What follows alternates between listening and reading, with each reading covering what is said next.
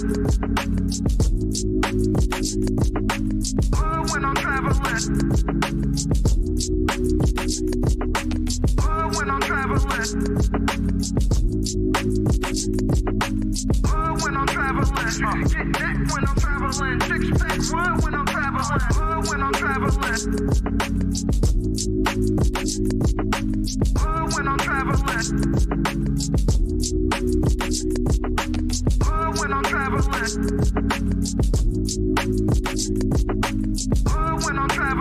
Get that when I'm traveling. Six pack when I'm traveling.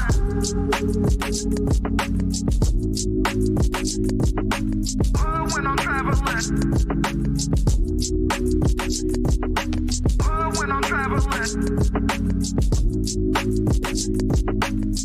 When I'm traveling. Get that when I'm traveling. Six pack when I'm traveling. When I'm traveling.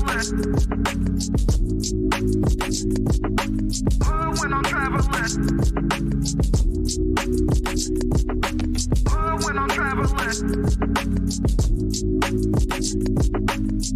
When I'm traveling. Get that when I'm traveling. Six pack when I'm traveling. Seeking a place where young free and I got what it takes to rock the mic right. Seeking a place where young free and I got what it takes to rock the mic right. Seeking a place where young free and I got what it takes to rock the mic right. Still watch what you say out your mouth, cause 50 shots still turn the gun out. I'm Mr. Hood when I'm traveling. When I'm traveling. When I'm traveling. When I'm traveling. Get that when I'm traveling. Six pack when I'm traveling. When I'm traveling. When I'm traveling. When I'm traveling. When I'm traveling. Get that when I'm traveling. Six pack when I'm traveling. Seeking a place where young free and I got what it takes to rock the mic right. Seeking a place where young free and I got what it takes to rock the mic right. Seeking a place where young free and I got what it takes to rock the mic right. Still watch what you say out your mouth, cause 50 shots still turn the gun out. I'm Mr. Hood when I'm traveling. When I'm traveling. When I'm traveling. When I'm traveling. Get that when I'm traveling. Six pack when I'm traveling. When I'm traveling. When I'm traveling. When I'm traveling. When I'm traveling. Get that when I'm traveling. Six pack when I'm traveling. Seeking a place where young free and I got what it takes to rock the mic right. Seeking a place where young free and I got what it takes to rock the mic right. Seeking a place where young free and I got what it takes to rock the mic right. Still watch what you say out your mouth, cause 50 shots still turn the gun out. I'm Mr. Hood when I'm traveling. When I'm traveling.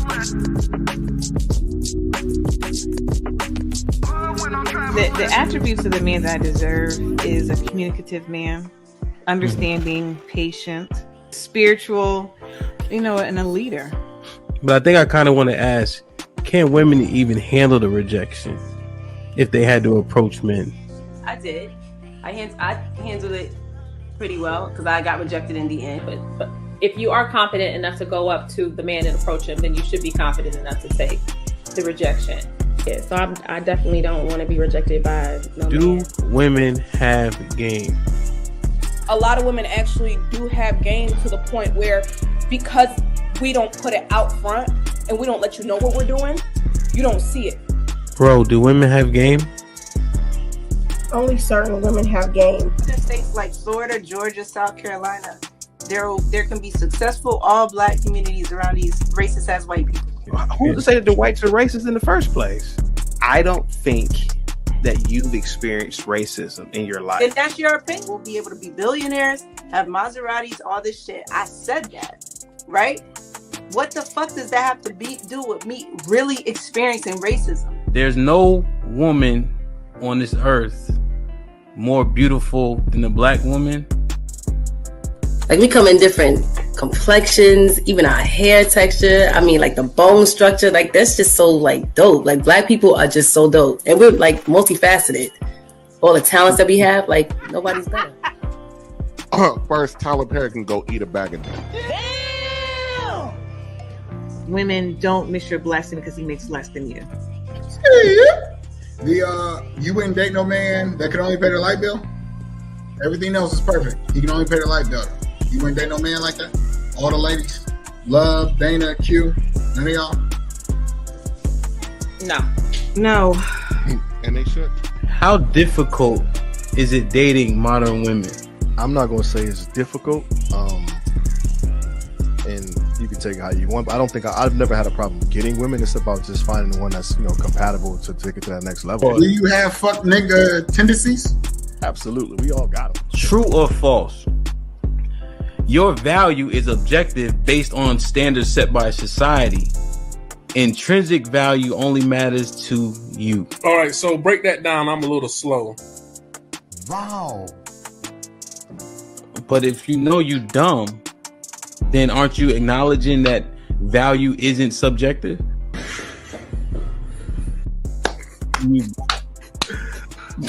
But I'll say, for the most, I say no. And I was gonna say that y'all ladies also need to understand that when y'all ask us to believe you or be on your side, I usually say this on my panels. I was a simp. All right, I went to a HBCU. That's a simp indoctrination zone. Those that went there and those of us that graduated. Right, like come How on. did I disrespect HBCUs? You gotta No, you have to explain. Wait. So how you did I got a disrespect degree. HBCUs? You went to a HBCU. You got a degree. Is that right? Yes. Okay. In fact, I misspoke. Pretty much all colleges and universities are simp indoctrination zones because the women outnumber the men by at least 7 to 1. So my thing is, with you feeling like you're not agreeable, is it because you haven't come across somebody that you can actually agree with that would be on the same page as you? No, what I'm saying is I should be allowed to express my opinion. So if he wanted to invest in something, which is like, say, a gamble, and it's your mortgage, would you agree with that? That's why I said something that's not detrimental. Oh, okay. So that would be detrimental. Okay. Right. Could be missing a tooth. She's smiling at you. Even the lowest of the low whites. Because she's high on meth. So let me ask you this question. Hold on. Let me finish real quick. And this is another thing that white girls don't do. They don't cut me off. Well, we're on a podcast, and we're going to talk. So we're not going to gas. Let him finish. Let me finish. I just wanted some clarity on a few things, love. And we having our picnic. Spring is here, so we're gonna make that happen. Like I said, B, I'll get back to you. I want answers. Other outside is human. She turn up her location. She must think I'm stupid. She wanna run the street, so let her hold, let her hold, let her hold. She doesn't show signs of stopping. So who am I to be cock blocking? I really hate to see you go. Let her hold, let her hold, let her hold. Direction, choose your own path. Don't just wear anything. Wear garments that mean something. We got hats. We got sweatshirts. We got jackets.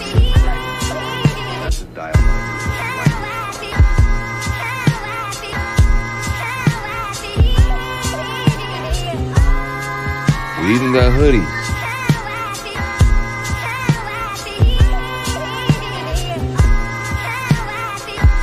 Let's not forget our classic tees. Direction, choose your own path.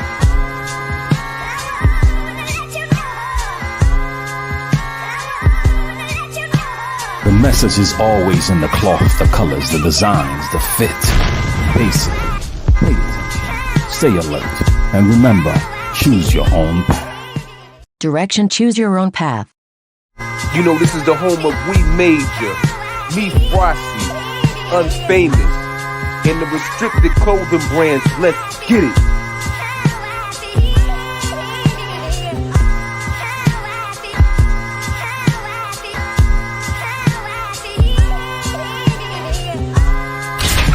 The message is always in the cloth, the colors, the designs, the fit. Basic. Pay attention. Stay alert. And remember, choose your own path.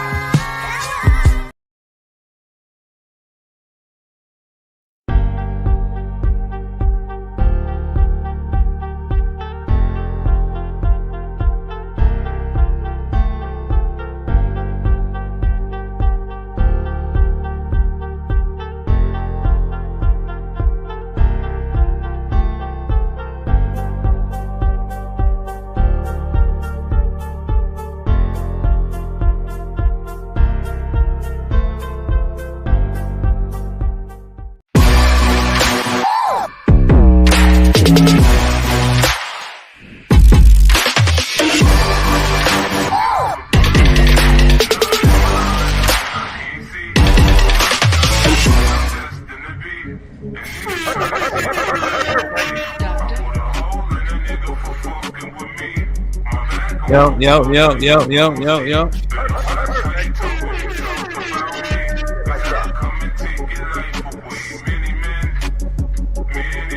Like, just subscribe, tell a friend to tell a friend.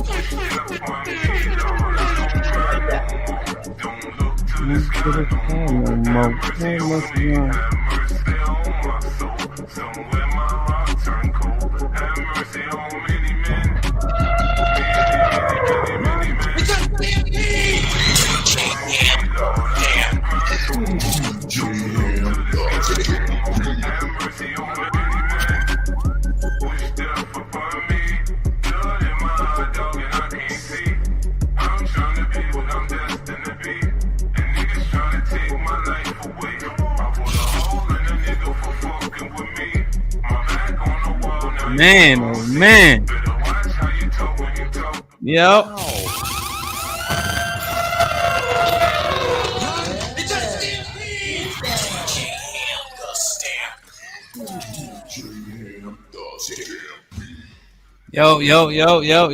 Yo, what's poppin'? Like, share, subscribe, tell a friend to tell a friend. Hit that like button right now if you can. That helps the channel the most. How's my sound, man? I'm good. I'm good. I'm straight. What's poppin'? The belt is up for grabs, man. August 11th. Let's get it poppin'. Salute to everyone, man. Damn, son. It's your birthday, Mel. Support. Salute. Damn, man. August 11th, man. Me and Mr. Fantastic gonna see what's popping. You heard? Man, oh man, it's been a long fucking. Yo, y'all don't understand, man. I say, yo, I salute to everybody who live right now. I had to hit the button, bro. I was going out to get something to eat. I came back in the garage because I forgot my phone charger. Because I had the generator outside, so the charger was like next to it. And the lights was on. That shit didn't even register at first. Man, oh man, it's been a long week. A long week, man. No power. This is my first year in Houston. It's my first thunderstorm. I mean, not thunderstorm, hurricane. I never been in a hurricane before. I'm gonna tell you that straight up. I've never been in a hurricane before. That's a fact, though. This is my first hurricane, 100%. Trying to tell you, man. And the map was saying Wednesday we was gonna have power, but it was wrong in a couple other places I drove through. So I made an assumption, and the assumption came to be true. Thank God that we got it more expeditiously. Yo, I was up at like 6 a.m. The power went out at 4:30. Right. So boom, I run the Walmart. Walmart's open. They got a generator and all that. Right. So I got food, and I get back home about 45 minutes later. There's water coming in the back door and like the side of the house. There's a room that's a little bit lower. You know how you got to like step down into a room. So that room started flooding, right? Wow. My office, I don't know if you can see the floor. I don't know if y'all noticed, but I got a vinyl floor as opposed to a carpet like I did before, man. So my office flooded and the other room flooded. It was like 3 inches of water, I would say, in that room, right? So boom, I jump in the truck. I'm driving down the street. No bullshit. If you ever seen Twister, it's trees falling. I'm like, wow. Yo, I don't even know what the feeling. It's like I was frightened. You feel me? Wow. So trees is falling like all over the place. We got a lot of trees, man. So I gotta cross the road because there's a tree laying sideways across the road, so you can't get through. So I'm going to get a generator, but more importantly, I need the generator because I gotta pump this water out. I know for a fact I gotta pump that water out, at least in that room. We have vinyl flooring everywhere else, but regardless, you just don't want a pool of water standing, sitting in the room, coming from outside is dirty and shit like that. So I'm driving. A tree is falling while I'm driving. Dead ass. Word on my kids. Word on my mom. I'm telling you. I have to swerve and speed up. And this shit like hits like the back of my truck. So I end up on the curb type shit, but I dodged it for all intents and purposes. You know what I'm saying? But my heart was pumping out my chest. So boom, I finally get the Lowe's. It's trees everywhere. This shit look like a movie. That ass. At first, I can't see in it, but it's saying it's open. So a lady finally walks towards the door, and she can't pry this shit open. So I have to pry the door open, because there's no electricity. The generator will pick it. I think they say what's on the generator and what's on it. So obviously, automatic doors would be something you can sacrifice because you can open them manually. So I get there. I'm bullshitting about what generator I should get. They got two. One is like $400 less, but I think the benefits outweigh the cost. So I got the big one. So finally I got back home, put the generator on, start pumping the water. I got sand all around the house and inside to soak up the water and shit like that. Man, so gas lines is 100 cars deep, etc., etc. I go back to Lowe's because I need to get a chainsaw because a tree fell in the backyard, knocked down half the fence. Right, so I got a chainsaw to put it back out in front, and it's probably 200 people in line. 200 people in line trying to get generators, bro, because it was downplayed. It was downplayed the whole storm. You know what I'm saying? It was downplayed. We on the news. It was like, oh yeah, Jamaica did fine. We're like, shit, Jamaica in the middle of nowhere. It's in the middle of the ocean. You know what I mean? And they did fine, so we should be more than fine, bro. We were not fine. We were not fine. We were not fine at all, man. 200 people in line with the generator. So I got the generator, and hooked a couple things up. Obviously, the refrigerator. That's usually what people often lose pretty quickly, but we were able to hook it up timely, so we didn't lose anything in the refrigerator.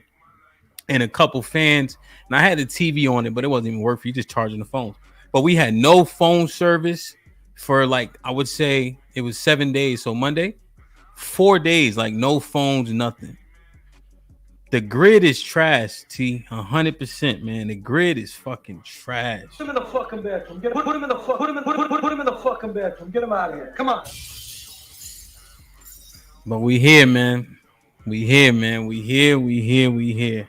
I say, yo, salute to everybody who live. It is what it is. I was hitting this button as soon as I got service. Man, if this is redundant, I don't give a shit. I'm talking about it because I want to. You feel me? Shit like that. Man, salute to everybody who show wild love and support, man. I got like a few cash apps, on the road. Hank called me 3 or 4 times. TJ checked on me. Homeboy, Love Dubia. He always showed love outside of the shows, but he showed additional support. You know what I mean? For the team. CC as always. Here for the T. Lauren, of course. I just want to make sure I'm looking. Salute the love. She show love, sis. You know what I mean? My emails, man.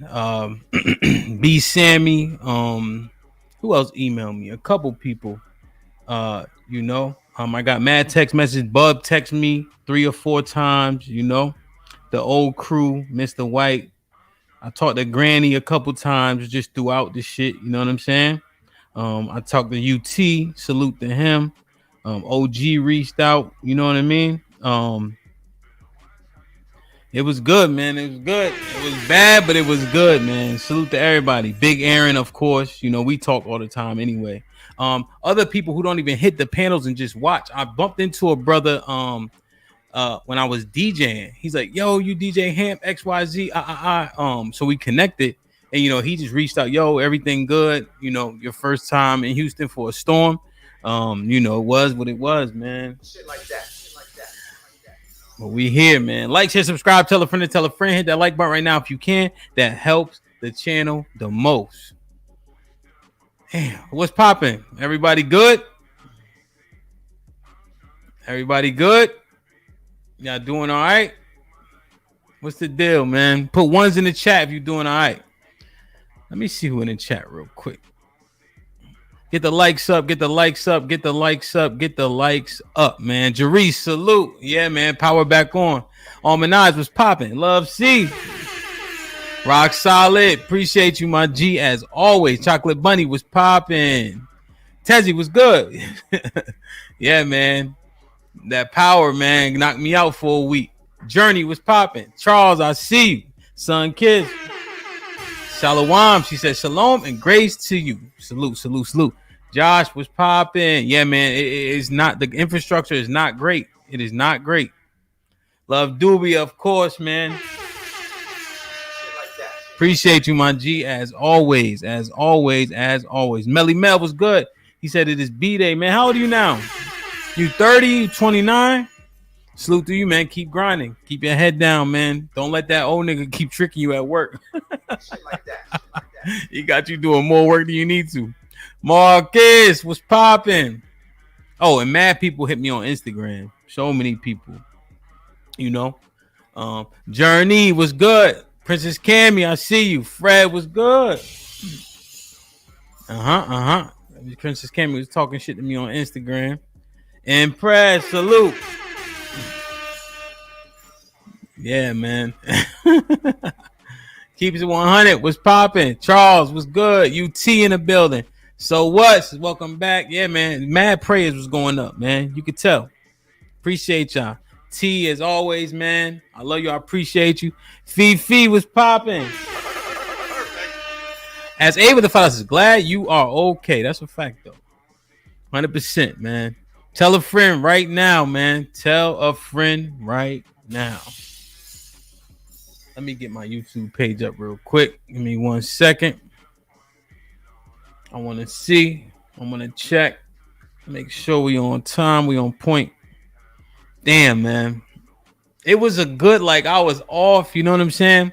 And I wasn't going to do like a hotel or Airbnb or do like a makeshift stream trying to hook up to the generator and all that. I wanted to make sure everything was kosher. So it's now kosher. We are here together, man. Salute. I appreciate y'all for being here. I put this up last minute. It's 114 people here, and we have 70 likes. Good shit. Indeed. Let me see. Lady. Oh, yeah. I'll talk to Bub a bunch of times. So I was good, man. RP was good. Hey, man, I appreciate you. Yeah, I haven't even been following, B. But I appreciate you, man, for the reach out, pause and all that, man. The love is real, man. The support is real, man. I think when you're doing it right, for the most part, everybody got room for improvement, no question. I think you can see it beyond just when you streaming or not live and how much love people show. You know what I mean? So it's good, man. Omega Dreads was popping. Travel One, greetings. Matreon, what's good? Asia, salute. Shit like that.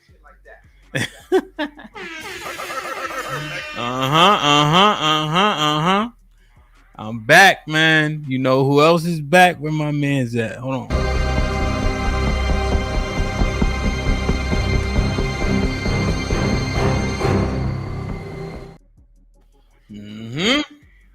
Hey, what's popping? Let me see. I'm not missing nobody right now. Rock. Okay, I got Rock already. Yeah, man. The masculinity champ, man. We're gonna see what's what. Red Scorpio, what's popping? Yeah, man. Appreciate you. There he is. What's popping, my brother? Hope all is well, man. Good to see you. Chris, what's goody though? All right. Okay, so Mel birthday. Okay. Salute, Mel. So what? He said, for the support, man. Salute. Where Christopher Walker? Sends his regards. Yeah. You know how I love money. Callie. What's goody? Tezzy with the $2. Get out of Texas. Hey, man, I just got to Texas. Yeah, I got I forget the website, but they created it pretty quickly, man. Yo, I don't understand, man. I missed all this shit, man. But well, I got wind of a decent amount, I would say. Maybe 80%, maybe 60, 70, 80%, maybe. But yeah, I don't miss that shit. Sean K was good. Lady D, what's up? Hope all is well, man. Hope all is well. I got Josh already. Let me see. I'm going through the whole chat. Black America been rocking with me since we had 20 people in the chat, 30 people in the chat, 40 people in the chat for the whole night. It's 26 minutes in. I ain't said shit yet. We got 120 people here, and I just put the stream up, man. Shit like that. You know? Growth, man. Growth is good. Miss Jilly was good. As Abe. Yeah, man. First hurricane, man. Yeah, everybody was good, man. But definitely stay inside, boy. Homeboy was popping. Definitely stay inside when you if there's a hurricane. He knows. Oh yeah, he knows. Reached out too. You already know, my brother. Appreciate you, man. We've been locked in for a minute too. Yeah, man. Salute, Carlton. CC, appreciate you for the love, man. And you know, see, I shouted it out, but I need to make sure I make mention that, you know, you send that Cash App at least like twice a week out of nowhere, out the blue. It don't even say nothing, just the blue heart like you put right here. So the love is real, and I humbly appreciate it, you know? Yo, his ghetto, what's popping, my brother? What's goody? No, what's popping? Hope all is well, you heard? I got love, see? Let me see. Cornelius, salute. Appreciate you for being here, man. Thank you, my G. I thank you. Dario. Yeah, I talked to Dario too. Dario made sure I was good. Appreciate you. No cupcake. Triple Black checked on me also. Salute to Triple Black. Lionheart was popping. Rajin was goody.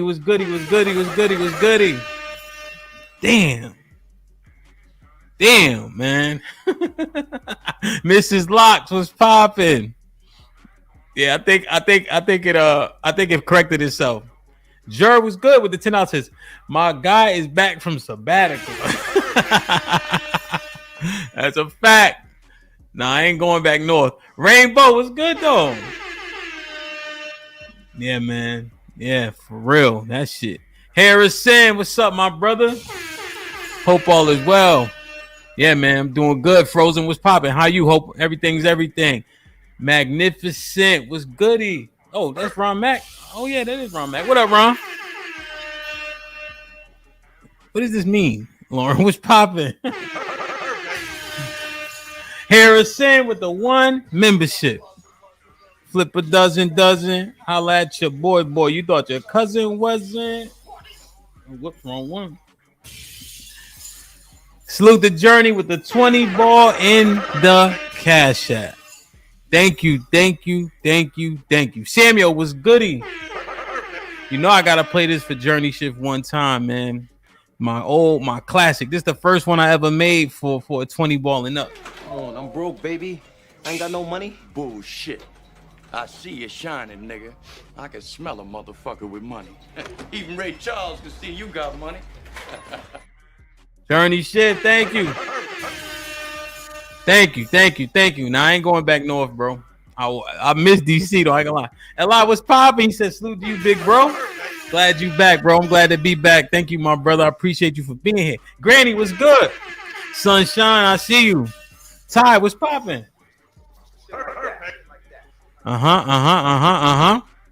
Corey was good though. Damn, man. Oh man. Like, share, subscribe, tell a friend to tell a friend. Hit that like button right now if you can. That helps the channel the most. Yo, man. When that tree was falling and I was driving and the trees is falling, there's shit flying everywhere. I just was looking at this shit like, yo, when I make it through this, I'm gonna make sure I don't miss nothing. You know what I'm saying? For the sake of missing it. You know, there was a bunch of events like at home, well, not at home, but back in DC that we missed. You know what I'm saying? Like it was somebody so-called birthday or like you know, some type of event like a baby shower, shit like that. Like you would obviously go to, you know, depending on the importance, depending on the people, you know. But we so obligated to shit at home, right? Well, you going, what about the kids, etc. Man, fuck them kids, bro. You'll make it. Go, man. Go do the little things, bro. Go do the little things. Shit like that. For real. Take your $5 ass outside. Go do the little things, man. Yeah, Ty, you would have been using that chainsaw, bro. 100%, man. Go do the little things, man. I'm starting this football league. It got postponed. Finally, it's starting on Thursday. The game start at 6:45 to 10:30. I'm going.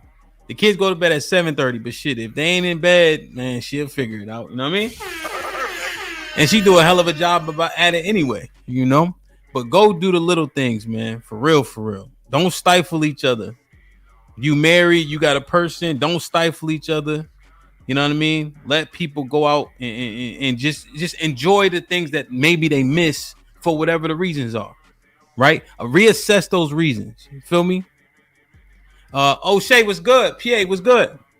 You know, like I had this epiphany the other day. I would say a couple months ago, and remember we used to talk about girls trips and shit, right? Like your woman can't go on a girls trip, but this was like a couple months ago. I had this epiphany, like, I don't give a fuck, bro. Go, leave me the fuck alone. You know what I'm saying? Like, you know, people gonna do what they gonna do anyway. Most things happen in proximity. Obviously, people inhibitions seem to start to run wild when they get out of town. Niggas be showing off and all that, right? But god damn it, man. Like, look. You know, they already say women better than cheating than us anyway. They say we can't tell. We had chicks up here talking about I was hosting another show, I think. But she said, yo, she used to run, have sex with boy, and then come back and cook dinner for her or cook breakfast for her husband. I said, or her boyfriend. Wow. Shit like that. I said, God damn. Put him in the fucking bed. Get him out of here. Come on. All I'm saying is that I ain't sweating that shit as much as I used to think I was. You know what I'm saying? You know, but that Frozen, that shit was wild though. You feel me? But you know, when you say all this shit, I'm just saying, bro. People gonna do what the fuck they gonna do. You know? Now make no mistake. I'm gonna do what I'm gonna do now if something go awry. So you want to mitigate your risks, but at the same time, you seep into a thing where I think men have control of their households, no question, right? You set standards and boundaries 100%, right? But there can always be a line where you cross it, right? So you want to make sure you be cognizant of that line and balance accordingly when you controlling things in your house. And don't get me wrong, your wife, your kids, they belong to you, right? The husband and wife belong to each other 100%. Right, but you just want to make sure that you cognizant of the things that don't have to be a battle, fight, etc., etc. Know what I'm saying? So salute to that, bro. Shit, leave me alone. Leave all these kids here. I don't give a damn. they don't be crying and asking for up when they with me. They understand that we got a little bit different rules, you know. So I'm just saying, man, look at it. Mr. Williams was popping. Mr. Williams checked in with me a few times, man, making sure I was good. I appreciate you. JP was good though. JP, salute to my brother, man. Appreciate you. I know you probably saw the developments and the other topic that you came on when we covered. You know, damn, man, that was interesting when I saw that over the weekend. I don't know if you saw it, but you know, we could talk about it later on another stream. But damn, man, we here. You know, and let's just continue to think about it, right? Because we often use the church girls, and we'll say the church girl is the biggest slore, right? You know, that's what people say. That's the stereotype. Why is it? It is because, right? She's her parents are so heavy-handed, so strict, so many restrictions, and then it's stereotyped that she goes out and does a bunch of shit that she never been able to do or that she was stifled from. Right? So if we believe that notion and we use that narrative and stereotype, look at the person that you with. Are you treating them like a church girl? And if so, what the fuck happened? You know, and again, I'm just saying it's a stereotype. Yeah, JP, salute. Shoot me an email, JP, when you get a chance. This might be risky at Gmail if you don't mind. You know, so just liken that example to how we living and what we doing. Feel me? Because this shit can all, you know, and we don't got no control over this shit. I mean, the Most High is omnipresent, omniscient, and omnipotent, man. You understand? Damn, man. Flow State was good. He said, God bless the church girls, though. You know, but I was just using them as an example, right?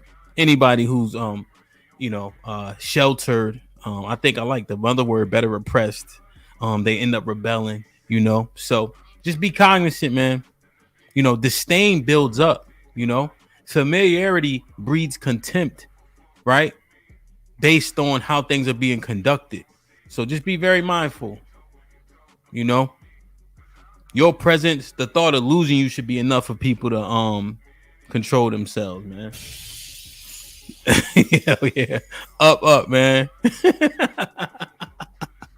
Big Chug always saying up, man. His big ass. Damn, man. Y'all saw the kid, man. They try to knock his top off. Wow. Shit like that. I know it's probably been reviewed a million times. Yeah, I'm opening the panel. Y'all want to come up here? Let me just ask y'all. I know they talked about it. I'm sure everybody talked about it. I don't care. I didn't talk about it. Do you guys think that was staged, what happened to former President Trump, or you think it was real? One in the chat if it was real. They try to knock boy top off, man. Shit like that.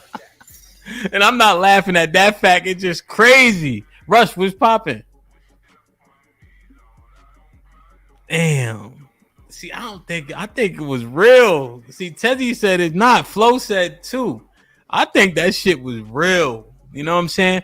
Because if you guys know like silencers as an example, right? And I'm not sure what he had. They said he had an assault rifle. I don't even know how far he was, right? But when you hear it, you know, and it was from far away, that's how the silencer actually sounds. It's not like on the movies where it's like doop doop doop. No, it's still decently loud. It's just much more quiet than the gun going off without the silencer. If you ever been in a shooting range, you know for a fact you better have your earmuffs on. You know what I'm saying? So it sounded, I don't know, man. But you just don't know what to believe. You feel me? Right? Because there's so much conspiracy. 325 yards? Word? Damn. That's a fucking damn. What? Hey, okay. Well, I guess that makes sense. Damn, man. I just saw it, man. And you know, I was looking at the credit. Did you see 50 Cent had Donald Trump up there during his concert? Y'all saw that? Yeah, Dario, for real. Yeah, that's what I'm saying. It couldn't have been 325 yards, right, Josh? Especially with the AR, that 15, that don't, I don't know. But think about this, man. Look at it. Yeah, and I don't even I see what you're saying. You're saying it with that rooftop is so obvious. Oh, 450 feet makes more sense. That makes more sense. That makes more sense. That makes more sense. But Joe, who voting for Trump now? He got felonies. He got shot. Big draws is popping. Nick, what's up? And then 50 got him on the background. Now 50, I think 50 was already voting for Trump. I just saw different clips and things of that nature, you know. Tequila, what's up? Shalom. But look at this, man. 50 had him with his Trump pasted on his body, right? Right? And I'm just like, does he qualify? Does he qualify now? He got shot. He got felonies. He got indicted. Is that all black people needed? Oh my God. Wow. Noah said he already had his vote. Go stupid. Damn. And that's a damn shame, yo. Did he qualify? Does he qualify now? He did all the shit that we praise. Unfortunately, StreamYard's having a little bit of an issue, but I want to show you guys something, man. About that very thing, you know. Oftentimes, this stereotype that people get celebrated more when they come home from prison than when they come home from college.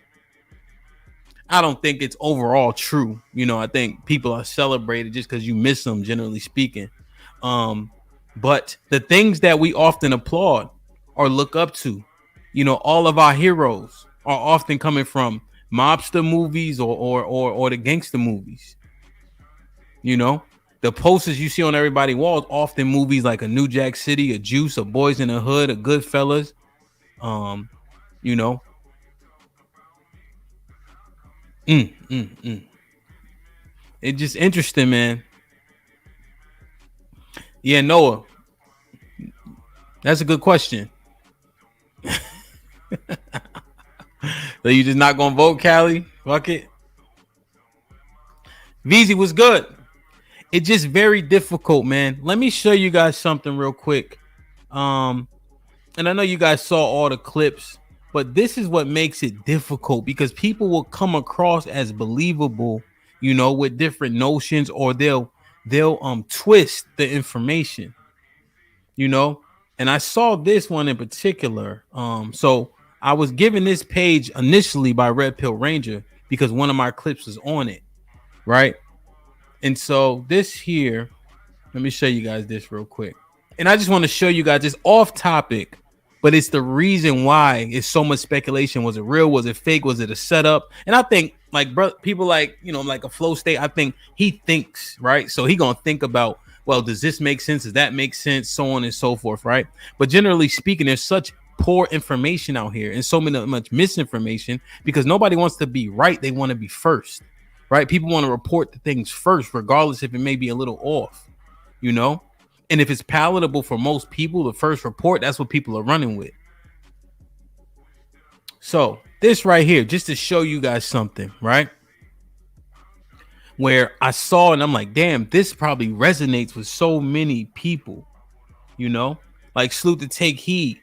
Her message is up here. And what happens is, you know, I think you guys know, if you follow somebody on Instagram, then you see their comments kind of like first, you know. But listen to this. Oops, OMG. Okay, because there's a bill that's just been passed in Pakistan to say that every man has to have 2 wives. Okay, and they have to be burdened with that responsibility. Let's not call it a burden, shall we? To look after them, because there's too many women in Pakistan now, and the men have to step up their game, and they have to work their butts off, and they have to provide for their women.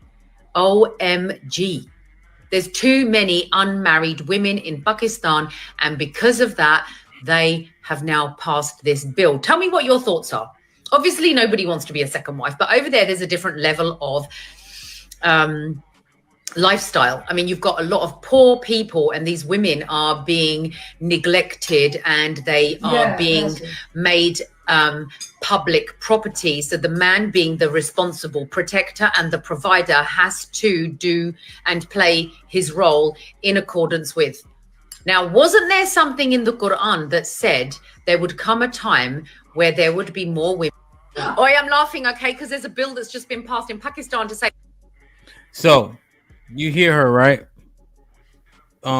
This is just not true, right? It's just not true. There's no bill, right? They had this second marriage law in Pakistan, right, to a second wife, since 1961. There's a few different religions in Pakistan, right? The Muslims, the Hindus, the Christians.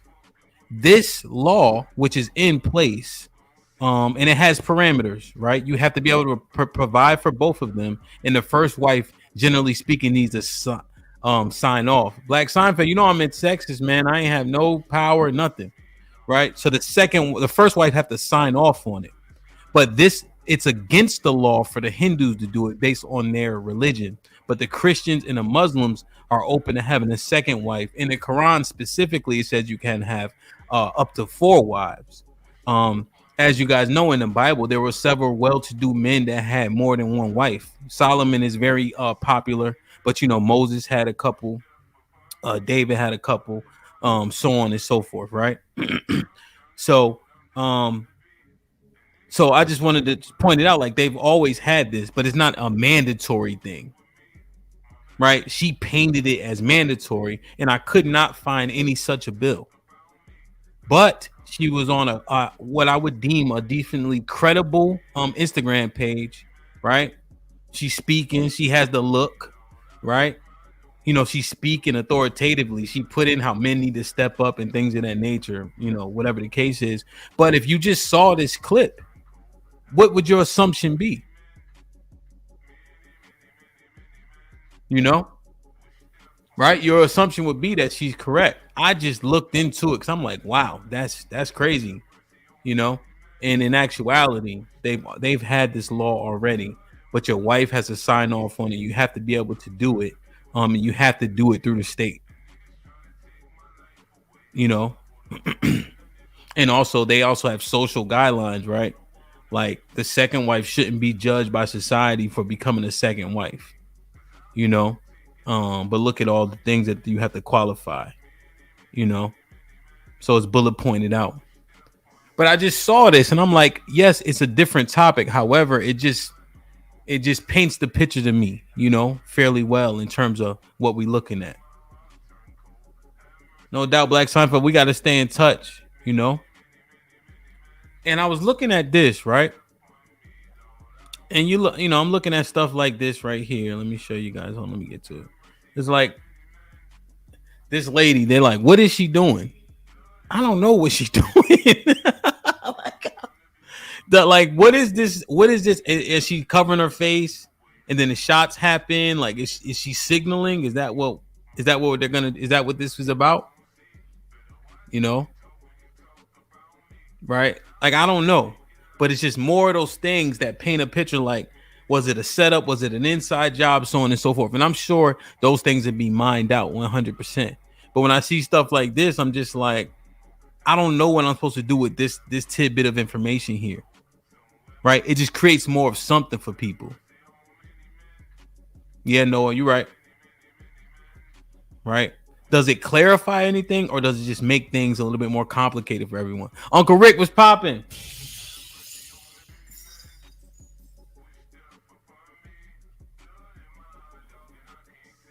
You know?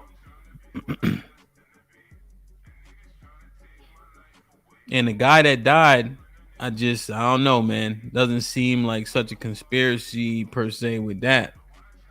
you know. But it just complicates things. The mores that come out. It's like nobody's clarifying it, you know. But this begs the question: the boy who did the shooting, and I don't need to play the videos unless you guys want me to. I can find them. But you know, he was doing like what a kid does. My penis is 10 inches. He was getting clowned and bullied in school. He has that stereotypical look of a term that we would often use here called incel. What's up, Mo Love? What's up, Uncle Rick? Andre, salute. You know, just that incel, stereotypically incel look, you know. But needless to say, I just want to clarify this. I think the majority of the men who don't have access to women, even though they want to, I think they're pretty recluse, stay to themselves, operate in the world, work, chill, etc., you know. But it only takes one. It only takes one person to be categorized as something, and then the whole group is that. Right? If you take black men as an example, right? There's 20 million black men. There's 8,000 black men doing crime. So now that's all of us. Now I think there's where we become complicit is we often don't speak out against things, and we champion or like things that are, you know, of the streets. You know? So I think if you don't speak out, right, don't condemn certain behavior, you become complicit to an extent. You know? So, you know, he has that look. He was being teased, the wardrobe, etc. So they were asking, is he an incel? You know? He's pretty young, right? 20 years old. And they said he was a registered Republican, right? You know? And the thing about it is, E was good, E. What's up, Roy? And the thing about it is, all of it's stereotypical. Young, white male, incel, alleged to be an incel. It all aligns up. Right? He has the perfect MO. Yeah, they stretched his ass. His MO is perfect. His MO is perfect. You know? But damn. Another thing we saw.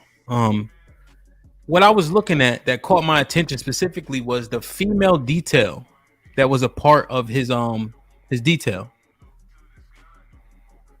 The one thing that I noticed is the height. Right? If Donald Trump is 6'3" and he has female detail, it's less like they're not as tall as him, right? So how do you cover him? That nigga got to get on his knees.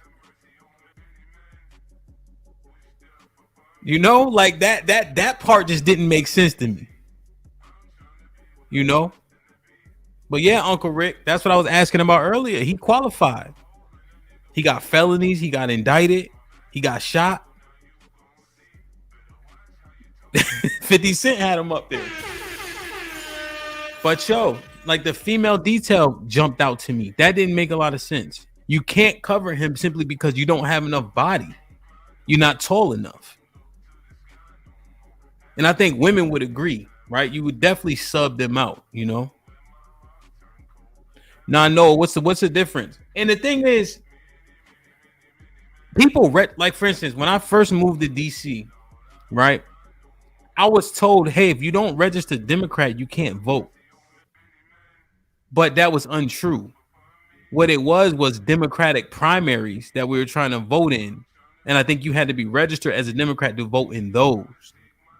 Aaron was good. Sherelle, what's up? Yeah, the lights on. You know? So I'm like, okay, I want to participate in this when I first moved back in 2012. You know? But I was like, no, that's not true. You know, but in terms of the primary, you had to be a Democrat. So I registered as a Democrat, but I don't know if I necessarily identified with it. You know what I'm saying? But I just wanted to participate at that time. You know, I was thinking about getting involved in different politics and things of that nature. So I wanted to be involved, and I thought that was the one way you had to do it. You know? Yeah, no, I ain't saying she was scared. You know what I mean? I think they showed a snapshot, like a snapshot where she was cowering, but I think she was making her way to her position.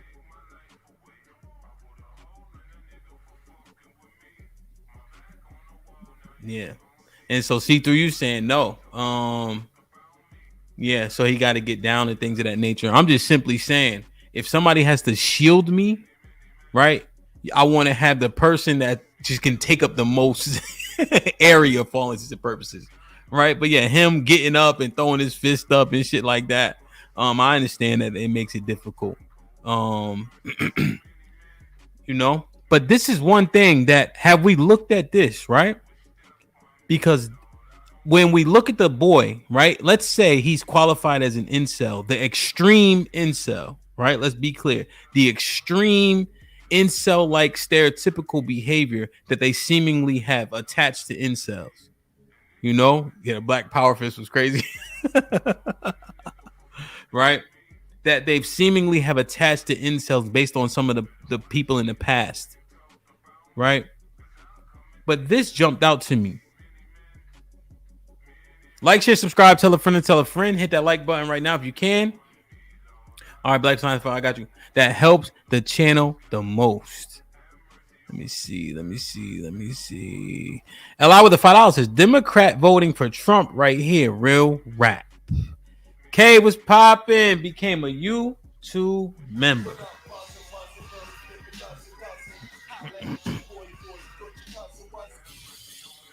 Yo. Hey, listen, man, the fight is going down August 11th. We have limited in-person tickets available.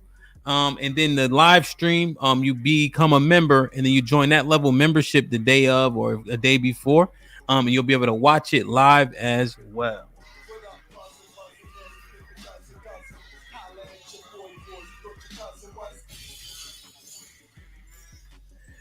So you'll get the actual address once you purchase the ticket also. You know? So look at this, right? Do you guys hear about Project 2025?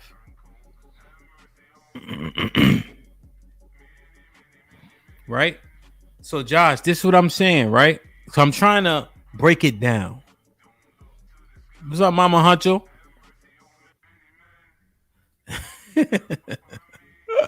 Chill. So, right? Look at this, right? Mashar, salute, shalom. So Project 2025, right? Because you're thinking, why would this boy because Noah just clarified it in the chat. I'll share this for a second, even though it's not super. If you guys want to read it, yeah, you can send a link. Why would he have an issue, right? But let's say he could be homosexual, he could be wrestling with it. Who knows? He may have people around him. The incel thing in itself. But I was looking at Rise, and this one seems pretty objective about the initiative of Project 2025.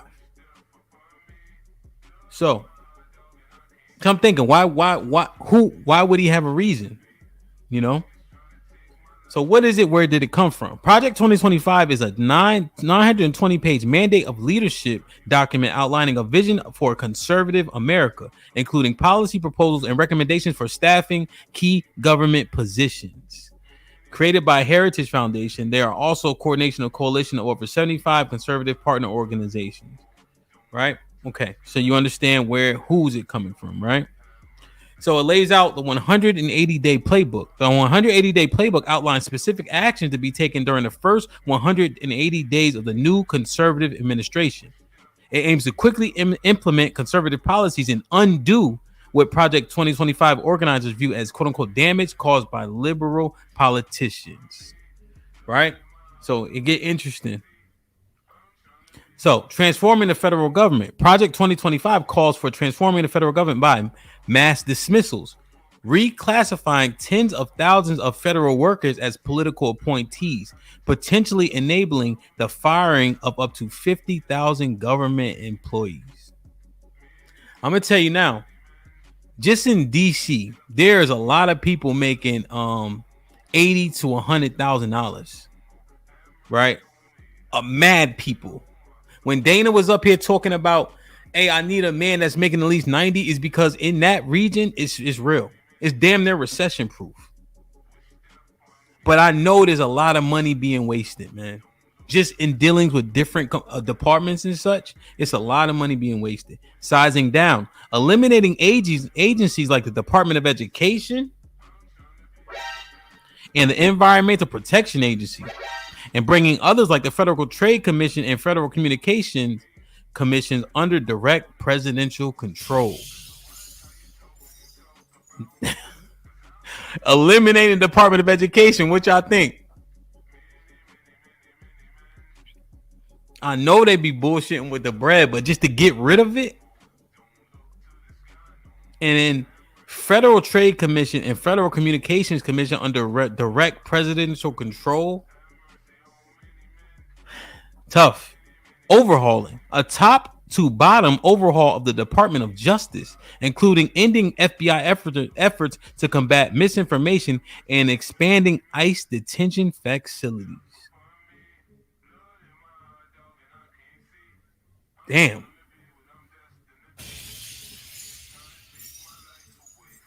Yeah, that's true. Yeah. So Josh, good clarification. Federal Department of Education and then states would control it, right? Plus eliminating DEI initiatives in education and the military, which I think, would this make sense? LGBTQ policies. Noah said, get that shit up out of here. Project 2025 prioritizes families comprised of a married mother, father, and their children, and seeks to eliminate federal policies that promote LGBTQ plus equality. Wow. Uh-oh.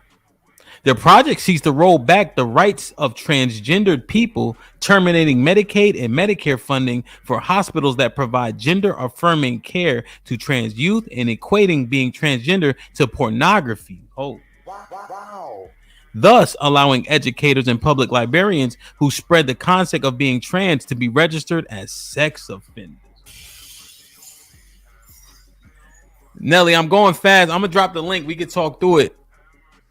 But look at O'Shea, say, yo.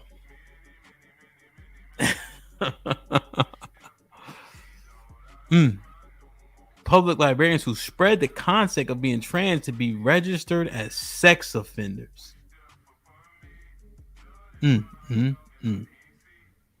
Project 2025 seeks to delete the terms sexual orientation and gender identity from all federal rules and proposes equating legal personhood with heterosexuality and gender conformity.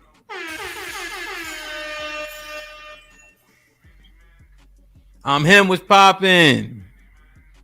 Matt was good. Cutting assistance and protections. Project 2025 seeks to size down the government by cutting food assistance for 21.6 million households, weakening Social Security, repealing the Affordable Health Care Act, removing abortion coverage for healthcare plans, defunding Planned Parenthood, suspending country lists of H-2A and H-2B temp worker visas. Those guys work pretty good in the moving industry.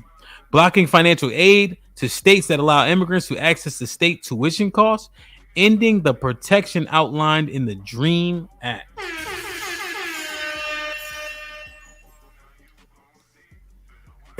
Be careful, baby boy. What are the experts saying?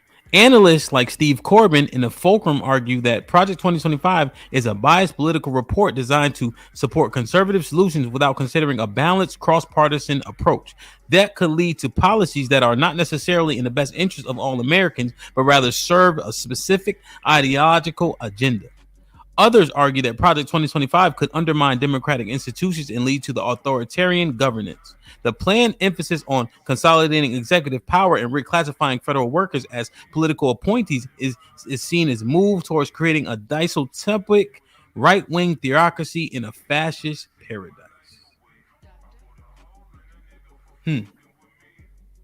Project 2025. So, if Babe Boy was classified as something, did he identify as something else, right? If he was involved in politics, and there's reports that say Trump is not a proponent. There's others that say he is. Is this a catalyst? Right? Because like Noah was clarifying and things of that nature. Why would he, the people are confounded because he was registered as a Republican, but people know that people change their views and stances depending on what's happening quite often. So this is all I'm speculating, right? But what if Project 2025 he associated this with Trump?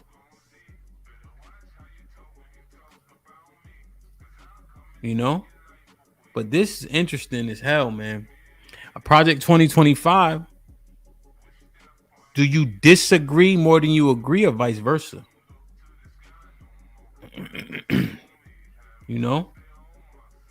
And I think obviously I would argue that this one here is probably the one that people are looking at the most, just in terms of what's happening all throughout the United States of America now.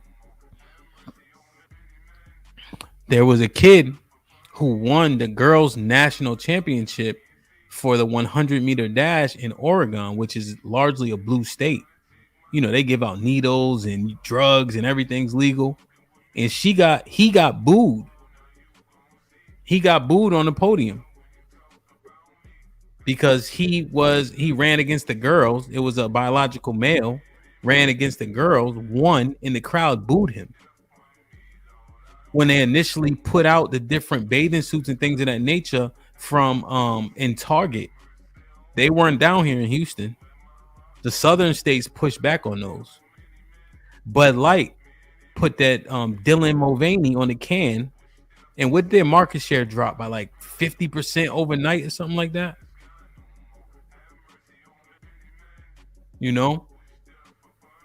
So is there a shift? Is there a change?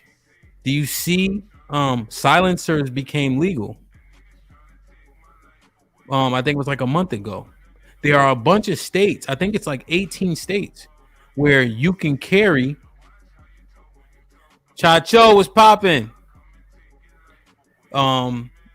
You can carry without a license to carry.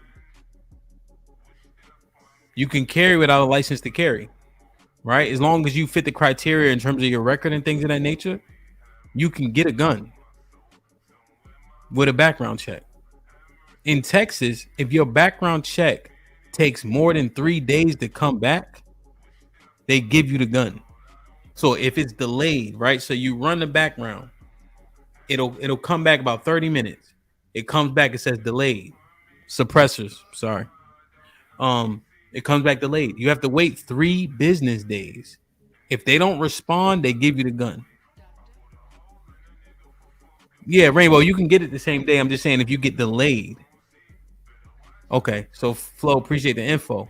But I didn't know that, coming from DC where you can't even get a gun, But yeah, if you delay, you get it. And then if you have the license to carry, they give it to you right then, regardless if the background check comes back. And then if it comes back with something that is abnormal, then they'll send the police to come get the gun from you. But yo, like, share, subscribe. No, we ain't talking. we talking about Project 2025. Hey, Josh, I see you. You gotta get on camera. Let me see. Mike Brown was popping. Mike Brown. He's one of my pro fights. He helped me through a process. Mike Brown sent the first $20 super chat ever to This Might Be Risky. Mike with the $5 says, Hamp, what makes someone Democratic versus Republican? How would you qualify one through conversation? Mike, I guess it would be the stereotypical stuff that people say. Like, for instance, are they pro-life, pro-choice, guns, access to guns as an example, bail reform, things of that nature. Just I think the very stereotypical things that I don't even know if you have to go too deep per se. I think in the conversation where they live, if they chose to live in that place, what were the reasons? I think that matters. I know there's a large initiative from conservative people from California are moving to places like Idaho as an example. One, because it's cost effective, but two, it's very rural and it's very conservative. So they can kind of curate the whole area to what they prefer. You know what I mean? Because if everybody's of like mind, like you have in what's that state? What's that town in I think it's Dearborn, Michigan, where the majority are Muslim. So that LGBTQ agenda got destroyed. It does not exist there. There are no rainbow flags there because largely everybody there is under the same belief system, same moral code. Aaron with the $2 says, I need to watch that movie Civil War ASAP. Yeah, me too, man. Okay. I got you, Josh. 20 minutes to get closed. Okay. All right. I'm going to drop the link. It's just interesting, man. You know, Trump qualified? Chris, what up, though? What's popping? Vince, was good? Damn. Tornado warning, see? Be safe. What's up, Uncle Jeff? What's popping? I don't know what. Who called you crazy? I missed it. Yeah, I DJ'd on a reservation, Rainbow, out in Idaho. Yeah, it's very much like that, you know, even on the reservation. You know, for sure, man. Like, share, subscribe. Gilded Quan was popping. Dallas was good. But yeah, man, I'm just looking at Project 2025. It's like, what's what? Why did that boy try to shoot the former president? Josh was good.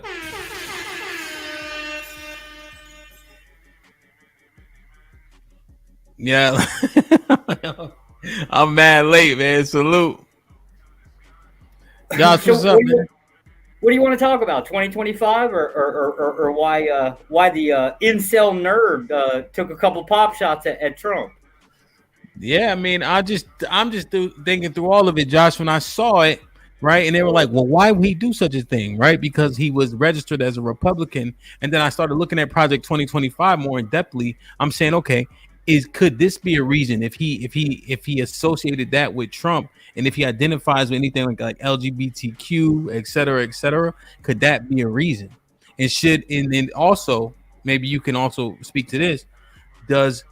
Is this, if it was staged, which I don't think it was staged personally, is it a distraction from things like a Project 2025, which have much greater implications? Oh, well, that's a harder question. So, one, I don't believe it's staged just because there's no direct evidence for such. Now, in terms of conspiracy, this is why me and Flo get along so well. You ask the right questions. Any question can be validated in the sense that it could make sense. You're just missing information. So, like my mom's she's a staunch Republican. I'm a conservative. She's staunch Republican. She just swears up and down Hillary Clinton had something to do with it. I have no clue why. Probably because she dislikes Hillary Clinton for some strange reason. The idea of something, would Project 2025 have like a direct impact? Problem with that is Project 2025 has been around for like at least 20 years. It's not a new concept. It just gets rebranded every time they update the agenda. It's conservative agenda. It's always been that way. Some of the key differences, like for example, this one, 2025, they finally actually named Christian conservatives after we got lambasted in Security Council meetings, which, to be fair, should be. The largest spy ring and the whole what they call Red Scare was actually tied to Eastern Orthodox Church, aka Orthodoxy.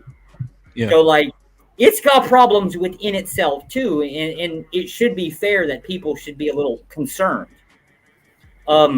This policy specifically, people should have a right to actually go through it and question it, because it only gives like the agenda part out. It doesn't tell you how it's going to go about being implemented. Yeah. So people should question it, because like take like a Supreme Court, pack the court. That's exactly what this agenda it aims to do. It aims to take as many conservatives as they possibly can and just slam them into every executive branch they can possibly do it. And that's how you would generally shut it down. And it's fair. It's fair, because if you think about the idea of, take like Department of Education at a federal level. Yeah. I support the idea of like disbanding it, but you can't just in one night. Like if it's the case that the idea is to just flip a switch and turn it off, you can't do that in one night. You would cause so much chaos within 50 states, right?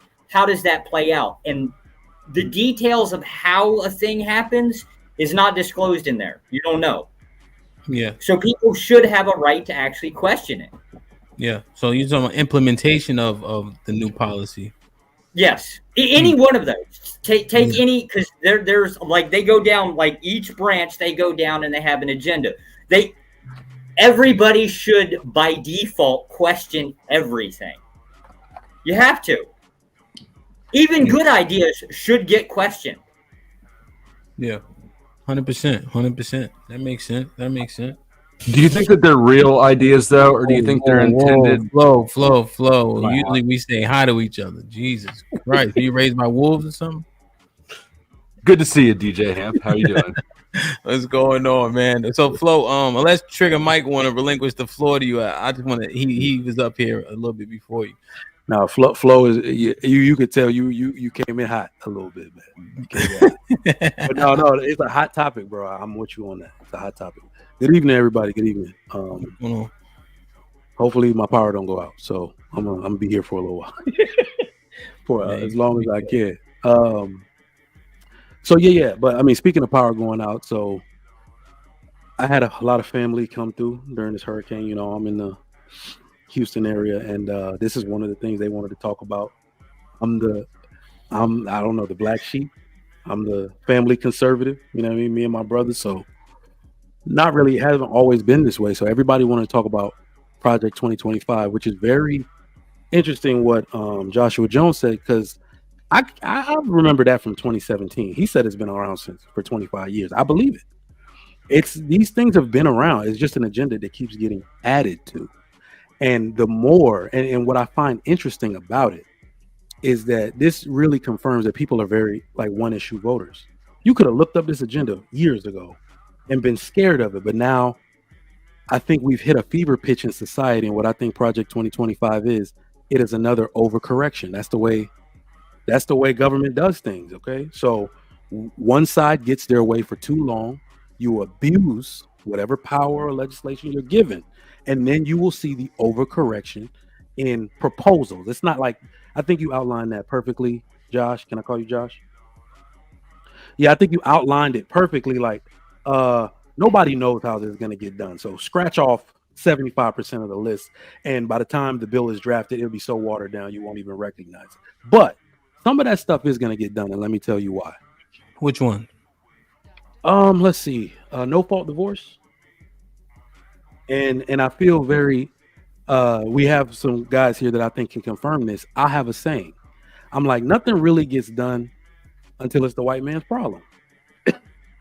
So let's look at no fault divorce. As soon as white women start tripping, yeah, they're gonna take that shit away. You see what I'm saying? So exactly, because it's their problem to fix. They're the ones who wrote the laws in the first place. So guess what? When their women start tripping, they're tearing up their homes. They're using reverse discrimination. We can talk about that to isolate men out of business opportunities. Create legislation from tax dollars for only women. When the hell we start doing that? That you'll see an overcorrection to take all of that pseudo power away from the people who are abusing it. So that's my first take on it, but I'll yield. No, that's interesting. I think I've made a similar argument previously that white men, for whatever reason, weaken themselves and just allow all types of shit to happen in the country. You know what it is? Mm-hmm. It's so this is the crazy part. It's the powerful ones who are extracting profit. Because in my brain, I think we all, we get a lot of pushback when we have these conversations in these spaces. But we're like, why did men give so much of their power away? They thought, and now they're calling us oppressors. What we end up realizing is that there's men at the top. That's who all women for some reason think like men are. Let's say when they were talking about oppression, the men in the middle, the average man, is never oppressed. He never had anything to oppress anybody. As a matter of fact, everything he had, he gave away to his family. Right. So that power that was given is to extract a benefit, usually political, monetary, to get a voting block of some sort. And now it's reached a level where it's no longer sustainable. Flo, what's popping? Kind of carry on what Trigger Mike was saying. It sounds like, I don't know if you guys are familiar with the Hegelian dialectic or the problem, reaction, solution. And that's what I see going on. I don't think any of these proposals are actually meant to come to fruition in and of themselves the way that they're being presented. I think that they are meant to be polarizing. And if you polarize a population, then people get invested in the political process. And that's what I view this whole thing as. I think for me, the whole Trump thing, everything, the context that I remember it is this is an actor on a stage and we're the audience. And how do you get people to be engaged in that performance? You do eccentric things, and you have polarizing extreme suggestions. Because I don't think there's probably anybody on the panel that doesn't care about families. Yeah. One way or the other. Yeah, damn, that's a good. So they got everybody engaged, Flo. What do they do with it? I don't know. Time will tell. What do you think? I'm not that good. I think the important thing is to just keep people involved and attentive to the process. I view national politics, especially like it's a made-for-TV drama, and it keeps people focused here. You call in, voting is basically the same thing as selecting who you want to win on America's Got Talent or whatever those shows were, and it prevents people from being involved in their local communities where they could actually have some impact. In fact, if you understand the Electoral College, you're explicitly told you don't have an impact. Nevertheless, you're encouraged constantly to get out and rock the vote. So yeah, no, that's damn sure true. I do see, Flo, when you look at like you said, with families, right, and you look at the different like rights as they pertain to women. How do we get characterized negatively if we're saying, hey, taking abortion off the table, I think people would make better decisions? Is that something you can still say these days and age, or you have to be, you know what I mean? Like, or what, you'll get ridiculed for it. I mean, there's always been ridicule with opinions, right? I don't know that I feel like it's any different than it has been ever. But again, and abortion's probably a perfect example. I personally believe it's murder. I also personally don't believe it should be illegal.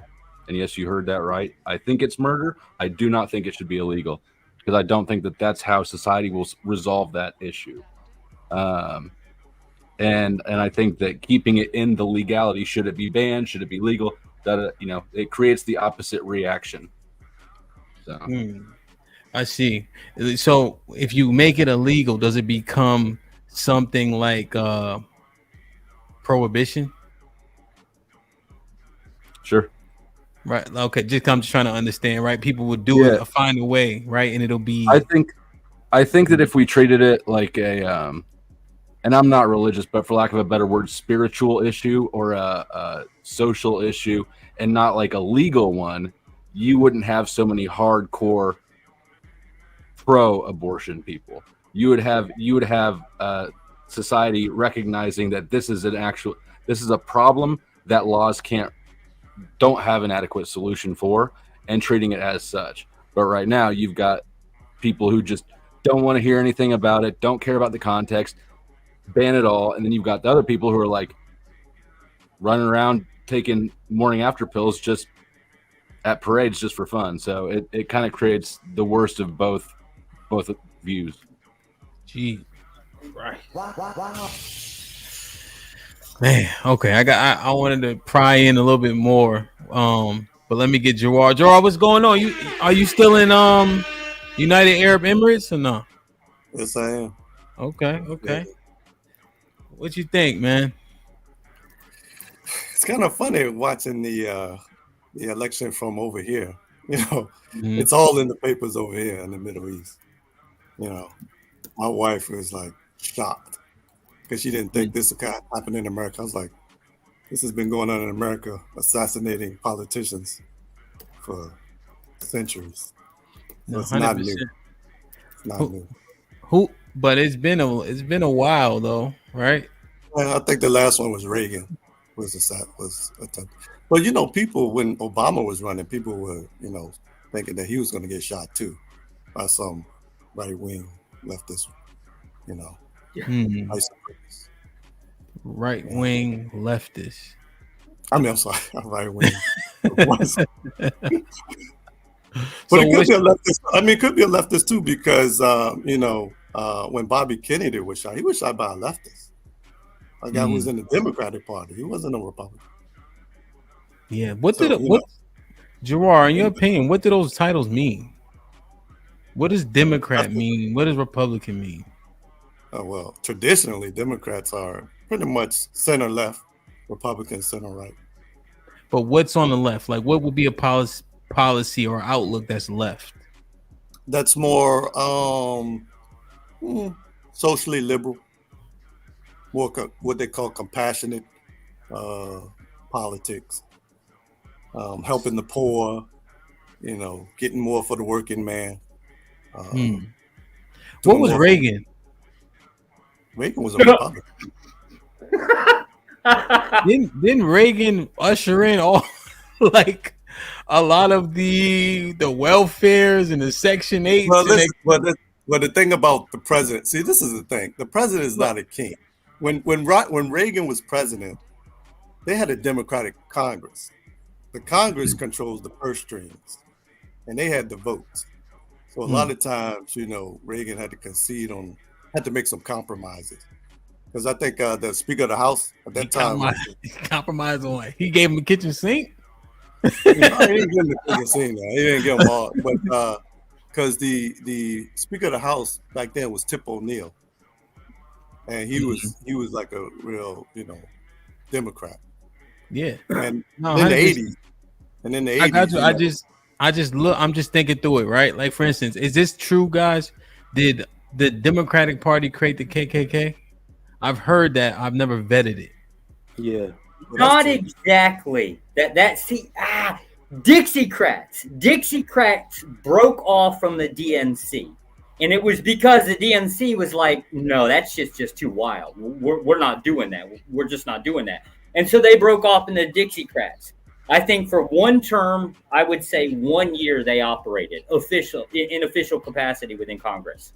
Yeah, I mean, most people trace their history to the Democrats. They're like, you're getting very granular with it. Like, those are the minute details. But what it really is that when we use the term Democrat, everybody thinks about Democrat as the way it exists today. That is not the way. Like, Democrats were extremely racist people. So you got to say it like that. Democrats were Southern racist. Like, you see, so yes, they created the KKK. People look at Democrats now like, well, don't they like black people? Aren't most black people? No. Yeah, those Democrats were racist. Like, so they could 100%. create something like that. And then obviously, Lincoln was a Republican, right? And you know what's associated with him. So I just wonder, like, what does the history actually say? Let me ask Josh and what you are you? Oh God. Josh and Flo, what do you and Mike and Jawar, would you agree that generally speaking, black people we're more conservative than liberal? Naturally. No, I would say naturally. Naturally. No. Why do you disagree? Because their voting patterns say it's different. No, I know the voting patterns, but just generally speaking, what we believe in, what we subscribe to is conservative more so. No, I'm gonna tell you. I'm gonna tell you why. This is something you have to know about me. My father was actually a politician. He ran for office Mm-hmm. and in Virginia, and where we are, it was like majority black. And and these were church going black folks, but still they voted for liberal policies. So their voting pattern, your voting pattern pretty much shows you what your values are. Was your father a Democrat? Yeah, you have to be. Let me ask you if you could finish this. Can you finish this old adage? If you want to hide something from a nigga, put it in a book. So, if that be it true, do you think motherfuckers just voting for who they like? I'm gonna tell you. Go ahead. But Sorry. What he was telling me, what my dad was telling me is that people are just pretty much creatures of habit. So yeah, black folks in this country, they pretty much, since they was voting Democrat for since FDR, pretty much. Well, yeah. So yeah, it's just their modus operandi, But how they live their lives, I would argue, doesn't even coincide with what they're voting for. But a name, the person may look like you, and then you check it off. Yeah, but I still say black folks weren't conservative, even in the black community, because the black community was always the community historically where the worst of the people kind of ended up. Like if you was a white homosexual and you got kicked out of your community, where did you end up? In the black community. Where? What? Yes. No. Hell no. No. No, black people. Have you ever heard of? We'll say all, but a good We're majority. talking majority, Joar. We're talking majority. Listen, have you ever heard of? But the black community was the community where, the outcasts would come because black people were accepting of it. Particularly interracial, if you was married interracially, most interracial couples back in the day lived in black communities. They didn't live in white communities. Let me see. I accept, but that's because black people. I see the argument you're making. I can see it, right? Because black people will say, if any black in you black, which is one of the dumbest things I've ever heard. But we'll say that all the time. Anything mixed with black is black. No, the fuck is not. Not if your daddy white. You know what, Hamp? Can I give an example of black conservatism, in modern time period, at least the last 50 years, just so we can stick a fork in this? So here's the difference. An example. You've heard the term nuclear family, right? It doesn't apply to black people. Extended family is the thing that generally actually ties to traditionally what black people generally have. An example would be every time you talk about your cousins, go through and start talking to white people about their cousins. We hate our freaking cousins. We would burn them at the stake given a chance. We can't stand them, right? You guys, kind of a tighter thing. You want to step back 20, 30 years? Hold on. We're going to break it down one at a time. Okay. Flo State, is he right on that part? Almost. I don't hate my cousins. Smirk. That's I don't hate my cousins, but I just haven't talked to any of them in a long ass time. Okay, so he's right. All right, next point, Josh. Next point. Okay, Flo State confirmed. That's true for white people. All right, what's next? What's the next one? Flo was like, yeah, I hate that. That would be the extent of extended family outside of your own bloodline. Get into grandma. Go back 30 years ago. Where was grandma? Now ask the same thing about within the white community. You'd have to almost go back for it to be like a majority. You'd have to go back to like, I would say somewhere around the Victorian era. You guys held on to it longer. We didn't. Yeah. Yeah, my moving company, our niche is moving elderly people. So if we do 100 moves, 90 of them will be into a community, a 55 plus community. If I do 90 moves into a 55 plus community, 89 of the clients are white. That's where the money is. Old white people, good move. Yeah, Damn. Yeah, you're right. Flo, it's very lucrative, right? They can be very anal, right? They used to be they have money. Those are the communities. But, to his point, it's a very large majority white in those communities. Let me make my point real quick. Hold on, Mike. I just want to hear him finish kicking white people ass. What's another thing, Josh? And then Mike, you can jump in. Those are the one when we talk about like the difference between nuclear family and extended family. I don't even like this term nuclear family because it's a sales pitch at the end of the day that people just jump into it. What people really mean to say is extended family. They just, I don't know, want to use a phrase that everybody else knows, which means you're going to eventually adopt into it. If you want to get into like the anti-homosexuality, what's the difference between me calling you the N-word and me calling you gay? Which one's more insulting? I wouldn't. It's tough. I would say gay. Which one is going to cause a fist fight? No, I don't respond to the N-word at all. I'll probably get a fist No, fight. you will respond to it if they said it a certain way. No, I don't respond to it. Okay. Like, think about it. Well, hold on. Wait, let's not. He used it to make a point. What was the point you were articulating, Josh? Just to be clear. What's the concept of which one is more insulting by any random street fight or conflict on the street? It'll be the N-word. Yeah. Will it be the N-word? No. So let me answer. So Mike, the reason why it won't is because if you call me the N-word, I probably won't have a reaction. Right, but if you or Josh call me the F word, like FAGG, right, or that, you see what I'm saying? So by nature of that, because it can come from anybody, and we're gonna have a problem. Okay. Yeah, well, that's there are many fighting words. It's not. There is no like one is worse than the other. I mean, you can just. It depends on the context. It depends on who's saying it. Yeah, but now the point is to reverse it now. Now try to apply that with white people. We're kind of weird. Like we'll just accept it for. I say we should never accept it, but it's really common. Most of our jokes, to black people understand the concept of that white boy shit. Like that's a thing with us. Like all of the sexual degeneracy. We don't accept that. What are you talking about? Flag on the play. You can accept whatever gayness you want.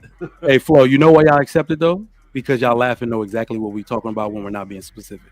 No, that's some white boy shit. Y'all be like, yeah, it is. That's probably in our generation too, because I was younger than white guys. Some of the younger white guys are throwing around the N-word around black guys like it's nothing. Well, that's a different. Black guys are just sitting there, just like looking at them, like. Oh, that's a different path conversation. Those guys who allow it ain't sitting here right now. So, but Flo, you disagree though? Like the gay jokes and shit. Like I would associate that more so with white men. Joke. Go ahead. Oh God. I mean, I don't know. It depends. I mean, like obviously there are some that you just kind of roll along with, and there's some that stop being funny. But let me put it this way: I've never self-applied a gay joke. I don't think. Probably now that I say that, I have sometime. Somebody's going to have a clip in the comments, but it's not something that I tend to self-apply or right. So get a little bit more specific. It's like in the concept of utilizing it as like joking about it all the time. Technically, that's going to be a form of social acceptance. We can laugh. We can joke about it. The difference is, example, since you say like somebody going to pull up a clip, tell me about teabagging, Flo. What's that? What is teabagging? Okay. There it is. He's right. So there's a point that we kind of like socially kind of accept it. Within the black community, they got lines. They have clear, distinctive lines of you cross it, it's going to be a conflict. For us, you can almost throw any. I don't even know if there's a line that exists. It just is what it is. Yeah. Well, when I was in school, the N word was used and the F word was used. But you know what would also cause fights? If you call somebody poor. Like if you suggested that they were poor, like they got their clothes at the Goodwill or they got their clothes at the yard sale. I got in a fight because of that more than any other N word or F word. Yeah, you said that their mom get like food stamps or some stuff like that. Oh man, that's a fight. That was a fight. I think that's fair. Mike, you were trying to say something. So yeah, man, that's interesting what Josh painted. Go ahead. Yeah, I was just trying to answer your original question on black people being traditionally conservative. Traditionally, black people are conservative. Here are the points, though. You got to go all the way back to the people. Like he said, you use the word extended family. What you really mean is like villages. Black people are like village, tribal. They're very tribal people. That's a sign of conservatism. They're very religious. My wife's dad's side, go to all the members from like the silent generation. Of course, they got to be way back there. They live on the same street. The street is the name of their last name. All of their houses are built on that land. Like, they are like that. Extremely tribal, extremely religious. But I think for black people in general, they have no choice. They've always been conservative because they've been skeptical of outside interference. That is something that is very conservative. Like you notice with the LGBTQIA, they only go to one side for their agenda. You see what I'm saying? So the feminism, all that stuff, that's all a part of I'm not even going to say Democrat, I'm going to say the liberal progressive agenda. Because they're the only people who are not skeptical of people getting all in their shit. Like when we see these men now taking over women's sports, that is their fault. That's a byproduct of you not being skeptical of people infiltrating your circle. You see what I'm saying? That can only happen on a liberal and progressive side. It cannot really happen on a conservative side because those people are also protective of biblical morals and values. You see what I'm saying? So I think black people were traditionally like that. In fact, they were probably more like that than anybody else in the United States traditionally. Yeah. Flo. Well, Joel, I don't know. They were making some good points. The best thing about being wrong is that you learn more, I think. Especially when you be like, damn, like Flo as an example. The teabag thing, he instantly conceded, like, oh, never mind. Right now, he better for it. Like, you know what I mean? Like, fuck it. Because the reason why I say that because I'm Muslim now, but when I was a Baptist, you could have like clearly gay people in the church sitting up there in the church, in the choir, playing the music. In whose church? And nobody said nothing. No, I mean they didn't. Yeah, but that's so that's what why actually happened. I say when you say that black people are the most conservative, people weren't openly. They were not really doing that. They were not really practicing it as like a norm. No, you are, but in the churches they weren't openly flamboyant, gay, and things of that nature. Yeah, they were. They would just be like something wrong with that boy. Yeah, point blank. Period. You're talking in an anecdotal example, but generally speaking, no, that's not how it was. And then what you actually see, because the churches are becoming flamboyant, is mass exodus, especially for men. Exactly. So the numbers wouldn't even coincide. Like the homosexuality that's infiltrating, you see people leaving too. Well, the men who are leaving the church is not leaving the church solely for that reason. They leaving the church for other reasons. We're talking about that reason specifically. Would you agree that is a reason? No, I wouldn't even say that was a reason that men would leave in the church. Honestly. Really? Not because of because people knew that gay people were in the church all the time. They were always there. I think it has more to do so with the breakdown of the family structure. Because most guys, most guys really only go to church because their wives go to church. Their wives make them go. To be fair, wouldn't homosexuality be a direct threat to family structure? I mean, it's not like they can breed; they can only recruit. Yeah. So, no, it's only a direct threat if you real quick, like allow it. I mean, but if in the black church, Oh back in the wait, 60s, Gerard, let me ask you a straight question: Is homosexuality a direct threat to family structure? It's a trick question. No, not homosexuality in itself. Yeah, it's a trick question. There's no possible way it could not be. Well, let me ask this. Before you expound, Mike. I'm just hold saying. On, Gerard. Hold on. Let me just add. I want to see. Josh, same question to you. Yes or no? Most certainly. By definition, one can't exist without being a threat to the other. Trigger called me out on it. It's a trick question, but there's no way around it. Flo, what's your take? Yeah, there's no way out of that one. Logic is airtight. Mr. Williams? Same, yeah. So, Gerard, where are you getting? Like the logic is like Stevie Wonder could see it. No, I mean, listen. I thought you was Muslim. I am, but I'm telling on you. When I talk to Rizza Islam tonight, I'm telling on. No, I'm just saying. No, well, maybe I'm making myself clear. What I'm saying is, homosexuality has been around for ages. That hasn't really stopped men and women from forming families. So what's really like what's it's not the homosexual, it's their agenda that could probably exactly what they're trying to do. That's why I said you're not wrong. We're saying the same thing. That's why I see everybody. Think about it. If you have homosexuality, nobody's procreating, nobody's having kids, so that does hinder you building a family. Exactly. So what people are saying is it's always been around. Everyone knows. Think about it. If you have two gay men and you have two gay women, who's having a baby? Nobody. So that stops the growth of families. Yeah. And Jawad. But their numbers are not. No, so you're talking about actually having kids. I'm not talking about adoption. I'm talking about how can you have a family? Their numbers are you have two men because you can't get a man pregnant, and a woman can't get a woman. I understand the biology, but what I'm saying, their numbers are not. But are they truly reporting the numbers though? All right, so Jawar, you're not wrong, bro. You're not wrong. So what it is that people tend to think that we're trying to say, oh, it doesn't exist. No, it always existed.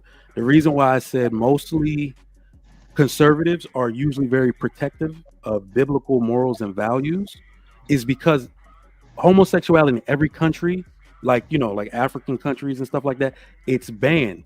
They know it exists, but you have to force it underground because there's no way to perpetuate their agenda as a part of the public without them looking for people for their own voting blocks and constituents themselves. They can't I want you to notice something. The reason the liberals and progressives have so many of those people on their team is because they're the only people weak enough to allow drag shows in schools. You see what I'm saying?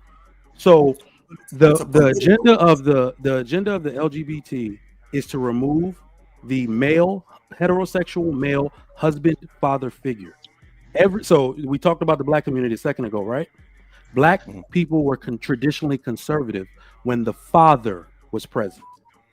In order to get a progressive liberal agenda passed, who did you have to remove from the family? The father. Yeah, then they had their way, right? So it's not that we didn't know this stuff existed. There is a connection between feminism, LGBT, and muddying the waters between what is right and wrong. Every agenda they have says something that is scientifically a fact isn't a fact.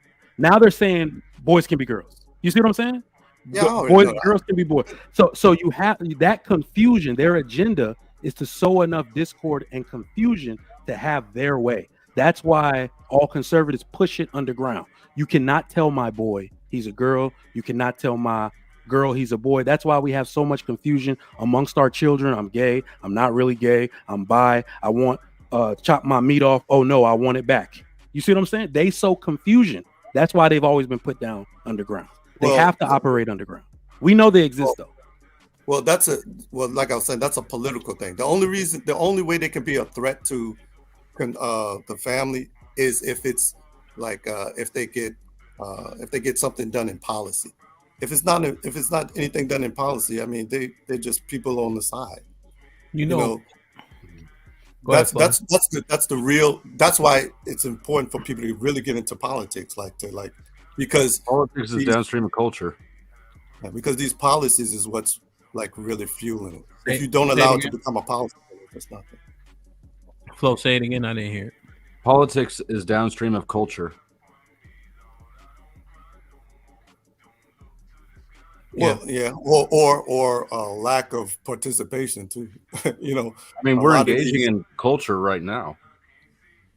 Yeah, but the only reason why we got to this point is because people had disengaged from the process of voting. In the 80s and 90s, the numbers were very low for the voting age, for voting. And because a lot of people didn't vote, a lot of people kind of just sat on their ass, a lot of progressive and liberal policies were passed. Yeah, but to be fair, like small numbers are the thing historically that have done the most damage to an authority. That's the whole point of rebellion. 30%, like say within the Revolutionary War, when we basically decided to fight England, 30% of population of the colonies. Only 30% of the population were pro-war. Everybody else was like, they were fine with the status quo. Well, what I've learned by just, campaigning with my dad was, people don't really get involved in anything unless it has to do with the first thing they think about is their money. So if their money is right, most voters be like, I don't care what that person do, as long as they don't come over here with me. You can be homosexual, you can be gay, all you want to. You can put on a dress, I don't care. But if my money is right, I'm good. So who is saying that, Joar? No, that's what most people are doing. That's what most people do. Flo, when I hear that and I think he's more right than wrong, isn't that the overarching issue? That I zoned out for about the last 30 seconds. Okay. No, just what Joar was saying, like as long as you leave me alone, you do you, I'm gonna do me. I feel, and I'm saying I feel, right? Because I haven't vetted it out, but isn't that the overarching right? I say my money is right too. Yeah, as long as I can get my money and you ain't bothering me. But I think that is the overarching issue. Generally speaking, everybody just does as they will. Couldn't the same be said the other way though? The real issue is that people are getting involved in families' affairs and other people's business that's not theirs. So it's a very fine line between apathy and I guess knowing your lane. So like, are you saying other people's issues, like in terms of like family court, stuff like that? Just all the cultural things we've been talking about, right? If you want to talk about, just any social issue, really, when it comes down to is, I don't like this agenda that is being forced into my world, right? So none of us actually have an issue with what people are doing in their own worlds until they bring it to our worlds. So you're not wrong in the way you phrased it. The inverse isn't wrong. I guess the art is finding that fine line. Yeah. So, war culture, am I understanding it correctly? Do you mean are you referring to like the conflict between multiple cultures? I'm referring to any cultural movement, right? Let's the trans one is an easy example, right? Right. I don't actually, and I assume that most people feel the same way. I really don't care what another grown-ass man does. I don't care about it at all. What I care about is when he starts bringing it into my kids' schools, when he starts telling me what words I need to use, how I need to behave, right? All these are the things that are being brought into my life. that's when my issue starts. And I think that that's the paradigm Right. for everybody with all issues. Isn't it the case, though, that anybody that holds any type of belief system, doesn't matter what it is, that they're going to at some point get themselves involved within, say, like their local community, whether it's the church, local town hall, state, whatever? Isn't it going to be the case? The majority don't, right? Yeah, no, Right. forget we're talking about the minority for sure. The question is how dangerous are they? How dangerous is another idea? Yeah, I think any idea can be dangerous if you just sit on your ass. Like not as dangerous as not allowing ideas. I think because when he said, wait, one at a time. One at a time. Hold on. So, all right, let's do this. Jawar, what are you saying? What was it? Josh? Ask your question again. I want to hear. Isn't it the case that any idea or any culture that produces an idea is going to get involved, even by a small minority number, is going to get involved with some type of local authority, be it like your local school board, your local township? No. How did the LGBT? Well, let him give you. Jawar, do this. Answer yes, agree or disagree, and then give your context. No, I was agreeing with him. I was just saying. Okay. So, like, isn't it the case that these people, it doesn't matter, you can take any group of people are going to have a culture, they're going to have ideas and how they want to do something. Isn't it the case that their ideas, no matter how small they are, 5% of population, whatever it is, aren't they going to eventually get involved with their local community, local whatever, local authority, call it whatever you want? Well, you asked the question. So Gerard said you agree with him, Gerard? Yeah, well, to the extent. But the thing about American politics is, and again, I have to go from my experience growing up. Most voters complain, but they don't really do anything like active. They're not very proactive. Yeah, you know, so they're minority. reactive. They're pretty much reactive. So they usually only get involved when things have already hit the fan. The shit has already hit the fan, and then they want to try to fix it. And then sometimes the genie is out the bottle already, and it's hard to put it back in. And that's just been American politics for, I don't know, since I was growing up. So the reason why when Flo was saying, they have, he's only concerned once it comes into his family or starts to affect his family or whatever. The thing is that people like you should have been down at the city council raising hell. You should have got people together, voted for the right. I reject politics as the ideal solution for anything. I think politics is the last resort. There's a reason why the only entity inside of an economy that produces nothing is the government. It's the only entity that extorts by force and then redistributes as it sees fit. If any other institution try to do that, guess what? Guess what, Flo? People, the liberals and the progressives, they depend on your apathy. They depend on your apathy to get what they want. So maybe they depend on. They sit back and say, these people. You got a lot then of why are like they so invested in getting me to go out and rock the vote?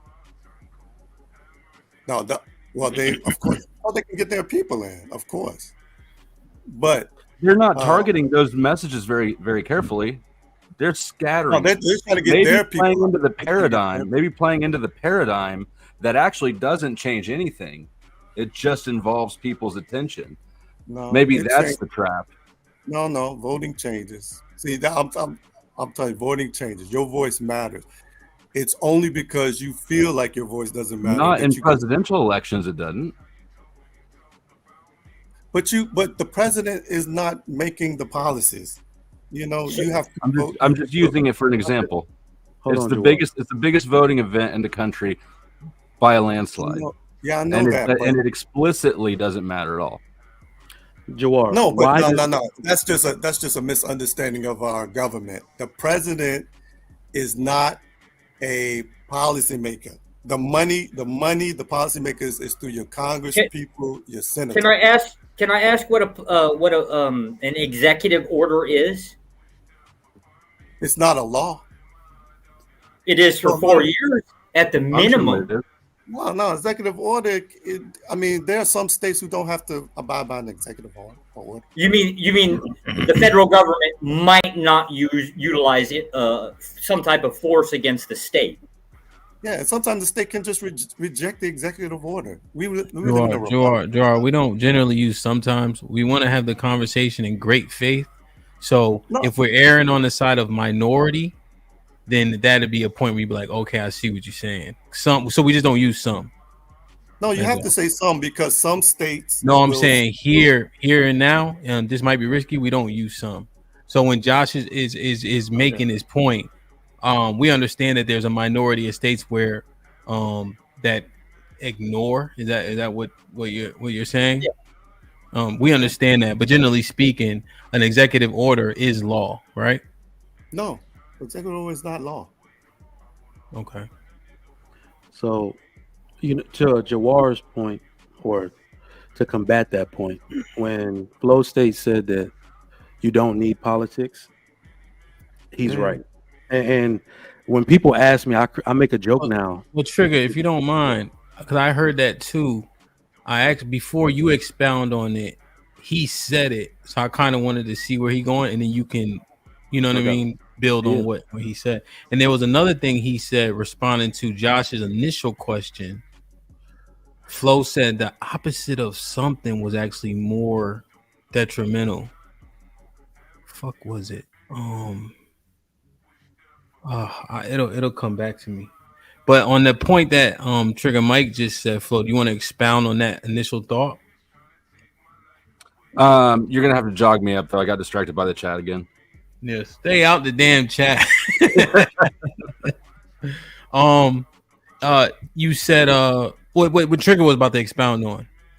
The government is not the what did you say? Policy is not the remedy or something like that. Oh yeah, no. I think that if you look at any exchange within a society, and I've got an economics background, so if I start slipping into jargony sounding stuff, that's why. But I view everything as every exchange between two parties or any number of parties really in a free market economy is voluntary, except for the one between the government and its citizens. And that extortion is only justified because these are supposed to be addressing problems that need to be resolved, but cannot be resolved through a private transaction with voluntary parties. Nuclear arms is one, right? Like the six of us can't afford to build one. And if we have one, then all of our neighbors are going to freeload off of our defense, right?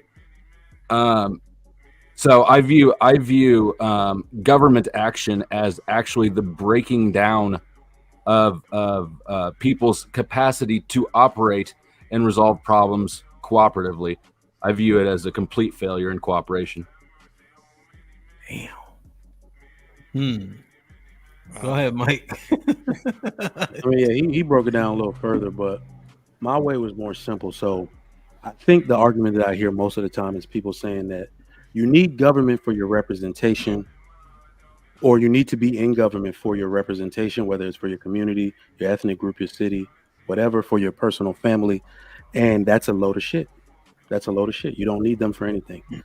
That there's the chart that everybody's been seeing like on Instagram about pay broken down by median income by ethnic group. Some charts have like the Jewish people up there, but it's mostly the top ones are Indian American, Filipino American, Taiwanese, Sri Lankan, Japanese, and Malaysian. I'm functionally Asian now. That's what I tell people. I'm visibly African, but I'm functionally Asian. I don't need the government for shit. If we need government for prosperity, I want you to understand what all those people have in common that I just named. They represent less than 0.5% of all representatives at the federal, local, or state government level. No one in the government is Asian, and yet they make more than everybody. Their kids go to Harvard, their kids get all the scholarships, so on and so forth. You don't need the government for economic prosperity, for family prosperity. You don't need them for anything. So that's what I'm saying. How do you say that we need them for our representation, or whatever you say we need them for, when the people who are doing the most in education, and then look at the corner of what Hamp posted, percentage of population with bachelor's degrees that they got in America, by the way, Indians, Koreans, Chinese, Filipino, Japanese, and that's the U.S. average. So why do we need government? Okay, can I answer that? Damn. That shit look crazy though. Shit is crazy. No, but there's a reason. Don't vote for shit. There's a reason for that though. They don't even vote. Freezy, what's popping? They do vote, man. What's going on, Hamp? What's going on? Shalom, man. What's good? Man, just chilling, man. Great to see you, bro. It's great to see you. Yeah, man. That power kicked my ass, man. And then I broached this topic. I was just up here because I hit as soon as I had power, I created the stream to hit the link just to go live. Now they got me up here thinking and shit. You know what I mean? So damn, man. Hey, I love you. Go ahead, Jawar. Oh no, I just think it's irresponsible, man, to tell people that voting doesn't matter. I mean, if you have a particular a point of view, whether it's against mine or similar to mine or opposite of mine, to be fair, they haven't made the claim you want not to vote. Josh, full thought, Josh. Hold on. You still got to get out there and vote, because if you don't, you are going to allow other groups to set the policies. Okay. So Gerard, how about this though? How about this real quick? Look at the argument in which Trigger Mike presented though, right? So these people that don't vote are uberly successful. So when you're saying there's a need, show us where. All right, first of all, Indians and Asians, they vote. Okay. They vote the least out of everybody though, that's all. Okay, but they vote. All right. And the reason why they make the money that they make is due to our immigration policies. It's not because these people are smarter than everybody else. These people that come from Asia and India, a lot of times when they opened the floodgates in the 70s to let more of these immigrants in, they were only taking a select number they were taking a particular type of Asian and Indian. Because I live here in Dubai, and I'm gonna tell you, Indians and Asians are not the smartest nothing. Okay. They allowed the ones who wanted to go to the university, the cream of the crop of their population to come to our country, and they became successful, and their children became successful because they didn't want to go back to the country they came from. And that was due to immigration policies. And that was due to if you look at how they operate now, bring in more, because back in the 60s, when Nixon expanded the immigration policy, a lot of the people in the civil rights movement assumed that these new immigrants were going to coalition with the blacks and vote Democrat. But then in the 80s, they learned that it wasn't true. All right. So a lot of the older black civil rights people were pushing for open immigration, for more integration, for Asians to come in and Indians to come in. But Gerard, bring it back to the point though. No, but my point is, voting does matter. All right, and if you don't vote, you allow other groups to get their policies and their positions passed. 100%. So I think it's irresponsible for someone to say, voting does nothing, the government does nothing, particularly in our system of government where, if you got enough votes, you can change policies overnight. But look at what they so here's what I'm asking, right? Look at what you were presented with in argument, right? You're saying it's irresponsible, but then he justified it with numbers. They're also the most married. When you look at places like hold on, they vote the least, right? They have the highest median incomes. They're the most married. And when you go to places where it's predominantly them, the policies procedure reflect their beliefs. Did you see in New York City where that they had a Chinese police department? They got it. But I mean, but again, like I said, in the 70s, these large groups, Chinese, Indians, who were coming here to be doctors, that's due to the immigration policies, and it was and it had like some restrictions. Like they wanted certain people. They just didn't take anybody from those countries. But you're saying that to say what though? Well, you can look the numbers, the income numbers is due to that fact. You saying they took the best of the best? Yeah, pretty much. But that doesn't. Hold on, Mike. I just want to make sure, Gerard, but that doesn't negate anything, right? The numbers are still the numbers. That would explain their income. That would explain their income level. Their success, right? Because it's the best of the best. We understand. Regardless, though, they lead in these things and they vote the least. So I need a breakdown of that, what you were presented with, not necessarily just what you're talking about. Yeah, all right, but and Mike, you can jump in, Mike. But I think if it's an issue that will affect immigration policy, you will see more Asians and Indians voting. But because they don't have an issue right now. Because remember what I said earlier. What did I say earlier? When people got money in their pocket. No, when I said when people got money in their pocket, they say, I don't care. But you said if, right? Another thing, if your aunt had a dick, she'd be your uncle. You know what I mean? Like if they don't have a problem and they have money to solve it, right? It's kind of like it's pure speculation. I understand what you're saying though. Let me just see what Trigger Mike was gonna say, Gerard, and then we'll get a little rotation going. Yeah, there's two things that you said that were kind of like factually incorrect. So I gotta do an all-time correction on this. Show me anything that said that the best of anybody from any other country is here, and that America plucked them. No, what you're likely because my father, right, and my mother and father were a victim of this. It was really Reagan. He's like, all these motherfuckers here, so it might as well grant them amnesty because they're gonna start tearing shit up. That's it. They did not handpick. Hold on. They did not handpick anybody from no other country. My dad has a 6th grade education. What are you talking about? All right, and he's touched. Hold on. And he's touched $1 million based off work ethic alone. You see what I'm saying? Right. So that's a myth that people told you to make you feel better, like, oh, that's why they're all doctors. Absolutely. No. Hold on. I'm not done yet. Okay.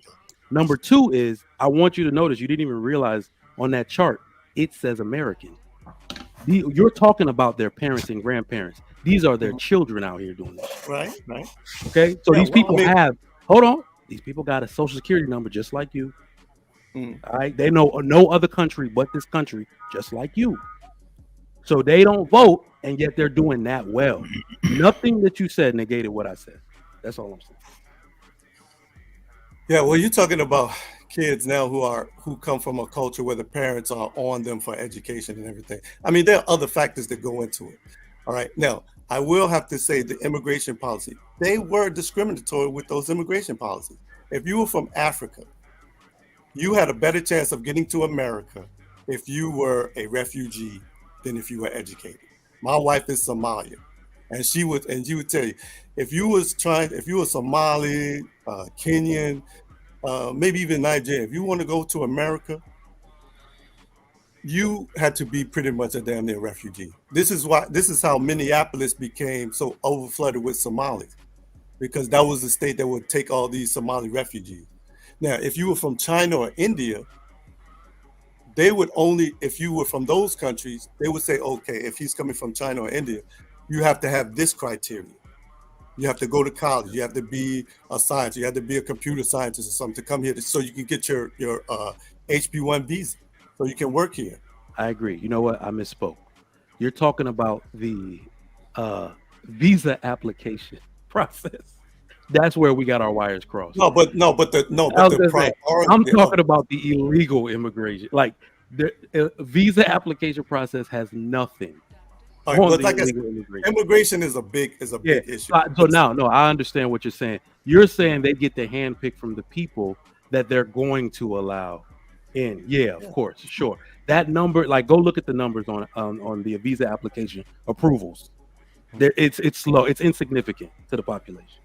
Because if you look at that Indian population, I'm gonna tell you, they are truly picking the best out of the Indian population, because here in Dubai, it's overflowed with Indians, and none of them would be considered. I don't think they would ever be able to make it to the States because they're just poor, they're ignorant, they're illiterate, you know. So what I gotta ask, what do you think? I work for State Department, aka those people that give out those visas at the embassy kind of thing. What do you think we select for? You say better. I'm just trying to understand, what does that mean, better? No, they're picking the best out of a particular country. Okay, so like people in India, like people here, the Indians. What does that mean, the best? What do you mean by that? The most educated, the most who can. They look at to see if this person would be able to contribute to the economy as opposed to take. You know, now, if they come. Yeah, except for the problem is what is a student visa then? If they're so educated and we're bringing them in to reside. No, if they come in here but the goal is a lot of times when those foreigners get student visas, the plan is for them to go to America, become educated in America, and go back to their country. All right, so all right. We good on this. Flo, did you want to comment on this one? Because Gerard arguing some bullshit, to be honest. Yeah, I was just going to say his example proves my point, and that the Indians have been a perfect example of people using their voluntary social networks instead of leveraging government coercion, and they've done it magnificently. And if I ask you to drop in on any motel in the country, who owns it? What's the last name you're going to tell me? Yeah, they do both, though. They do both. I'm not trying to say that it's a one answer solution to everything. It's multifaceted. All right. They had the immigration policies. The immigration policy allowed for them to, be able to bring money from their country into the country. It's like a chain. It's like a chain thing. It's not like just one answer thing. Okay. Can I ask you a question? I'm a little. What? What about what? That list, that list that was just up here, the median income. What would you say is what would you say is the best explanation for the priority of that list? Why are the Indians way the heck up here? Like, why are the Indians way up here and we're way down here? What would you say? All right, quickly. Because India, the country, India itself is dirt poor, is very poor. And people are scrapping to get out of that country. So it is very competitive. So when they come to America, they ain't going back. They're going to make sure that they don't go back. They're going to make sure that their children don't go back, and they're going to make sure that their grandchildren don't go back. But when they come here, they, like the parents, have their beat education into their heads. All right. Like, share, subscribe, tell a friend to tell a friend. Hit that like button right now if you can. That helps the channel the most. I feel like we should have got more out of that last 15 minutes than we did. Gerard talking about the 60s and all types of weird shit. That's the history. You gotta go back to the history. I went to go get coffee. Now let me just read. Nobody likes history right now. Impressed. Thank you for the 50 bar. I get to play one of these songs. There's not too many super chats, so we'll be right back at it. Freezy is up. Let me play the classic. Weather outside is humid. She turned up her location. She must think I'm stupid. She wanna run the street, so let her ho, let her ho, let her ho. She doesn't show signs of stopping, so who am I to be cock blocking? I really hate to see you go. Let her ho, let her ho, let her ho. Mike Brown with the $2 says, "Trigger, that shirt is trash." Jack was popping. Jack with the $10 says, "Nothing but support. Salute, my brother. Respect. Great show!" Exclamation point.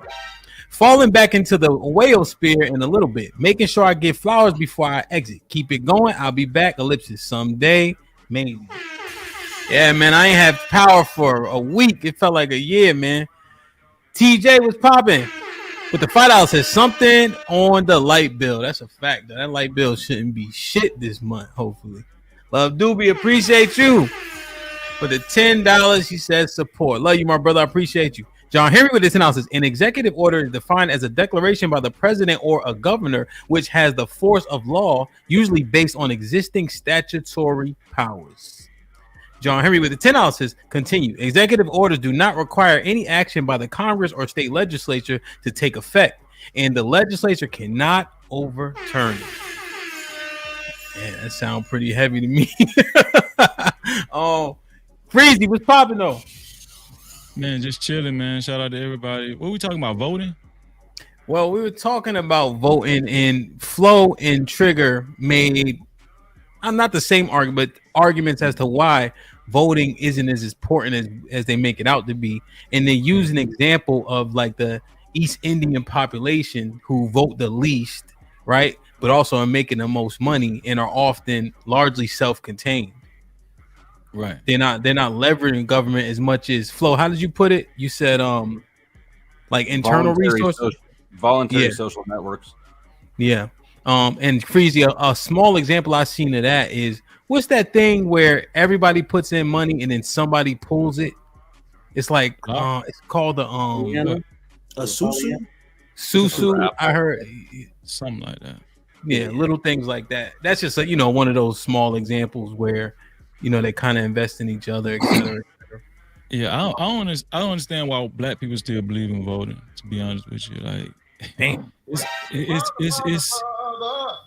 like every time this season comes around, it's just something to get hype about. It's just a conversation start. It's almost like sports. You know what I'm saying? Who's better, Michael Jordan or But until black people get it together, economically, socially, collectively, there's no reason to vote.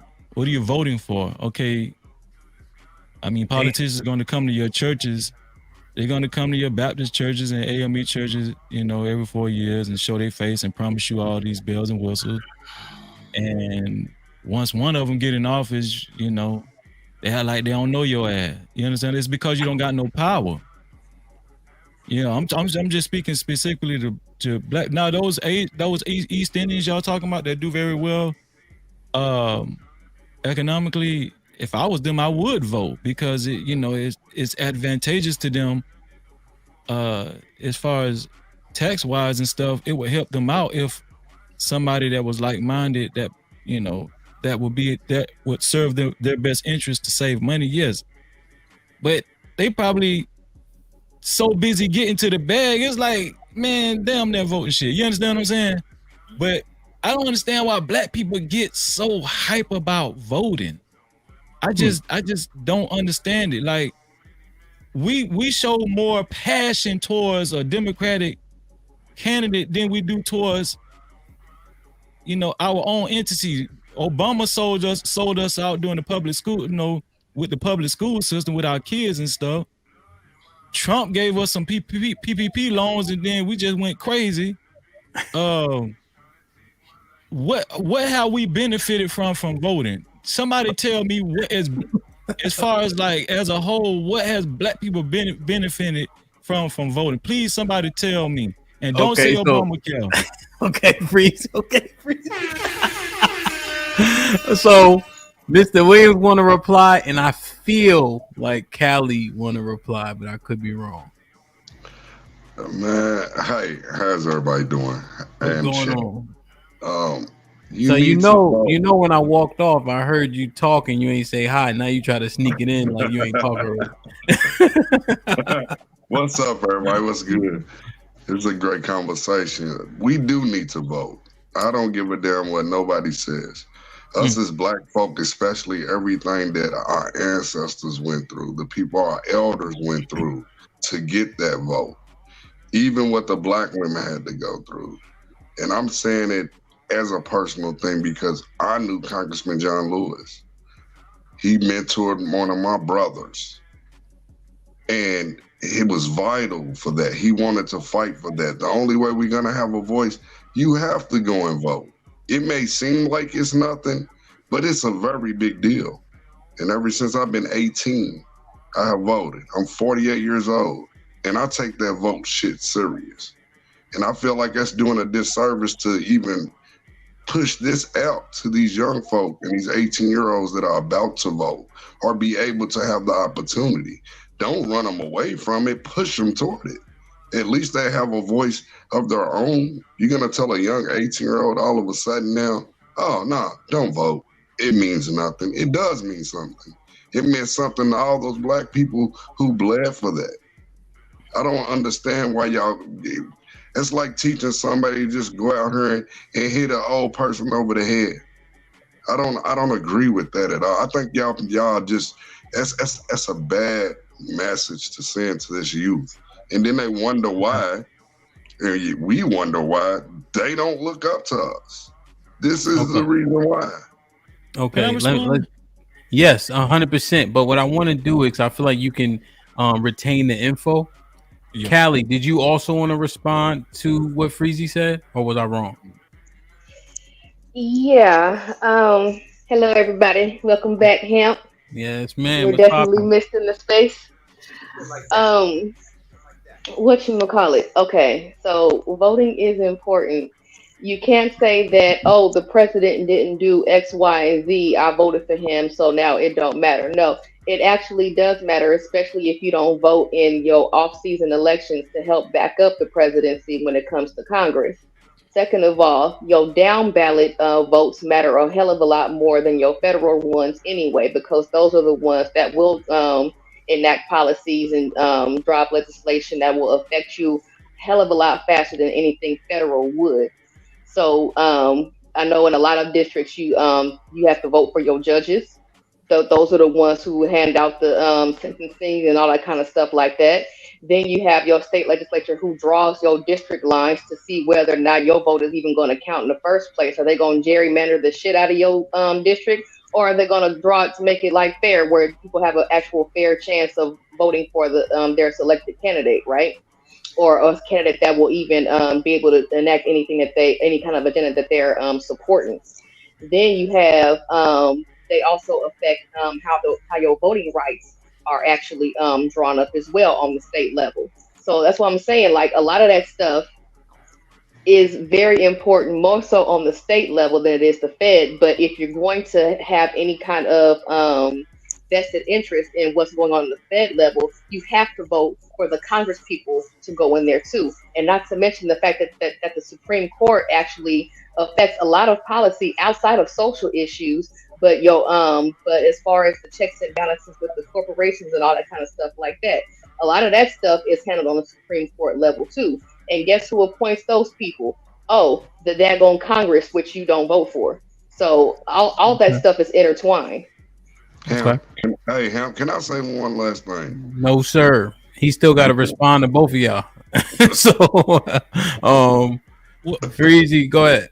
Yeah, well, when I was talking, I was basically pointing my disapproval of voting more so towards the federal level. I do understand what Callie Bev is saying as far as the local level. It can benefit a little bit more, you know, but from my understanding and going through the voting process, I think voting was meant to be strategic, right? Voting was meant to be strategic. You can't put the cart before the horse. If you're not forming special interest groups within your race, what are you voting for individually, right? Voting targets more so interest groups than it does individuals. It's a money thing.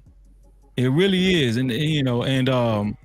But I do agree with Callie Bev as far as locally, like in your local elections and all that kind of stuff, commissioners and, you know, city managers and all that kind of stuff. Yeah, it could do a little something. You might get to hang out during the Martin Luther King parade a little longer next year than you did the year before that. But at the same time, all I'm saying is I think that voting is meant to be strategic towards interest groups. Black folk do not talk about lobbying. All we talk about is your voting or your vucking. We don't talk about lobbying. We don't talk about forming interest. We just don't do that, right? Mm-hmm. Voting is not going to keep your kids out of the street. It's not. Voting is not going to change the crime level in your neighborhoods or whatnot. It's not going to do that. Okay. The only thing that's going to change that is you taking a special interest collectively in your communities before you even think about voting. That's the mindset that you need. You guys talked about East Indians, you talked about Asians and stuff. This is exactly how they operate. They form interest groups. What's the best interest in their communities? Well, so what about also the point? I know you obviously acknowledge a part of what Callie said. What do you think about the point where Mr. Williams said the preaching not voting is a catalyst for the behavior of young men? Right. Well, here's the thing. I want to believe that some people shouldn't vote. You should be educated. Just because you got the right doesn't. I'm against that. Okay. Majority or minority of those people shouldn't vote. Of people shouldn't vote. The majority of dumb I'm sorry, shouldn't vote. I just feel like people just be voting just to put that sticker on their damn shirt. Oh, I voted. What did you do though? Do you even know what the policies is offering? No, I guarantee you most of them don't. Oh, our ancestors died for us to vote. They died for you to drink that from that damn dirty ass water fountain at the Civic Center, but do you drink from it? You understand what I'm saying? I mean, what I'm saying is that okay, yes, I'm not discounting what our ancestors did, but at the same time, before you vote, what your ancestors knew that didn't get passed down to us is that there is a strategy to voting. At one point in time, we were heavily represented as Republicans in Congress. We had that shit down pat, but as time progressed, we just lost the true understanding of how to vote. Not just voting, but how to vote and how to put it together as a community. Can I say something? 1 second. I just want to see if Callie or Mr. Williams want to reply to him. I mean, I get where you coming from, but I still feel like we have to be the one to teach them, though. Just to sit there and say we still have to teach them.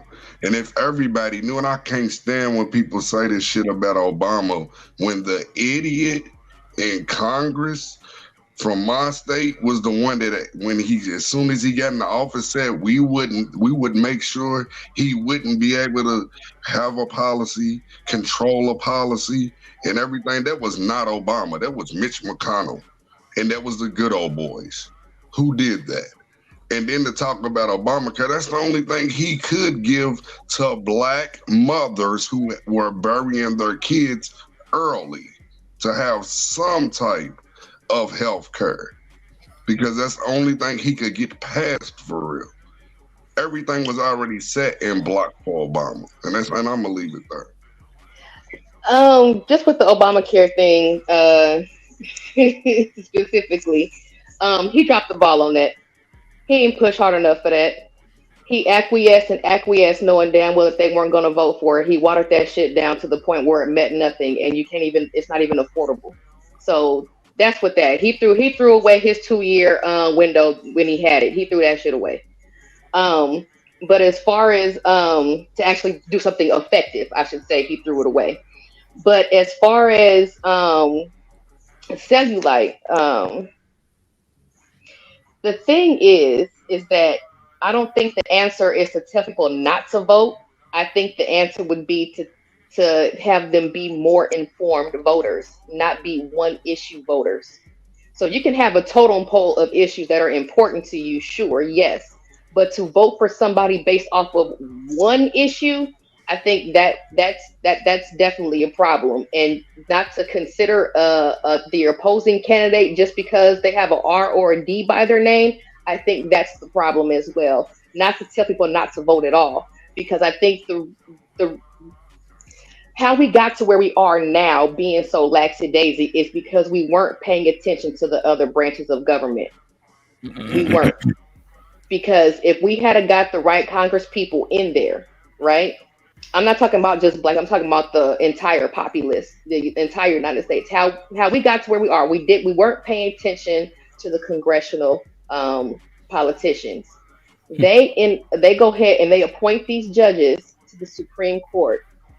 Now you have the Supreme Court. You have the Supreme Court saying, basically giving Congress carte blanche to go ahead and be able to legalize bribing. Basically, is what we have right now. Corporations are people, and money is speech. That's why things are as messed up as they are right now. That's why the antitrust laws with the merging of these different companies. That's why we only have like 4 major media companies that's running all of media. So we're getting our information basically from 4 people. Well, at the end of the day. Callie, question about what you said a few sentences ago. Don't vote based on one. What's the word you used? One. Don't be a one issue voter. Should people get eliminated for one issue? So like one thing I saw recently was black jobs. Did you see that? Yeah. And it's like, how could you vote for somebody who said black jobs? Does your argument, is it consistent both ways? Like, and I'm not challenged. I'm just wondering, like, when you hear something you don't like, do you give it a chance? Or if you don't like that one thing, you just say, nah, I ain't fucking with them. No, I don't go off of anything that I just hear or whatever. Well, you I'm confirm going research. Yeah, like I'm going research. grab everybody pussy, confirmed. Do you then throw away that candidate, or you say, well, everything else, or like, how does it go? What you think? No, grabbing by the pussy wouldn't have eliminated Trump for me on that. It was what he actually was trying to do, his policies. This is not a popularity contest. So you regardless of the person's like moral conduct, if you like the policies, you'll go with them. Yes, I mean, I'm saying I'm essentially a liberal living in Georgia, and I voted for Brian Kemp and Raffensperger, and not Abrams. Okay, because I just wonder, like, it's just so much to look at, you know. If I can get one thing from a person, because it doesn't. Because the Freezy's point, have we gotten anything? Can I make just a quick statement? I realize real quick. Ain't nothing quick about your statements, but I know. I realize real quick that from what Callie was saying, these conversations get sidetracked. I've noticed that whites, blacks, and now more than ever Hispanics see themselves as part of the establishment. Most of the people think that those laws affect you. It's not the government's job to create black jobs. It's your job. You see what I'm saying? So from that chart we looked at earlier, the people who are not establishment people, that are more tribal, and say the number one employer of an Asian is an Asian. That's how they got to where they at. That's my point. I'm not looking to the government. I'm looking within my own what's the flow state? The integrated social networks. Exactly. The government ain't gonna do shit. The people who are not a part of the establishment and don't see themselves in the legislation, like, I got a job, I can create my own company from these people's shit. I'm gonna give my brother his first job. I'm gonna give my cousin his first job. They the ones with all the money. So that's what I'm saying. Disprove that. That's all I'm getting to tell you. That's effective. Flo, it looked like you wanted to say something too after Callie and I were done talking. Is that true? I've been wanting to say 1,000 different things for the past 10 minutes now. I can't remember one of them. I thought I saw it on your face. You got to remember one of them motherfuckers. I can't remember them for you. I just saw like you wanted to reply. It's okay. I was, but I'll pass for all right. If anything come back to that old ass brain of yours, just let me know. I'm sort of doing it out of altruism too. I don't want to pick on this older ass brain for having his sentiments about voting. Well, I mean, I think they had a good breakdown. I will say, Callie and Mr. Williams, if I was being 100% transparent, kind of like y'all kind of fortified some of Freezy's point a little bit, and a lot of what you guys were saying. So it's just interesting. Quan, what's popping, man? How you? What's good, bro? How you? Come on, let me have it. I miss you. Jawar was trying to say something. He long-winded as hell. Jawar, do you remember what you were trying to say? I want to be fair because I asked Flow State. No, I just think that sometimes black people get into this thing where they kind of just want to talk about like a one step approach to politics. It has to be multifaceted. Because the guy, what's his name, Freezy, he was saying, I don't understand why we need to vote because of blah blah blah. You have to do it all. You have to pull your resources together. You have to vote. You have to hire another black person. Black people need to work there. You have to do all of that. You just can't just say, "Oh, I'm not going to vote," and then do this other thing. Okay, better. All right, Jawar, what do you do first? What do I do first? Oh, when what do you recommend done first? No, you have to do it all. You have to do it together. You have to what do it the same. You can't multitasking yes, can be good, but it's no. You have to and so real quick, right? Let me answer your question.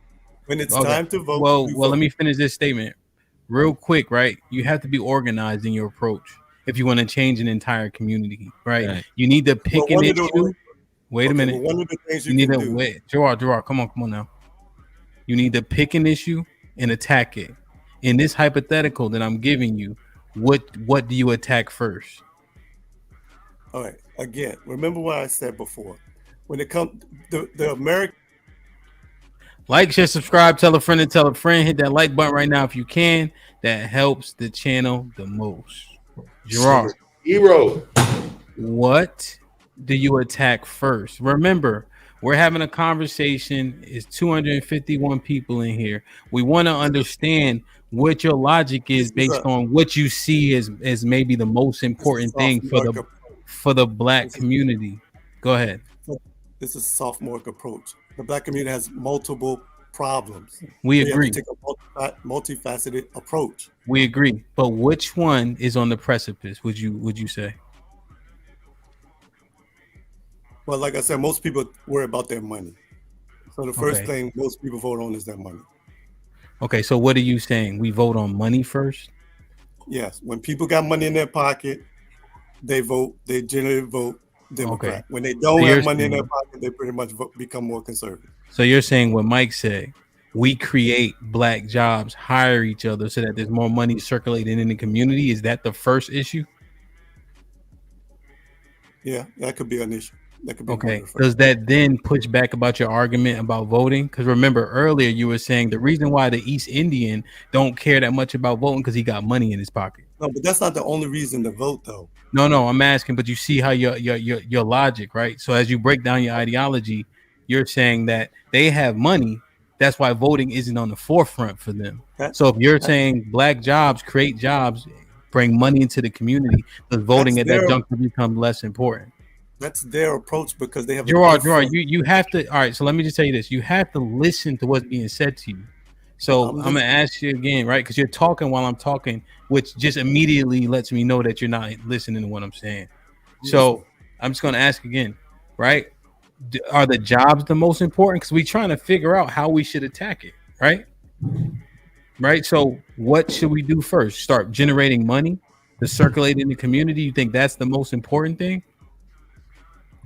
Yes, because that's what most people are concerned with themselves about. That's the first thing: money and security. Okay. Money and security. Okay. If you are living in a environment where there's no security, where there's a lot of crime, a lot of people ain't thinking about money. Yeah, they're thinking about safety first.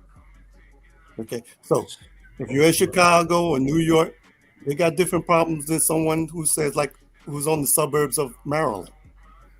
Okay, so when you say black community, you kind of thinking small. The black community is not this one monolithic community. There's many different types of black communities, and they all have different issues.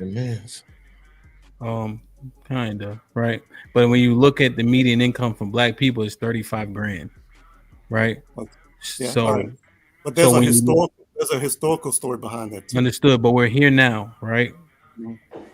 This is actually, I'm glad this is happening because it's actually showing something. everybody ain't in charge for reasons like this. So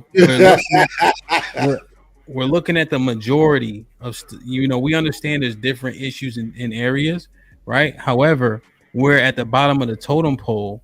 From that list I saw, even under the Latino man, but from other numbers I've seen, I think we still make more money than the Latino man, right?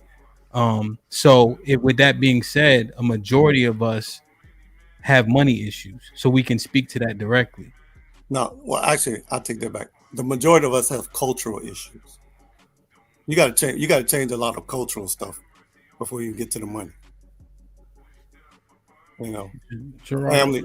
Let me play this for you real quick. Policy gonna do that? Gerard, you just windmilling. You change it. Gerard, let me say this first and foremost. You know I love you, right? I just want to make sure we good. That's the first thing I want to make sure we good on before we finish this conversation, because it's kind of like all over the place. We just want to understand. You kind of contradicting yourself, and it's not. I'm not contradicting myself. I understand that there are many problems, and you're trying to narrow it down to this one single problem that will solve the Black community. No, it is not the money. It's the money. It's your values. Gerard, over here.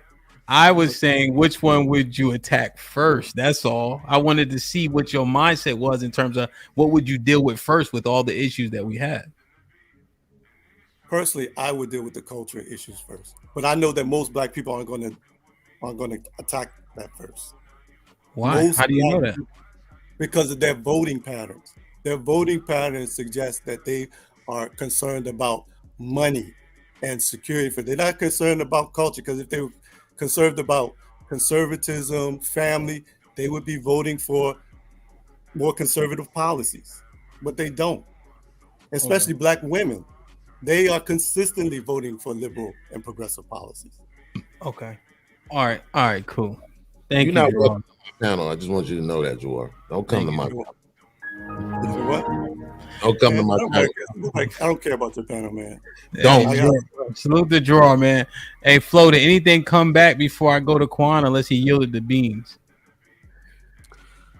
In fact, I think I just I was wondering what policies you think the family, how does voting strengthen a family?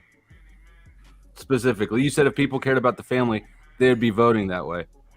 Don't you think if you have to vote for how your family operates, at that point you've lost already? Your family's already fallen apart and is not able to function as a family anymore? That's a fact. Well, that's because we're in the situation now. I mean, in what scenario is it the other way around, in which the courts or legislature is the right place for family business to be handled? Yeah, but they changed a lot of family laws over the years.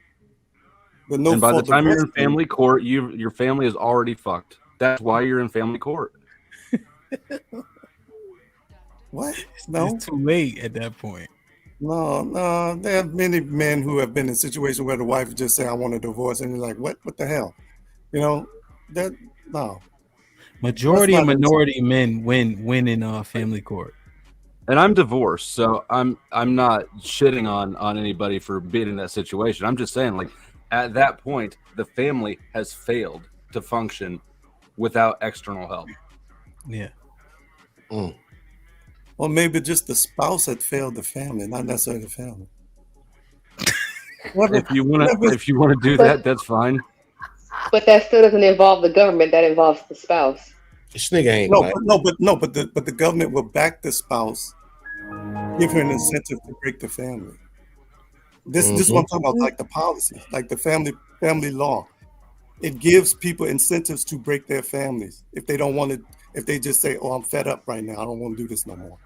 Instead of if somebody's going to leave, they're going to leave regardless if they get to the court or not. Yeah, but there are no consequences for leaving though. If they actually change the family law and say, "Okay, all right, you want to leave this family. Okay, you don't get any spousal support. You're going to take whatever you came with, take it with you." But people were separated and still married back in the day before no fault divorce. The family was still broken up. Wait, Hamp, please. Yeah, well, Hey, Hamp, I'm gonna yield my time to the OG. I'm gonna let him go. He gotta get ready for his debate. You know what I'm saying? As long as I get to go after. Yes, sir. Beans was popping. Beans is shitting himself to get it out. All right. How y'all doing? How y'all doing? Shout out to you, Hamp. I'm glad you got your power back. I know you needed to use that electric weightlifting machine you got. Okay. Indeed. I just have one question for Gerard. If he don't answer, we're gonna move on. Gerard, if you're married right now, right? Yes. So if the government made a law right now that said if you divorce your wife, they'll give you $10 million, would you divorce her? No. Ain't that something? Sounds like a lie. I'd get married. Checkmate. All right, so see how quick that checkmate was, Freezy, and I get to move on. So, so Hamp said something a few minutes ago. He didn't let it breathe. He didn't let it breathe because he's a racist.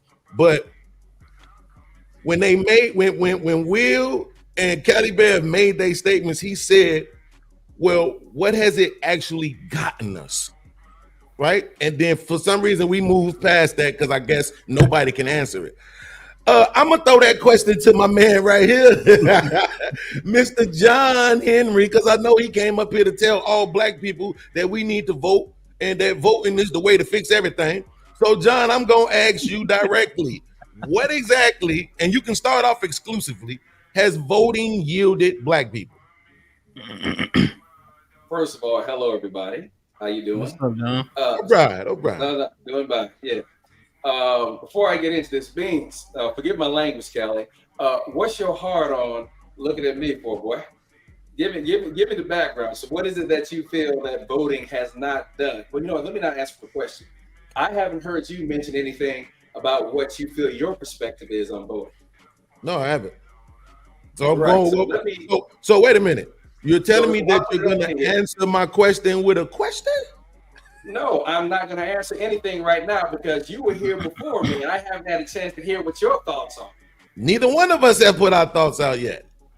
All right, I yield. was asking you a question because he asked that question already, and nobody responded to it. So if you don't want to, maybe Will or Callie can. I think that question needs to be answered. If we're going to try to push for black people to vote, somebody needs to say, what has it yielded us? Answer it, Beans. I say nothing. I say it ain't yielded us a goddamn thing. Well, one thing. So hold on. I sounds like Will wants to answer. Go ahead, Will. Well, one thing that we did heard, my friend, one of my best friends, the mother of his child, she pushed herself through law school and everything, and then she wanted to be a judge. So we all supported that. We got everybody we could to vote for her, and now she's a county judge. What does she do in her capacity as a judge? She locks people up. Special interest, like Cat Freezy said. Okay, but what does she do in her capacity as a judge? She locks up black people, right? No, she doesn't. She locks up everybody. If you commit including black people, right? If you get yes. Okay. So if you commit a crime, you get locked up. Well, it don't matter the color. No, well, it does though sometimes, right? It absolutely matters the color sometimes, right? Some people, when they have the right complexion and for the right connection, they get to go home, whereas other people don't, right? But okay, I'm never going to question her. I'm never going to question her ethics because she's an honorable. You don't have to. You don't have to. It's just her position. That's all. I'm not questioning her. Well, yeah, I am, but it's her position. It's her job. She do what she got to do. So watch this. So, how many years have we had police officers? More than 100, right? Black police officers, I mean, right? More than 100, right? It's been more than 100 years. Black police officers? Or it's 2024 now, so it's been more than 100 years. Yeah, I'd say so. Yeah. Has it stopped police officers from murdering black people? Having black police officers? No. Absolutely, right? We've had black doctors for more than 100 years, right? Yeah. And yet today, black women would tell you they are the most in danger on operating tables around the country. Correct, Callie Bev? Yes. Right? So how long have we had black politicians? Probably 100 years. Correct? Yeah. And yet we're still facing the same problems that we're facing. So the question remains, if you don't want to answer it, it's okay to say you don't know. What has voting yielded black people? Because I say nothing. Now it's on you to challenge that, John. I say nothing. All right. So I will say that voting has given us the opportunity to have our voice heard. But just because you have your voice heard does not necessarily mean that your will be done. The thing is that you get an invite to the table, and that's the whole point here. Going back to looking at how civil rights was granted, at least give us the ability to be recognized that, hey, we are people too. We have rights as well. Along with the 1965 Voting Right Act that was passed, that did allow blacks, Hispanics, and whoever else to get the right to vote. That was more or less kept from us. Because remember now, we were more or less considered for the right to vote before women were. And if you go back to the days of Susan B. Anthony, there was an issue that she had in the early 1900s or the early 20th century on why black men were given the right to vote. So I would say that if you look at it, there's a study shown, I was just looking at it recently, that shows or stated that people from a lower economic status, a lower socioeconomic status, tend to be less politically active than people from a higher economic status. And that's because of the fact those folks from middle class, upper middle class and more, they've seen the benefits of what their votes can do if they're active. So I would say voting has been beneficial to the black people who have utilized their votes. But the problem is that there are more votes that are missed by blacks who are either from a status to, whereas I think someone was talking about being from the ghetto, from poverty. Those folks who don't see the possibility of how to improve may think, man, this is bullshit. I don't see the need to vote because there's nothing that's going to improve for me. I see a lot of you on this panel right now talking about voting issues based upon where your community was. I hear black community, mostly from you, Beans, and a few other folks who talk about black. They put black on everything. My community, being that I grew up on the Air Force base for 20 years, was black, white, Hispanic, American Indian, East Indian. So therefore, I don't look at my community when I'm someplace as just being black only. My community is everybody who is a part of it. And the community that I came from, they voted. So yes, I will say voting benefits the blacks who participate in.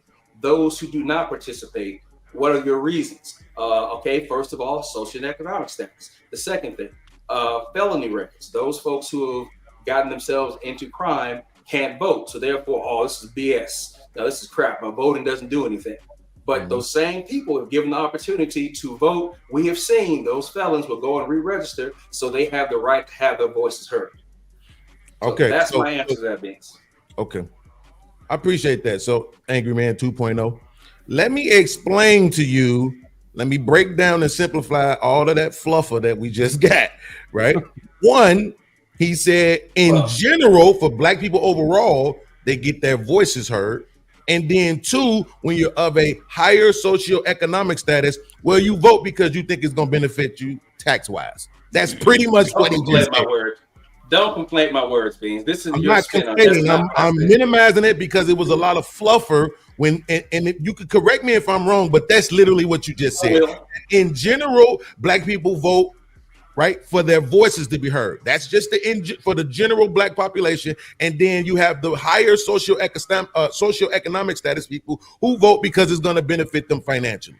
That's pretty much what you just said, right? So again, the beneficial financially does not affect the general population. It doesn't affect the majority of us. So that's not a reason for most people to go out and vote. And then to have your voice heard, we literally on YouTube. It's 2024. You don't need to vote to have your voice heard. You can get on YouTube. You can get on TikTok. You can get on Snapchat. You can get on Instagram. You can get on YouTube to have your voice heard. If it's just about being heard, John Henry, G Money, hey Freezy, didn't G Money have a seat at the table? G Money had a seat at the table too. Where did it lead him? He got his ass murked on the roof, right? That don't having a voice don't mean a damn thing. Obviously, Can I Can make a correction too? Can I make a correction? Well, let's see if John get a clean reply. Go ahead, John. All right. So therefore, again, I want to clear all the conflation here and the conjecture that just went through Bean's microphone. All right, because the fact that saying that anyone has their voice heard, yes, okay, that is a common thing. Anyone can have their voice heard, but you're conflating. What I'm saying is that having your voice heard in a process. But now notice, I also said that Black people who take advantage of the vote. Now, at no point in time when I stated also people of a high economic status did so because of taxes. Did anyone hear me say, from the panel, did anyone hear me say that people from a higher economic status do so because of tax benefits? Did you hear that come out of my mouth or Bean's mouth? Not tax benefits. Not tax benefits. No, you didn't say tax benefits. All right, so therefore I was not speaking towards anything specific other than the fact that to be involved in the process, they see it around them because of the fact that voting is something that was always pushed. And I'll say that from being in the upper middle class, it was something that was pushed and made available. But the thing here, Beans, is that your conflation also from your neighborhood, from what you've seen, is going to formulate what you say. So I'm not bothered by how you believe that I'm putting out fluff. I'm concerned more or less about where you are from and people sharing your same mentality. I yield. I asked you, what did it get us? So since you want to make clarifications, Hamp, did he tell me what it got us? Yes or no?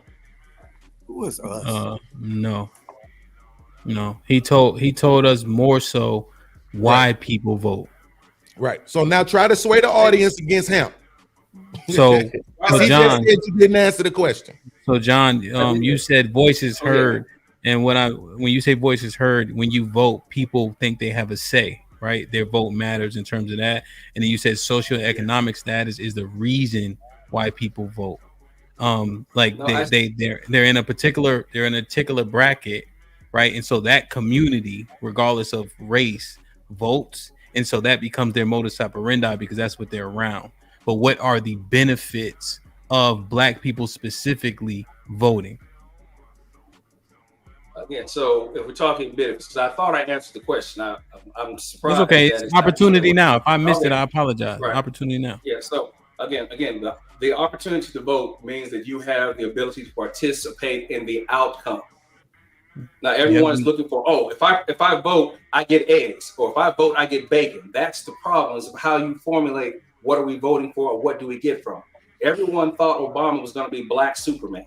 Oh, he's going to come in and hook us up. Oh, Obama's going to save us. No, Obama was a politician like everybody else. We got the opportunity when we were given the right to vote to have our voices heard, to be able to determine the outcome, to have some type of effect of what happens when I vote for the local community for housing, when I vote for my local congressman who's going to do something to help with the cost of groceries in the neighborhood, the ability to get roads fixed, the ability to be able to vote for who's going to secure my house, my property, because of the fact that I'm a homeowner. That's what voting does. Too many times people want to associate voting, well, if I vote, I get this. No, voting means you get to be a part of the process to determine the outcome of what happens when everybody votes. But again, Beans, we can't put it on what do I get for as a Black person. That's the problem. That's selfish. It's about community. I still expect something out of it, but for the most part, I need to also expect that community has a say in it as well. I see it in your face, Freezy. Yeah, I'll let Freezy jump in. So John, I just want you to understand why the answer is problematic is because we're asking Black, you had to take it out of Black and just go about general benefits, right? Absolutely. Because his initial question is Black, why? How did it help us? What did we get? Let's see what Freezy has to say, John, and then you can reply. Quan, you can get it. He'll be Freezy talks slow, so it ain't gonna be real quick, Quan, but it'll be damn you. But no, listen.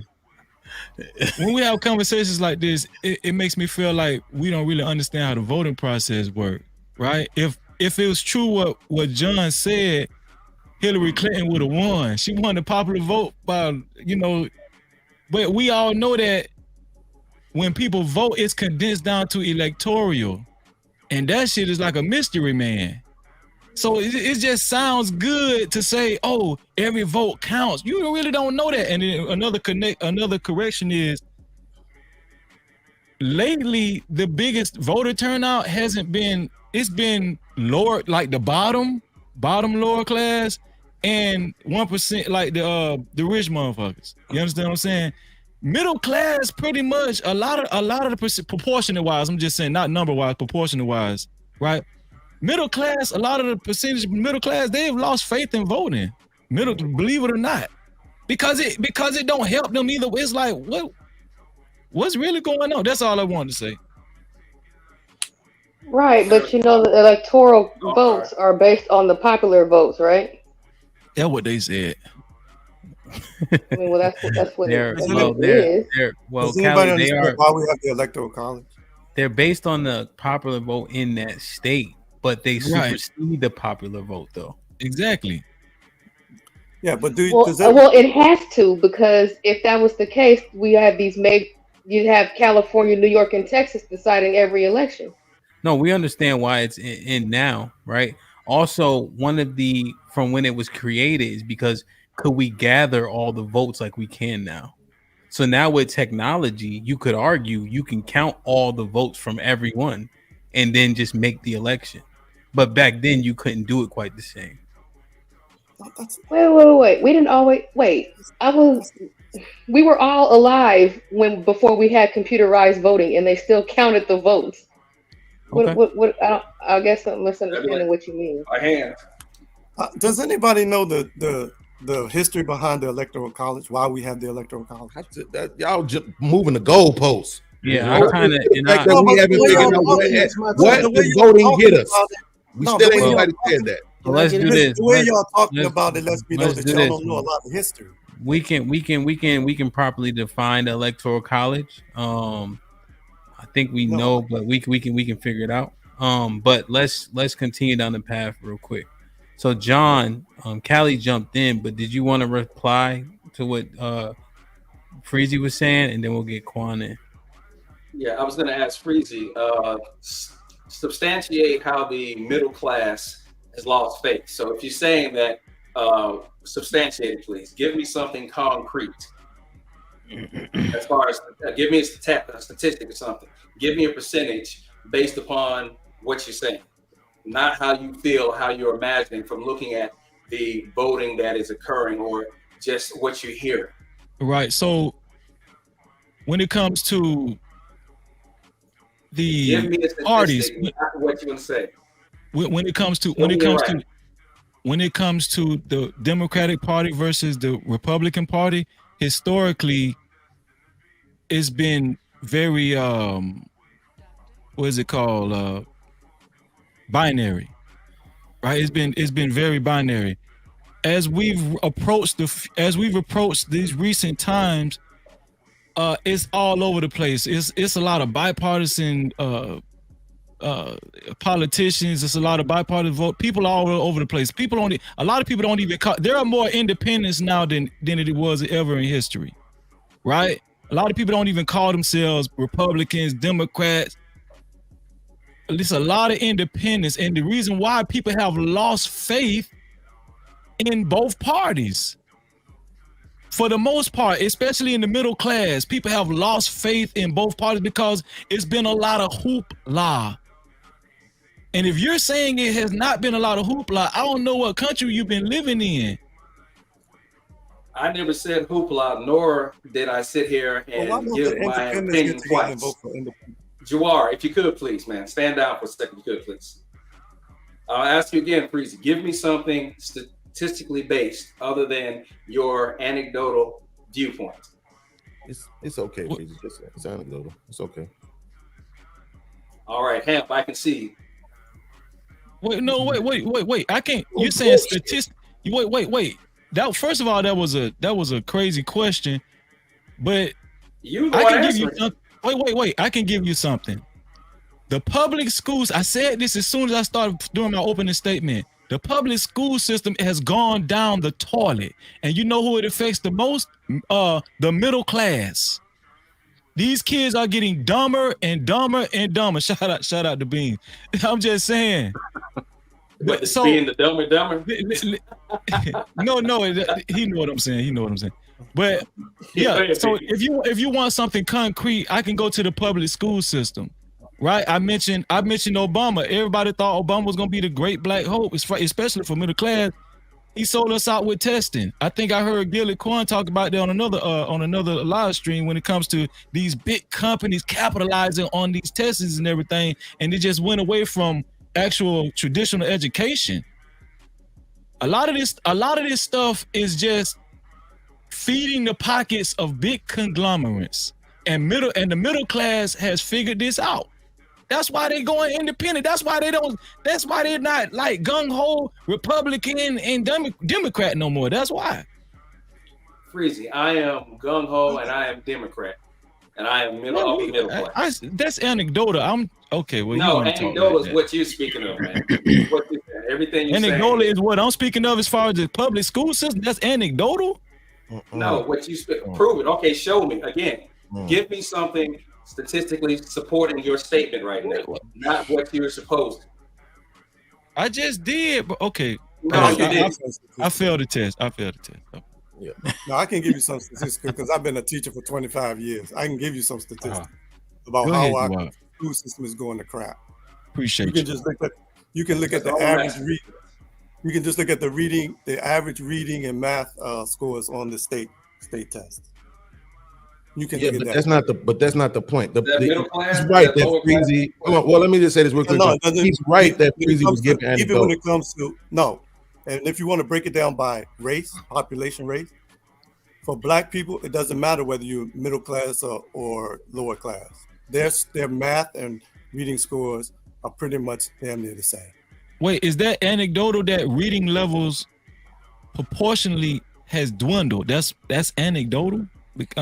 No. What I'm saying is John was right when he tried to get you to give a statistic on your perspective. It's your perspective, and it's okay to say from my perspective. We all have our perspectives. We live in our own bodies. We do our own lives. Right? So that's from his perspective. The middle class has lost faith in the voting system. It's okay to acknowledge that, but it don't prove anything. Especially seeing as how he still haven't given us any fucking thing that voting has supplied for us. Not one thing has he said, this, since black people have been voting, this is the thing that has gotten better for them. He hasn't named one thing that came from voting. Civil rights laws. What about the civil rights laws?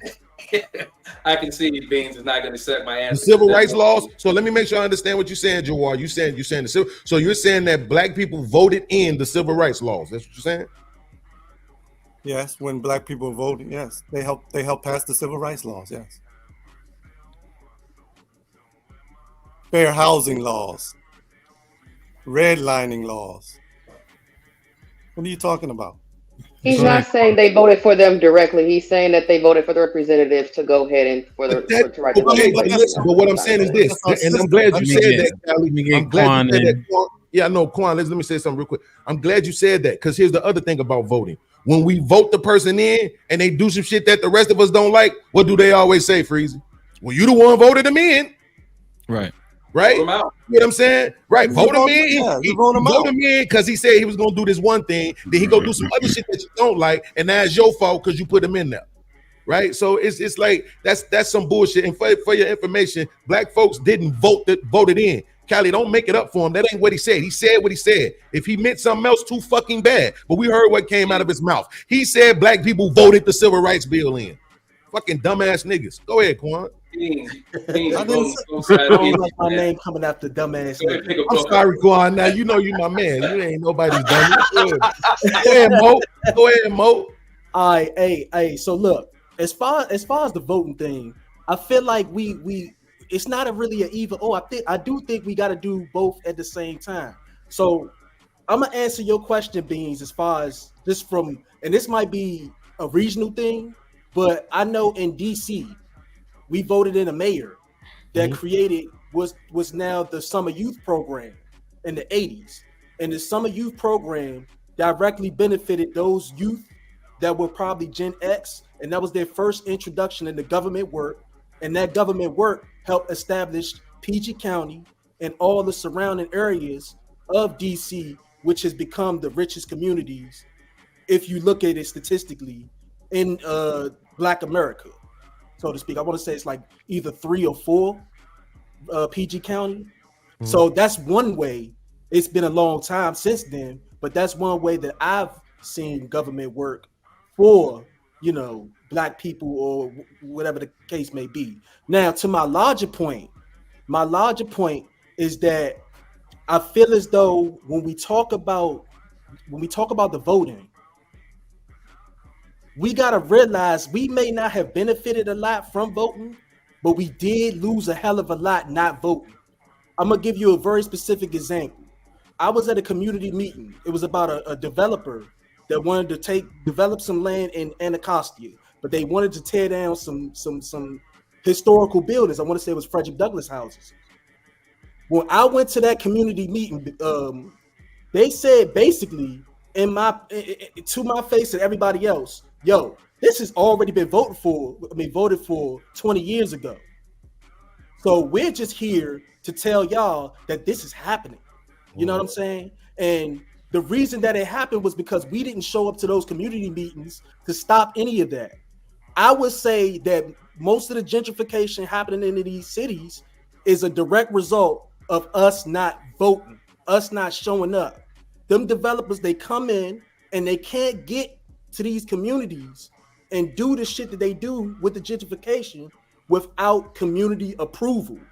Us as a community don't show up, and us not showing up is the same as voting for them tearing these communities down. Well, respect we say, it don't matter if we don't vote or not. When your community turns into dog parks and your hospitals go away and these schools end up being condos because don't nobody want to get up and go to these community meetings, it's because voting don't matter. But Quan, respectfully, that's not true, right? And I don't appreciate you misleading the people that way. There are boards put in place that actually make the votes, right? Now I don't know if they do that like maybe they do it something different out there, but like in Chicago, it's a board that's in place that makes the decisions. You see, have you not seen all these people talking about what's going on in Dalton, Illinois? Whatever it is with that black lady out there. Do you not hear them saying, look, we voted for y'all. We out here. We at the meetings. We telling y'all this. We telling y'all that. And you still doing whatever you want to do. That's the point. Once you appoint those people to those positions, now they get to make the decisions as if they're speaking for you. Indeed. That's what happens. So you showing up and complaining about it don't change a damn thing. But Beans, by proxy, hold on. But Beans, by proxy of you putting them in place to protect you and your assets, doesn't that show the benefits of voting? You have to vote the right people in. No, right? Because the argument is this is the example I always use, Hamp. It's like if you play for you, I'll use Madden, right? You in Madden, you can create a player, right? You can make them as strong, as big, as tall, as fast, as smart. You can make them everything you want them to be. But inside that game, guess what he got to do? Run, jump, catch, throw. You can't make them do nothing else besides run, jump, catch, throw. That's it. I don't care how dope you make them. That's how politics work. I don't care who you put in there. Once they get in there, they have to play the game the way the game is played, or they gonna get up out of there. But every time you've seen a politician try to step outside of what is the norm, they end up in prison, they end up blackballed, they end up martyred. Something happens, they get them up out of there. They have to play the game the way it's played. Last year, my auntie, I was talking to my auntie, they was all finna go vote for this black dude. I said, in a year, you're gonna be crying. Now we need to get some new blood in there. He black, he young, he this, he that. He in there now, and guess what they doing? They all crying. You giving all the money to the immigrants. Well, y'all the one voted them in. So let Quan respond. Beans, to give you one thing, and it could be different. However, Quan, do you remember in DC when we had what was it called? Title 19, I think it was, something like that, where the waiters, the servers, and the bartenders were trying to get paid like a living wage, like $15 an hour, based as opposed to tips and things of that nature. So Beans, it was just something like they were trying to get paid, but that was on the voting. What is it called?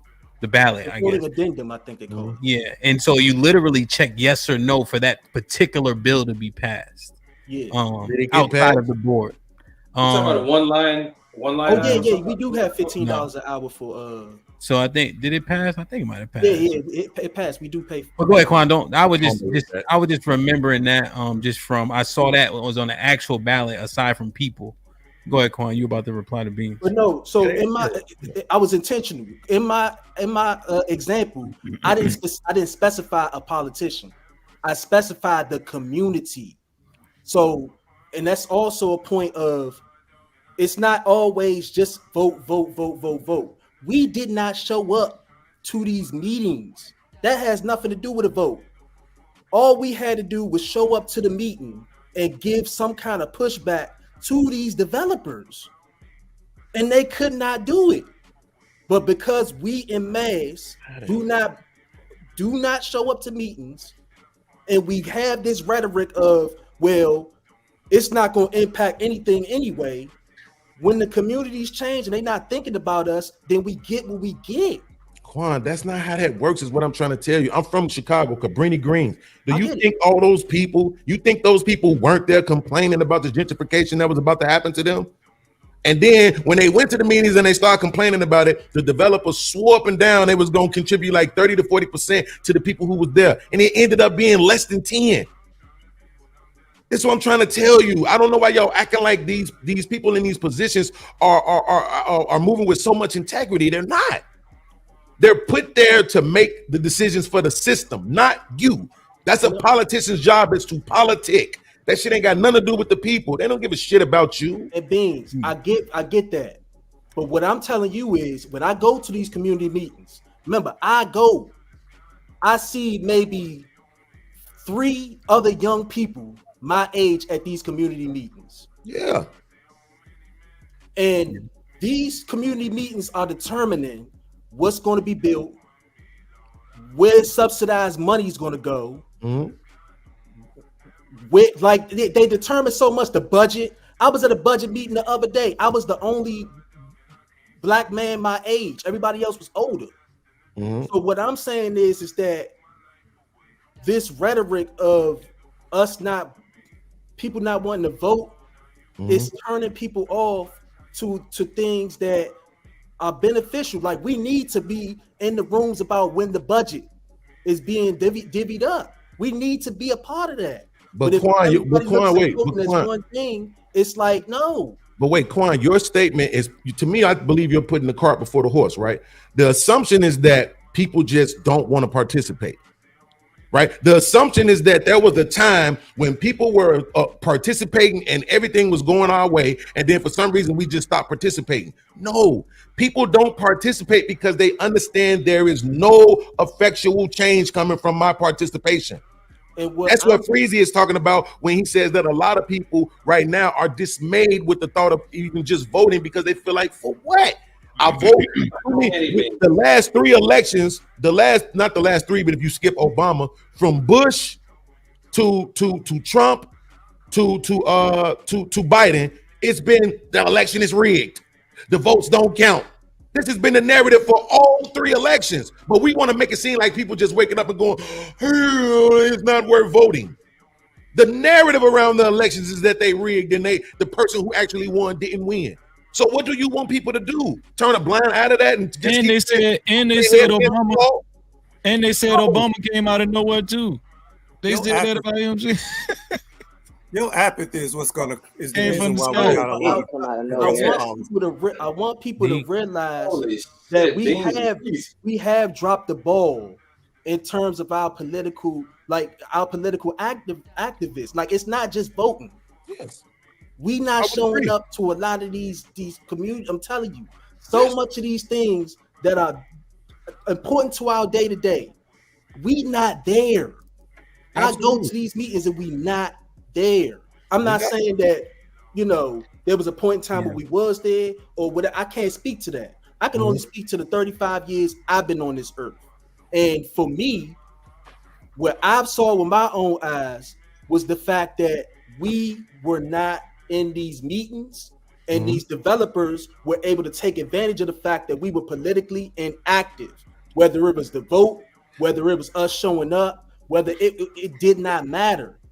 And a lot of the ball got dropped in our communities was because of the fact that the young people like us took after the older people, and they collectively have not been politically active. And it's not just one last question to you, Quan. Are you saying it is your? Let me not say are you saying, because you haven't said this. Would you say that in your belief, votes move the needle more than money does? Votes move the needle more than money does? Yes. Beans, what's with the conflation shit? This ain't a conflation, it's a question, dog. If you can't answer it, just say that. Like this, okay. I say it's a conflated question. That's what it is, Beans. It's not. It's just his opinion on whether or not he believes votes move the needle more than money does. All right, Beans. It's like saying, do you fight fire with fire or fire with water? I'm sorry. It's like saying that. It's like saying, do you believe that votes move the needle more than money does? Because he's essentially stating that right now. To answer your question, I would say yes, the money moves the policy, but the voting protects what you have. And what I'm saying to you is that that's a good argument. We did not protect what we had in our communities because we were not politically active. So yes, we couldn't move forward because we don't have the money, but we didn't become politically active enough to protect the little bit that we had in these communities. Now we have dog parks instead of fucking schools and homes. Well, not even so. Being one example, when I'm looking at what he said, so the jail in DC, right? It was in Ward 6, right? There was a fight to put it in Ward 7. Ward 7 is, what would you say, Quan? 98% Ward black. 7 is southeast.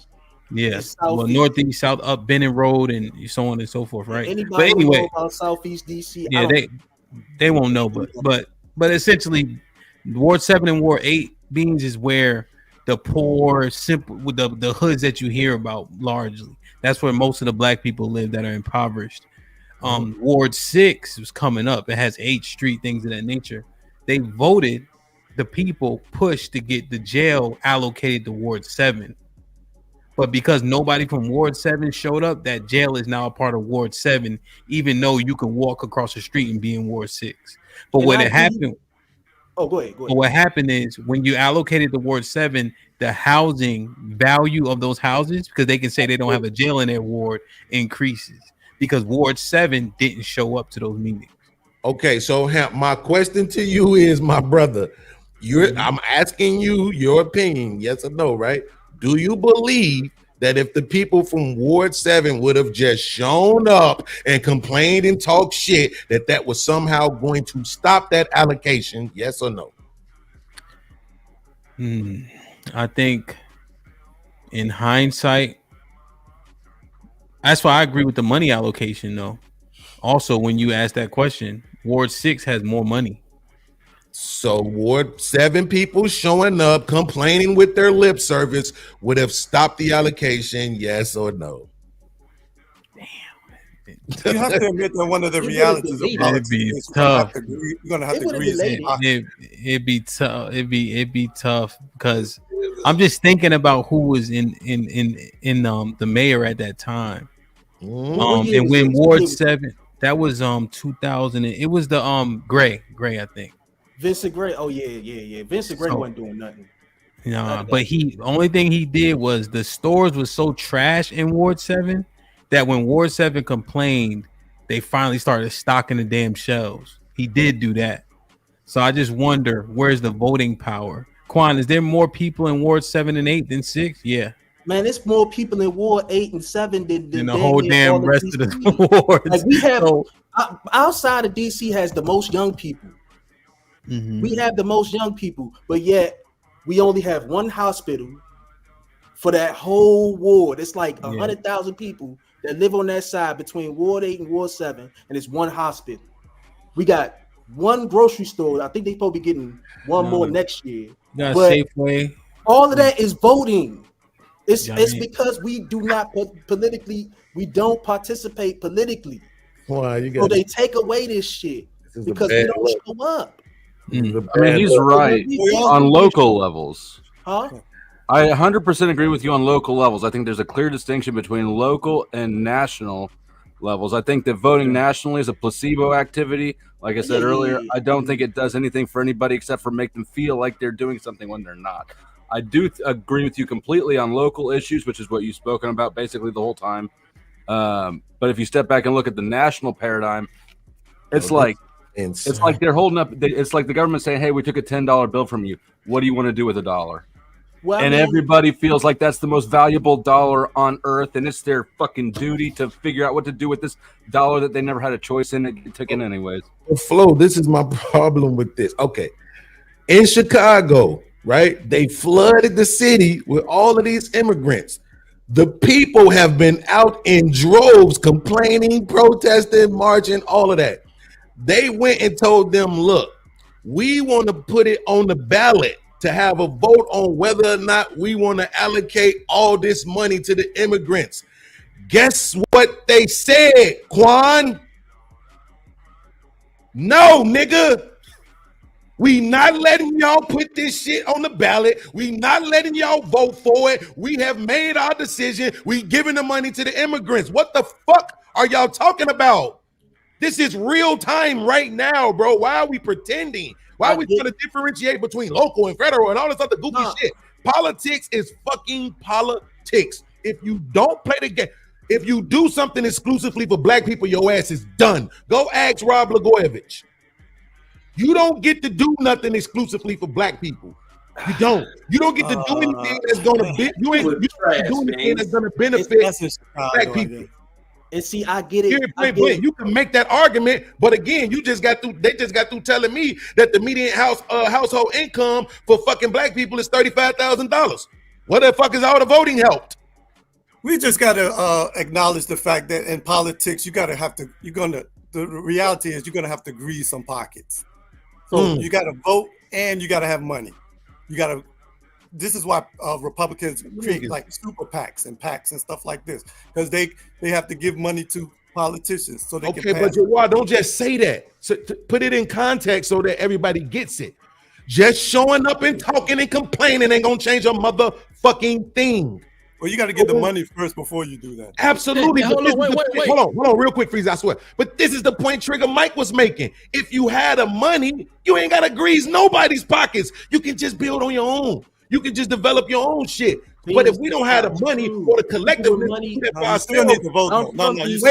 let me finish, bro. Money grease pockets regardless. No, I'm not saying you won't. I'm saying if look at the people that he was talking about, the Indians and all these other motherfuckers, he was saying they don't really go out and vote.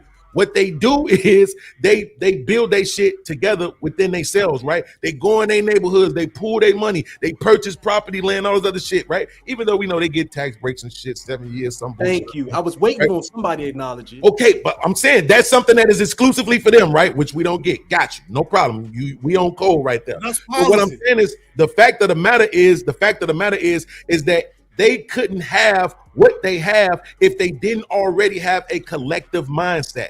And if they didn't already pull their money together. So how the fuck are you going to do that politically? You ain't doing it culturally. You absolutely ain't going to do it politically. That's my point. So just by saying they're showing up and complaining and no, we don't want you to build this right here, that shit ain't stopping nothing. Go anywhere. Go in Brooklyn and ask them motherfuckers how they felt about that shit. Well, then that would kind of go back to John's point then. If it's about community and where you live at and they pull their resources together, then that would go back to what John was saying about it's about the community, not necessarily whether or not they black. Like we do stuff around here or whatever that's not necessarily for the black community, but I just happen to live in a black community. Mm-hmm. Yeah, but that eliminates the voting argument. That's the point. If they're doing that, they don't need to vote. They can just grease pockets. Right, and also, well, no, you need to vote because they have to for the zoning stuff and all that kind of shit. Yeah, it's more than just what it boils down to is interest groups, right? Whether you want to classify it as race or whatever, it's still interest groups, right? Yeah. And so, and I want to revisit what John was saying. John, I got a couple of stats for you as far as reading. Well, it say this is from NPR.gov. It say the average scores from tests given last fall declined 4 points in reading and 9 points in math, right? Compared with tests given in the 2019-2020 school year, and are the lowest in decades. That's what NPR said, right? But here's the thing, though. I didn't even read that just so you can get the information. The reason why I read that, John, is because I shouldn't even had to read that. These political, this is what I'm saying. These political discussions kind of get, and I know people hate when we use this rule, it get kind of goofy, right? Because it turns into blood versus Crip, right? The reason why it turns into a debate, and it should, like, we should be more genuine in these conversations. If you've been living on a route, you can see the shape of the public school system. Like, I shouldn't even have to read no statistics, but it turns into a debate for no reason because you just want to prove your point, right? But that wasn't even like caught to me. That wasn't even necessary because the public school system is the shape of the public school system is what's more important than you proving yourself right. But it's not just about you, John. A lot of these discussions end up like that. Niggas want to be right, but we got kids that dropping out of school, they can't read, they're having a hard time, they're not passing tests. It's terrible. We got principals going viral on TikTok. Listen, we got principals going viral on TikTok. I got this. That's got principals going viral on TikTok saying the illiteracy level in the school system is at an all-time low. These kids can't even read on a 7th, 8th grade level. That's not the school in high school. That's not the school's fault. Hold up, Gerard. Did he ever say that? All right, so freeze. Yeah, I said it because I'm a teacher 25 years and it's not the school's fault. I'm saying, did he ever say that? I'm telling you. I never said. The decline in reading and the decline in math has nothing to do. He didn't ever say that. Why do y'all make it relevant as when he never blamed the school? He implied it. He said. No, he didn't imply shit. He was just reading the stats. He said the public school system. The reason why this is because of public school system. Bro, Gerard, listen, Gerard. John asked me to give some. No. Okay, now we just is turning a little bit of an argument unnecessarily. He didn't say who was to blame. He gave the stats. I think that's what John asked for. Yeah, no, and I think I didn't say. Okay, you didn't. All right, you didn't ask for no stats. Fine, right? He gave you the stats. No, he did not give me what I asked for, Hamp. If I can reply once you finish. Yeah, you can certainly reply. Freezy, on that number, what I read from that is simply COVID, in my estimation. Right? I think the fact that the kids were out and at home with the parents shows the lack of parenting. To be 100% honest, what you think about that? Because they drop after the COVID stint. You see what I'm saying? And one thing, the most educated states, just based on the graphs, are largely up north. I think I'm from Connecticut, so I think Connecticut's like number 3. I think New York's like number 5. So those states, we were inside. Those states were shut down. I mean, Quano, DC was shut down for fucking ever. And then you see the stats drop. What did you think about that correlation? Well, the article said the reading levels are the lowest it's been in decades. Right? It's no 100%. I'm just saying right after COVID, that I don't think it's coincidental. Is all I'm saying. Yeah. I understand what you're saying. No, I understand what you're saying, and I do attest that COVID probably had a big part to play in that. All I'm saying is not even just the reading level, right? When we talk about testing, No Child Left Behind, I forgot exactly what they changed the name of the test to. I don't think it's No Child Left Behind no more. It's something else, but it's the same concept, same program. Testing, yeah. That's what I said. That's what I was saying earlier in the conversation. When Obama signed on to that, they sold the kids out for testing instead of like actually keeping the control with the teachers directly, right? These kids are measured upon how well they test from these put together tests from these big conglomerates. That's a fact. It's a money game. It's a money game. This all trickles down from federal authority. Yeah, in order for you to get funded, your kids have to test at a certain level. That's a fact. DC. But you know what, Hamp? Hey, but you know what? Real quick, Mr. Williams, I just want to, because John was trying to respond. I just want to make sure what I want to do real quick is simply just acknowledge what Freezy's saying. I've seen it in DC specifically with the amount of charter schools, the charter schools, right, Quan? And you don't even have to have a teacher certificate to be a teacher, and they get funded primarily on the test scores, you know. So I just want to make sure I acknowledge that point because I've seen it happen in DC specifically. Go ahead, John, and then Mr. Williams, you can give your 2 cents. All right. So going back to what Freezy was saying, Hamp, you just acknowledged something that was not even relevant in the conversation because Freezy conflated and lost his whole point we started out with. If you recall, Freezy stated that the middle class has a learning issue. He said that the kids from the middle class, or basically not the kids from the middle class, can't hear him. that the middle class. I can hear him. Yeah. So Freezy said that the middle class had lost their way. They said that they were not. They lost faith in the voting system. There you go. So, and I asked him to show me stats on that. I never asked him to show me stats on kids. I don't know where this came from, Freezy. I asked you to give me something that shows stats where the voting system for the middle class had been lost, or where the middle class had lost faith in the voting system. That's what I asked you to provide me. I didn't ask you to provide me stats about kids and their reading and writing level because that's a known fact that children across the board have been losing out as far as knowledge and education and reading and writing. That was never contention. I never brought that point up. You can go back and look at this. My question to you, Freezy, was show me statistics based on your statement or your perspective that the middle class had given up. Okay, I will concede to that. I will concede to that. I thought you were asking that. I thought you were asking for a specific area in which what would have caused the middle class to, like something specific that would have caused the middle class to lose faith in the voting system, right? But you're saying give a stat on on how much less the middle class votes. That's what you're trying to say. That's what you brought. That's what you spoke to. You said the middle class. Bro, I can see you, bro. Because this what I'm saying. These conversations be so goofy, bro. That's what I'm talking about. It's a fact. For this game, goofy. No, what's goofy is you coming up here with the dialogue. No, your question just then was it was the same thing we started out with. How did it get goofy when you went out and looked for something? What is it about the middle class? Bro, you're contesting something. You're just contesting something just for what? Yeah.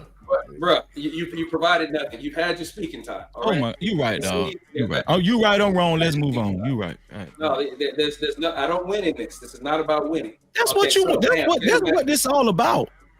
It is for me. You was about winning. I'm just having a conversation. I just asked you to give me something to say. I'm trying to stomp these niggas out, Cali. Fuck that shit. Okay. Listen. So do you have you telling me to give you statistics, right? You already conceded. Don't go back. No. I'm not going to go forward with it. I'm just saying he's asking me to give him statistics. Don't do it. But instead, I gave you reasoning. I gave you reasoning in the beginning. Hold on, listen, John. In the beginning, if you remember what I said, in the beginning, my reasoning was, it's just not my reasoning. This is national news. It's more in the interest of the rich to vote because it benefits them. It's more in the interest of bottom class, lower class, the economic level to vote because they're very desperate. They need change. You understand what I'm saying? In the middle class, they're just wavering in the middle. They're just looking for some incentives that's going to make their lives a little better, but they don't see it. Right. That's a good point. That's what I was trying to tell you. You made this into a statistic thing just to be right about something, bro. Instead of saying, Freezy, I see what you're saying. I don't, Breezy, because I see you. I know making you a preemptive don't. You don't argument. want to. Again, you're creating a preemptive argument to dispute anything that I've asked. So fantastic hit what I was talking about, voting decline. I asked, hey, show something where deals with voting decline. You have to provide data showing voting decline. I didn't ask you about children, but I see what you think it is. You want to say, well, let me highlight how it is for children with their reading and writing. That's not middle class. That's bro. I just conceded it. I done already conceded it. I said, okay, you didn't ask me about that. We don't have to deal on that. That's why I know you want to be right, because you still on the reading shit. God. You still on school. Let's go, Breezy. I'm done, man. Let it go. Well, Let it go. That's what I've been obviously, said. I've been said that. That's what I'm saying. to your point, John, that people vote less the poorer they are. Right. To your earlier point, John. Right. People with money are more likely to vote. From what I'm looking at in the numbers, I don't see a decline per se, but I'm thinking that what he's saying is people at lower level incomes, they don't see the value.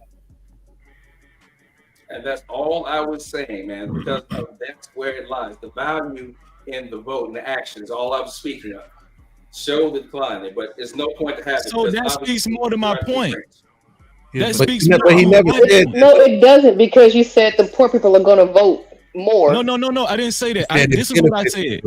This is what I said. First of all, I said the bottom class, not poor. I said the bottom class and the top, like let's say 1% to 5%, they have more of an incentive to vote, and I specified why. I specified So why. the poor and the rich. Wait. Now But the we poor know don't vote, we know that the middle class, they're about to do away with that anyway. So for you to say the lower class votes less, you can listen what I'm saying. Listen what I'm saying. For you to say the lower class votes less, right? You can include a lot of stats, include the middle class in the lower class, because there are upper and lowers. Hold on, listen, bro. Listen what I'm saying.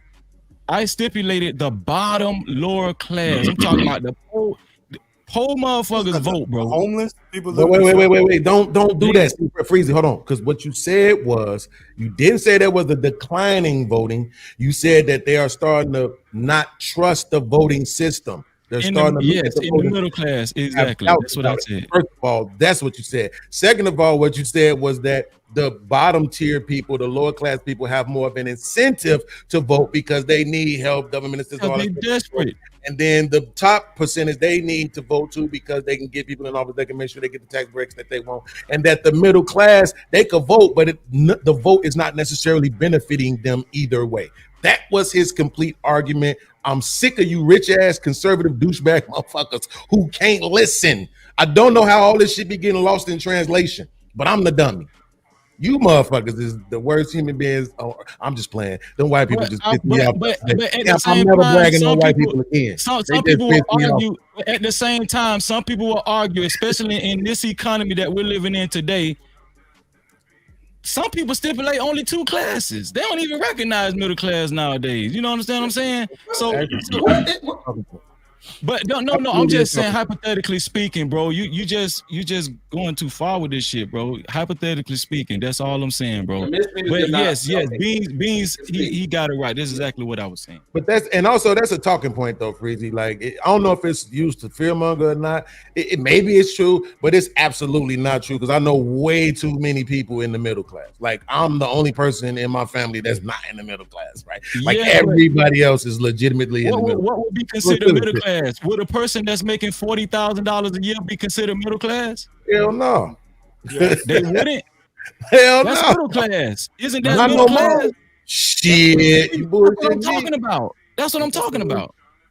The median income right now. Ooh, my 43-year-old eyeballs. Hamp, you're going to have to read that to me, huh? That shit. Yeah, tell him again, Callie. This shit right here, big. But see, that's what I'm saying. When Beans just said no, hell no, yes, 43 around $40,000 would be considered middle class. But okay, a lot but of more people than half of black people don't make that though, Freezy. But no, listen what I'm saying. Especially in these spaces, people will say that's poor, right? Because it is. Okay, I'm not arguing that. But I know. now we're I'm arguing classes. That's what I'm saying. That's why I said a lot of people would say it's only 2 classes. Yeah, no, absolutely. Yeah. I still will. I mean, to There are me, 3 distinct classes. to me, when I look at it, it's a reason why when you look at certain like progressions of people, like for example, you look at the mafia. A lot of them people that didn't necessarily do the crimes and stuff, they got into politics. They got into politics because they understood the power that politics was going to bring that community. So why is it that everybody else can realize the power that politics could do for their communities, but for some reason it just ain't gonna magically happen for us? Quan, I need you to cut your dreads off because dreads are supposed to be for conscious woke brothers. All you cats that's out here just growing hair because you think it's cute, stop it. I'm just saying, like, we're not them, Quan. We're not them. All of you need this. I can't wait for Friday. All of you conservative douchebags who want to come up here on the panel and pretend like black people are the same or have historically been treated the same or even now are treated the same as every other demographic, just fucking stop it. You look dumb. It's not true. Period. Point blank, man. We don't treat it the same. Well, real quick. So look at this. This is 2018, 2022. The people that are making the less than 50, the largest non-voting blocks. Exactly. Now Exactly. also this turnout in U.S. has soared in recent elections, but by some measure still trails that of many other countries. But the amount of people that voted in these last 2 is at an all-time high. Wait, can you go back to the other graph real quick? Yeah. I'm just just trying to look at both of their points. John's point, because there hasn't been a drop. People definitely been voting, but the who is what matters, and it looks like people making less money are voting, significantly less. And guess what? You have to pay attention to this. That's family income. Yeah, that's family income. That's not on the individual basis, right? That's based on the household. Mm-hmm. But it can be. Yeah, but it'll be.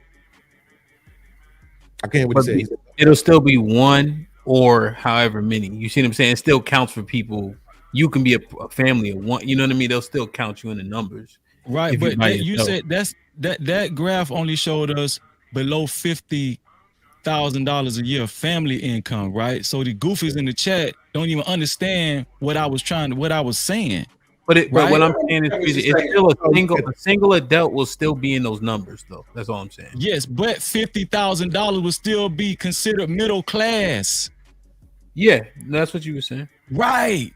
So it just 50 is absolutely middle class. Yes. Come on, bro. Freezy lied then. Can you look up what's the income for middle class, lower class, and the upper class? Yeah, we can just settle that. Those are I think that shit. This is what I want to do. This is what I want to make sure that we understand, that we're on the same page. Voter turnout was at an all-time high in the last 2 elections, but also the people that make the least amount of money vote less significantly. Absolutely. Let me see. Was that ever refuted? No. Those two things were slightly in contention. That's all. Because remember, John was asking Freezy about show me the numbers, etc. So I just wanted to acknowledge both points. But we can agree that the middle class pretty much decides elections. Huh?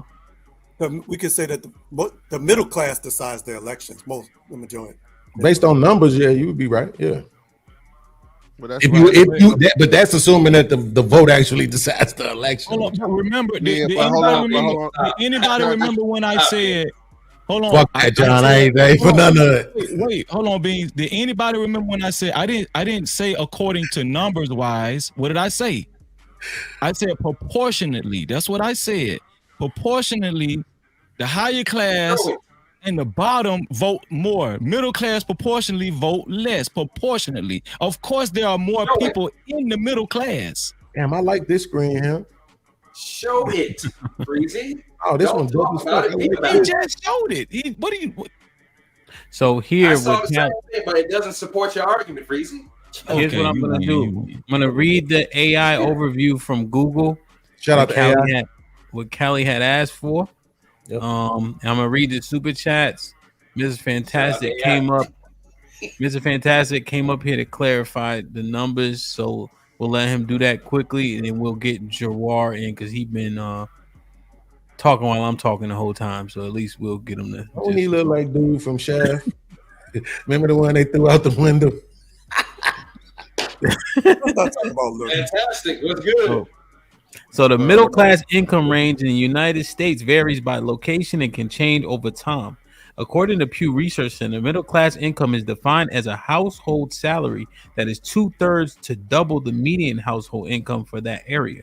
For example, in 2022, the national median household income was $73,914, which would put the middle class income range at $271 to $147,828.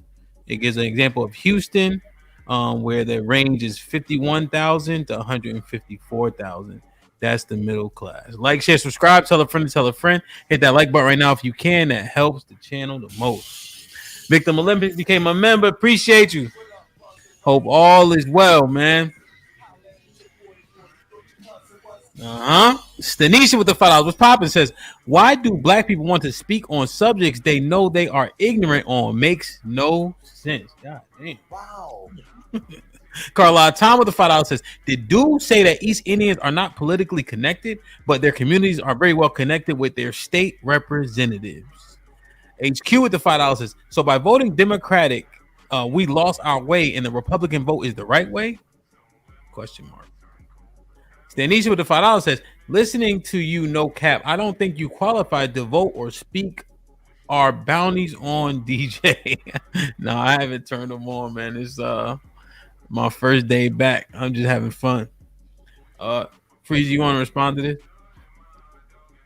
She ain't my type. HQ with the $5 says, we got two choices, ellipsis.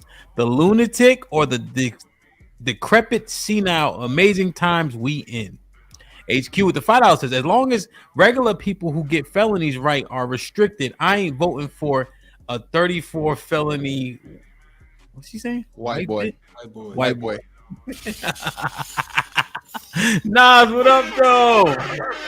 He said, but the 20 ball says, you need to buy / groom politicians. The Chinese shown this with the rule of the anti-Asian hate and affirmative action bills. Latinos have their drug money / black market. Arabs have oil.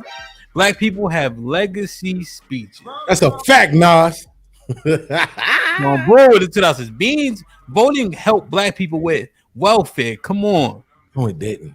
HQ with the 10 ounces. Beans. Everything doesn't need to be an argument for argument's sake. You are in effect suppressing the vote, which is why your narrative is not helpful to create.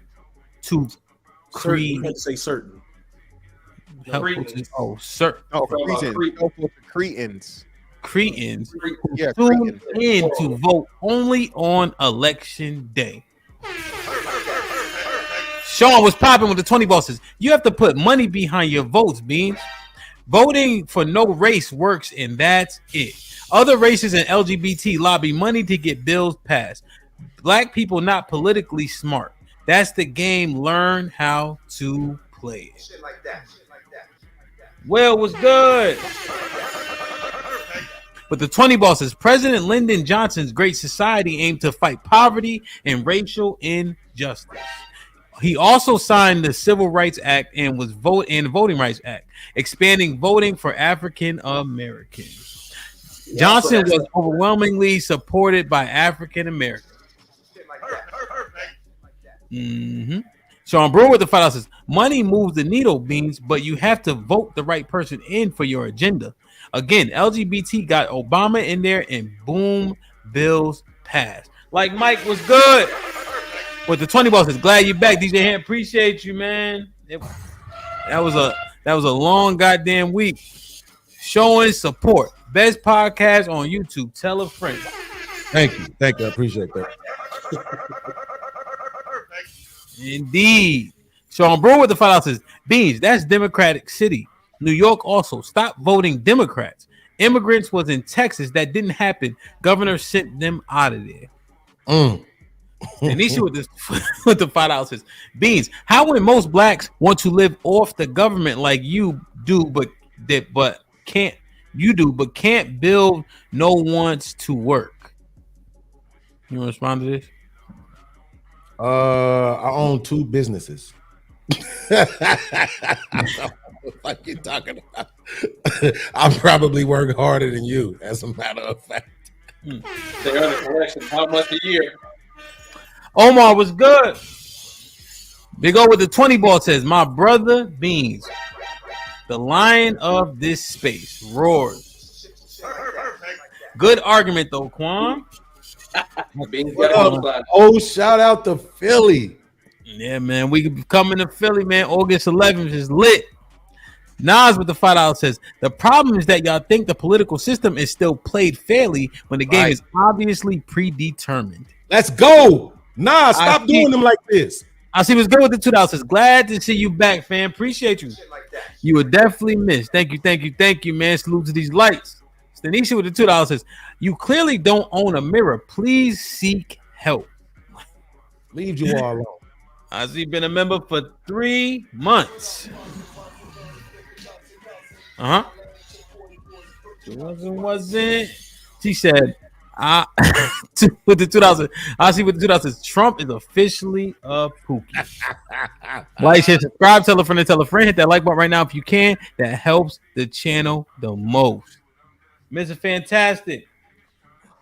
What number did you want to clarify? No.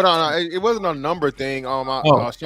Sean took care of a lot of this stuff though. Just some of the stuff to refute what Beans was saying about, like, I guess not voting not helping or something like that or whatever. Yeah, man. No, bro.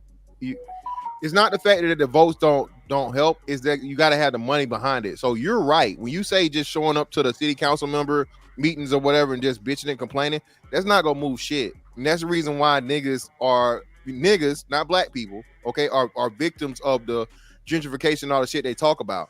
They don't put the money behind the candidates. They don't raise. Listen, like you said, I think who just said it? Quan. I think Quan used it, right? No, that was a super chat. That was a super chat. No, you literally just said it about the mob and all this stuff. You yeah. So the Kennedy family, the Bush family, like these were crime families. They but what do? They raised sons and raised a generation to specifically be politicians. Kept them clean. They was never in no type of criminality, but they had legal money behind them. Yeah, this is a well-known fact, but that's what I'm saying. We don't groom politicians. And even when you do become a politician, especially if you're a Republican, now you know what I'm saying, you are Uncle Tom, you sell out, you all these different things. So it's a big issue and problem with a lack of understanding of the basic fundamentals of politics when it comes to niggas. More so than voting not work, because voting, you can't say voting doesn't work when it literally is a stat saying that if the Democratic Party does not obtain, I think it's 80% of the vote, if it ever drops below the 80% of the vote, they pretty much cannot win like a presidential election. Can't do it. Yeah. So that's so when you make that argument, you know what I'm saying, it's numbers behind it to support it. So you can't say, and then like Hamp said, the last election was the biggest election ever. You know, questionable. But fantastic. Like, I don't know if everybody else just don't be listening, but by your own take, you just named 2 or 3 or 4 different things that's more important than the vote. 2 or 3 different things that could move the needle even if you didn't vote. No, it's part and parcel. Beans is not one or the other. It's all parts of the same. Don't argue with me for a second. Just because I don't like it when y'all try to make it seem like I'm wrong and then tell me I'm right at the same time. Yes or no? If you do all of those things that you did, because he came up and he said he wanted the questions for stuff I said, but then he was like, no, but you're right. You're stupid, man. Right? That was my whole dumb guy I know. That's why I asked. Hold on, Fantastic, because John was cutting me off. That's why I asked the question: which one moves the needle, the money or the voting? So if I can get it done with the money, yes or no, wouldn't that make voting obsolete? No. You're not listening to the question, Fantastic. If I can get it done, If I can get it done with the money, wouldn't that make voting obsolete? But you can't. Okay, just before you try to refute it, just answer the question. Yes or no? No. I hate when you do this. That's not a yes or no question. We can go down we can walk the walk. I'm just saying, just for the sake of the conversation, just answer it, please. If I can get it done with the money, wouldn't that make voting obsolete? No, because you can't do it. So no. Hamp, can you please get your boy to answer the question? I did answer. He said no. He's not saying no. He's saying you can't do it that way, and that's not what I'm asking him. I'm not asking him to get it done. Is he real quick? Beans, is he saying that your question is broken? No, he's saying that it can't be done that way, so he won't answer the question, right? Then when I go get a situation where it's done that way, guess what he's gonna say? Well, that's just that one situation. That's anecdotal. Right now he's saying it can't happen. So I'm asking you again before I go dig and get the scenario that it actually happens in. Fantastic. For the sake of the conversation, the intellects in the space, if I can get it done with just the money, wouldn't that eliminate the voting? No. Okay. Can I give an example? Just make sure everybody understand what just happened. This is how difficult it is for these niggas to lose. Okay. So all right. So now let me explain to you why no can't happen. Because if you put the money behind the candidate, hold on. What in order for a candidate to win, what must happen, Beans? You're talking about a candidate. I didn't ask you about a candidate. We're talking about voting, so you have to be talking about. It's not the point. I didn't ask you if a candidate could get it done. You see what I'm saying, Hamp? I didn't ask you if a candidate. I said if you can get it done, that means the people. If anybody can get something done with the money, wouldn't that make voting obsolete? Hold on, Hamp. Don't help him. Now, Beans. Now show me you really gonna have to, because now you just fucked yourself. Let me explain it to you. So Beans. Show me the community. You won't answer my question, but I fucked yourself. I did. I told you no. You just don't like the answer. I'll say no, and again. So I'm going to explain to you why you were wrong. Okay? I don't give a fuck how much fucking money you have. You can't just throw money to the state and say, hey, do this. No, it has to be decided by fucking some type of a politician, be it a senator, a mayor, a fucking city council, or something. How do those people get there, Beans? Checkmate. How did they get there? Checkmate for me. Yeah, answer the question. Checkmate for me. Now you answer the question. Want me to answer a question when you won't answer mine? I did. I told you no. You just don't like the answer. You didn't. You said no because it won't happen that way. Right? So let me get. I said no, period, because it's impossible. Now, no. So I'm right. Now you answer my question. Now you answer my question, though. So all political positions are voted on. None of them are appointed. Which ones? Bing, boom, boom, boom, bing, boom, boom. What are you saying?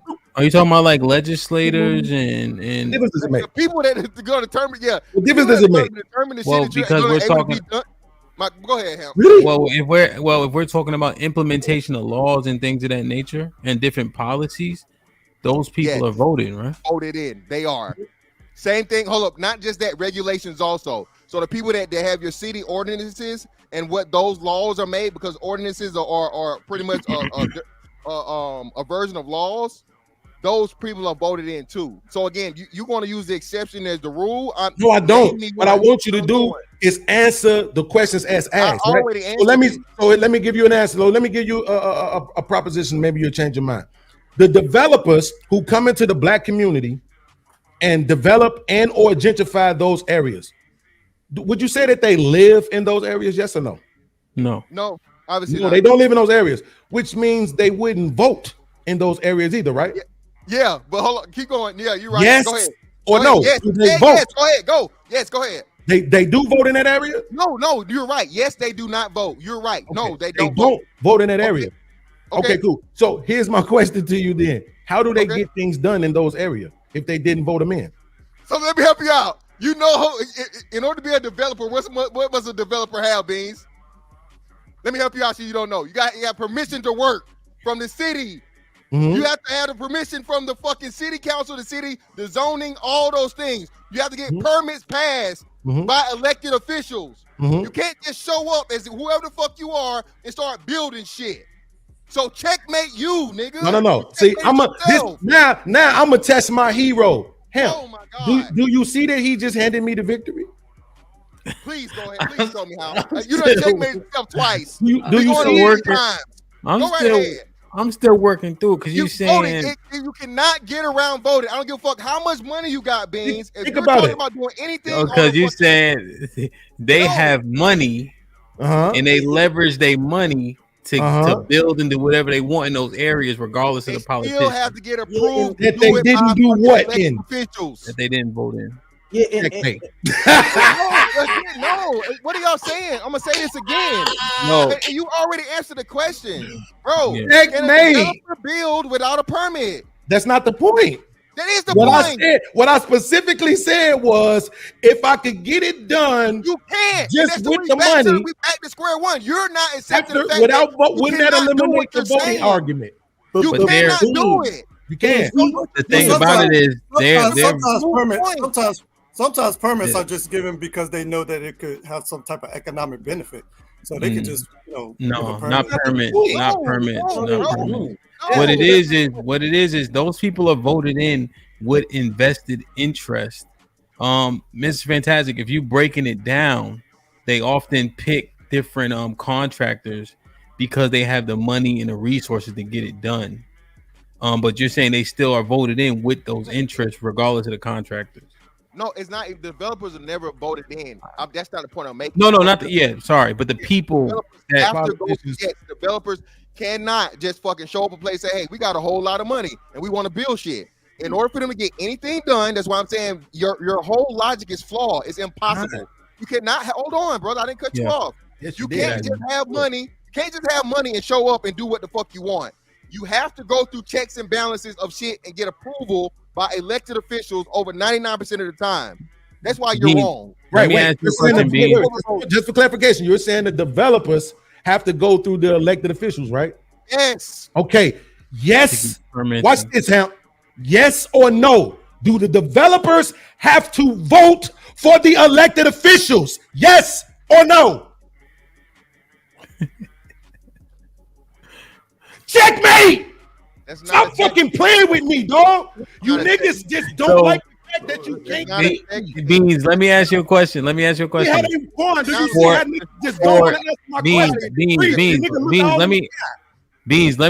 question. Instead of just saying the answer that he knows hold on. Does the official who's in office in your hypothetical regarding the developer matter? Absolutely fucking not. So are we trying to wait? Are we making the argument that development and gentrification won't happen based on who's in office? Yes, we are. No. I'm here's what I'm trying to. I want to clearly define the premise. So, Mr. Fantastic, he's saying because they have money and resources, it don't matter who the fuck in there. They still gonna gentrify that bitch. True. And again, that's not true, Ham. And so that's Mr. Fantastic's argument. You have to have the right people in place to get it done for a specific development. Okay, so wait. Hold on real quick, Fantastic. Wait, respectfully. So Hamp, because I know you're gonna be honest. What was my original premise that was disagreed with? The original question that I asked Fantastic that was disagreed with. If I can get it done without the money, wouldn't that eliminate voting? No, right? Because he's saying because Mr. Fantastic's premise is that you need to vote the right people in for that developer to get it done in the first place. The developer need to vote the right people in. Yes, no. Hold on. Fantastic. 1 second. I'm talking to him. 1 second, bro. You can respond. Let's just mine it out, right? That's you right. These developers and things of that nature beings also have lobbyists. And so lobbyists often lobby for their interest, which means they may not be clicking the button per se, but they have people in to influence the politicians to get them to do what they want because they do have the money, but they have to get the right people in. What you think about that? And Hamp, I have a perfect example. Hamp. You remember back in it was like 2019 or whatever. What AOC fucked up the Amazon deal for New York City? Yeah, you fucked that up because she misrepresented what the fuck was going on. So that took away, like, once people find out because they listened to a dumbass fucking, representative that used to be a bartender or some shit that had no political name whatsoever, and she didn't understand what a tax break was. So she took away it's like 5,000 jobs or something from the fucking city That's my point. That proves my point, Beans. Just because every elected official does not motherfucking just sign up for the money. There's no fucking developer bigger than Amazon, brother. And you had one of the richest city that could have used those jobs and used that revenue, turn it down because why? One of the whatever her district was. Simply because she had a poor understanding of fucking tax breaks. The problem is, again, you're showing my point, and this no disrespect. You have a low understanding of politics. Now, is a politician perfect? No. But if you elect the right politicians that are in it for the people and the people of the reason that they represent, they not gonna be bought.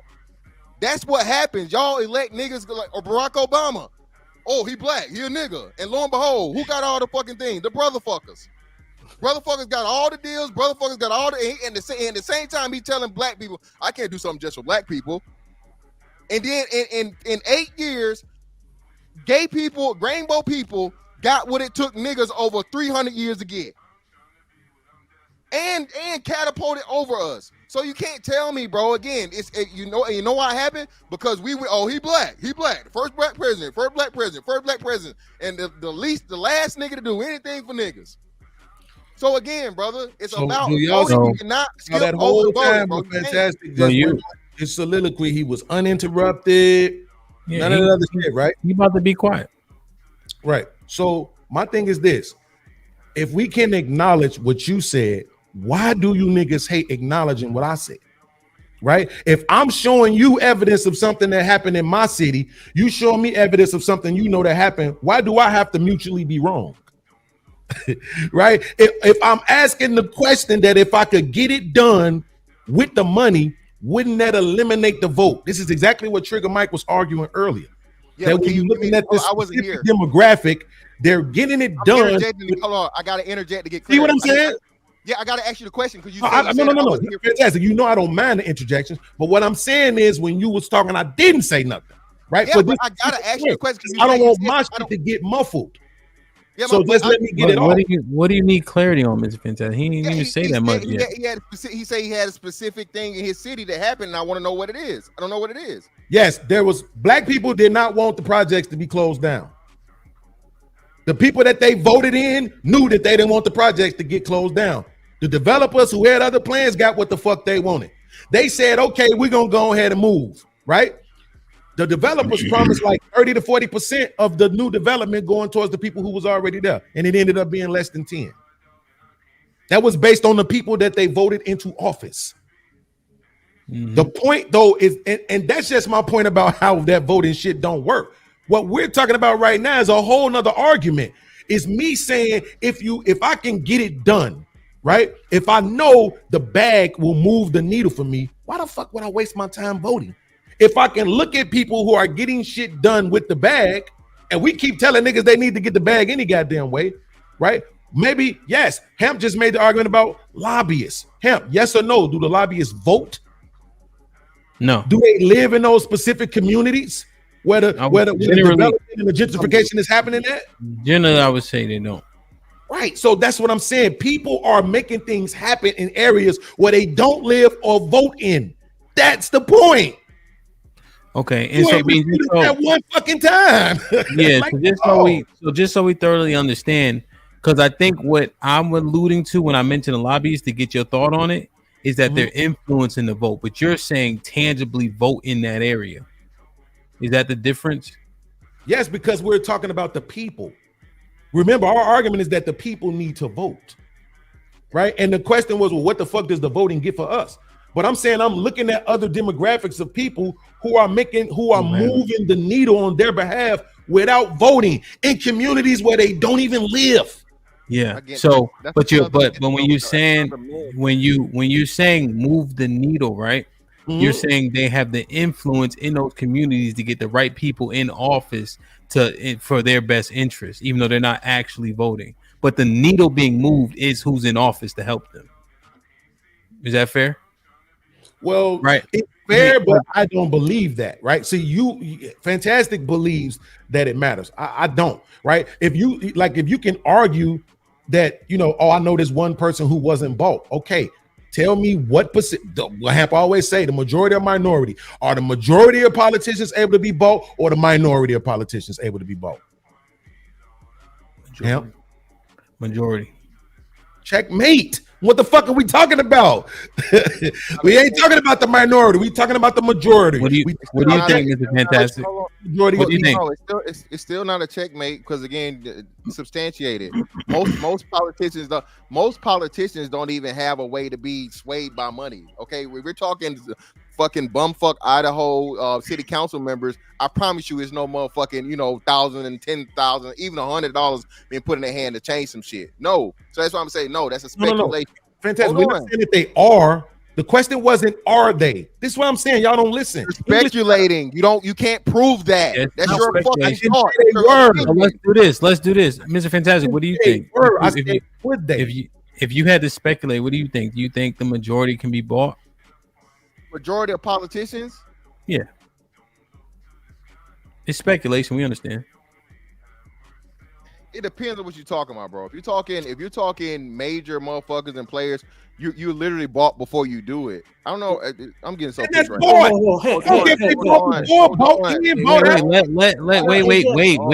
Wait, real quick. Let Mr. Fantastic finish thinking through it. It's a question. I gotta flesh this shit out because, like I said, you can't say they're not bought when again they have the bigger donors, and again their campaign funds are huge. So they're pretty much bought before it even happens. So that's why I say it's kind of like it's a catch-22 question because in order for you to even be a senator or a congressman, you have to have more than enough money to just have that. So and those are going to be given by donors and PACs and lobbyists and all those different things. Now the question is, where do they go after that? And how do they and are they controlled after that, or do they just take the money, the funds, and do what the fuck they want to do in name of their district or the people they're representative?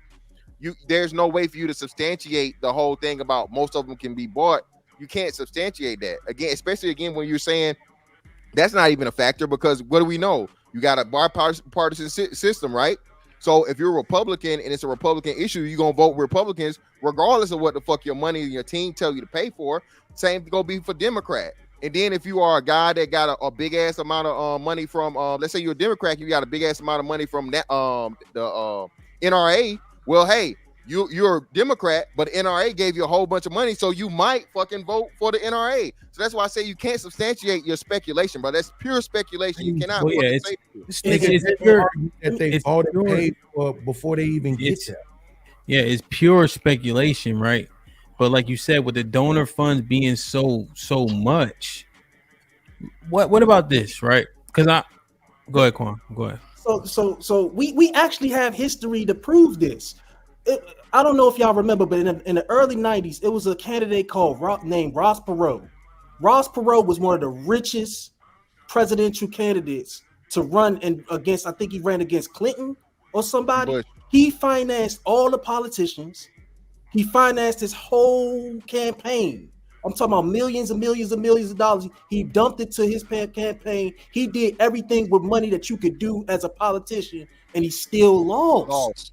He still lost. So it's if like the money, billionaire dude that ran against Trump, the dude that was the money he's a billionaire, he ran so against much Trump of the last politics, why couldn't he just pay his way, pay all the politicians, pay everybody? Like he did everything that everybody say money does politically, and he still lost because at the end of the day, it's a process. It's a voting process. What the? So you can't just be money. An election have to do with what we're talking about? Talking about voting. You saying you can get it done without voting, Beans, and what we're saying is you cannot get it done without voting. Even if you want to say, the fucking the politicians are bought and paid for, they're still politicians. They have to be fucking voted for. That's why you're wrong. Yeah, you're wrong. It pertains as an example because the vote outweighed the money in that instance. And it's always going to outweigh the money, Hamp. That's what we're trying to tell you. That's what they're saying. Hamp, would you throw money to a regular fucking bum or a non-politician? Do you see non-politicians getting donors and PACs and all this other shit? No, right? No. I want to say Rudy Giuliani did the same thing. Hold on, Quan, just real quick. And why, Hamp? Because you can't vote for the motherfucker.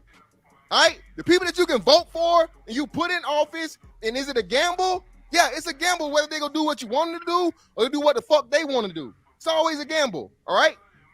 But the fact of the matter that you would say as a grown-ass man, bro, that like you just pay the money and the vote don't matter.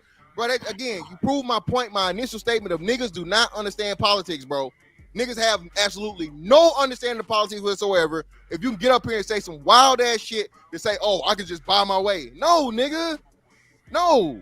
It don't work that way. This is what's so crazy, though, right? See, this is what I don't like, Hamp. When people are allowed to create narratives about what has been said, right? I've restated my position how many times now, Freezy? About 30, 34, 35 times, right? It's obvious what the fuck I'm saying when I say if you can get it done without the vote. I'm talking about a specific demographic of people, right?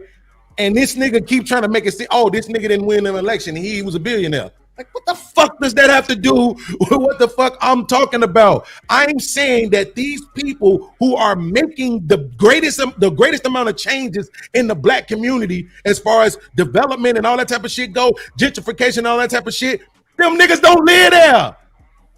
They don't live there and they don't fucking vote there. So watch one more time, they run away from this point. For some reason, they ain't got to stand on the shit I'm saying. Why is it that these people who don't live there and don't vote there at all, why are they getting things done? Why are they getting things done? Them. Don't tell me about the lobbyists. Don't tell me about the politicians. Why are they getting it done? What it is. So this is not. Well, one. Here's what it is. You're gonna get different arguments, right, based on the conversation we're having. Those things aren't rendered invalid. We have to consider those because it's influencing voting, right? So we can't render the voting point moot if they are lobbying and getting different politicians in so that they can get things done because they have the money to do so, but they need people in there to agree with them. That's why we're adding in those things so we can mine it out properly. Okay, but Hamp, what I'm saying is, Hamp, I'm asking you, as my brother, you know, I'm not trying to pour my traumas on you, but as my brother, I'm asking you to just give me the conversation you know I'm looking for. I don't want to talk about the lobbyists. I don't want to talk about the politicians. I don't want to talk about the people who live in the community or the voters. I'm asking you about the fucking people with the money who are getting it done. Can you just tell me that they're getting it done with their money, yes or no? No, they're getting it done with their expertise and whatever they are. I'm not asking. Getting it done. They're getting it. You said they're like developers. Said, you just know how to build. Hold on. Well, it's my turn. I'm asking him. It's not your turn. Cool. It is my turn. It is so my turn. This would be 2 seconds, Mr. Fantastic. They are getting it done with their money, right? And the money is proxy for voting because they have those people in place. Absolutely, but they're not voting, correct? The majority of them don't live there, and so they wouldn't be voting for those people that are there in office directly. So, Hamp, if we rewind the tape right now, can't you just admit that was all I said? I'll rewind the tape for you if you need me to. Well, was literally all I said. You said it. You said that specifically a couple times, which is why I added in the thought process about the lobbyists and things of that nature.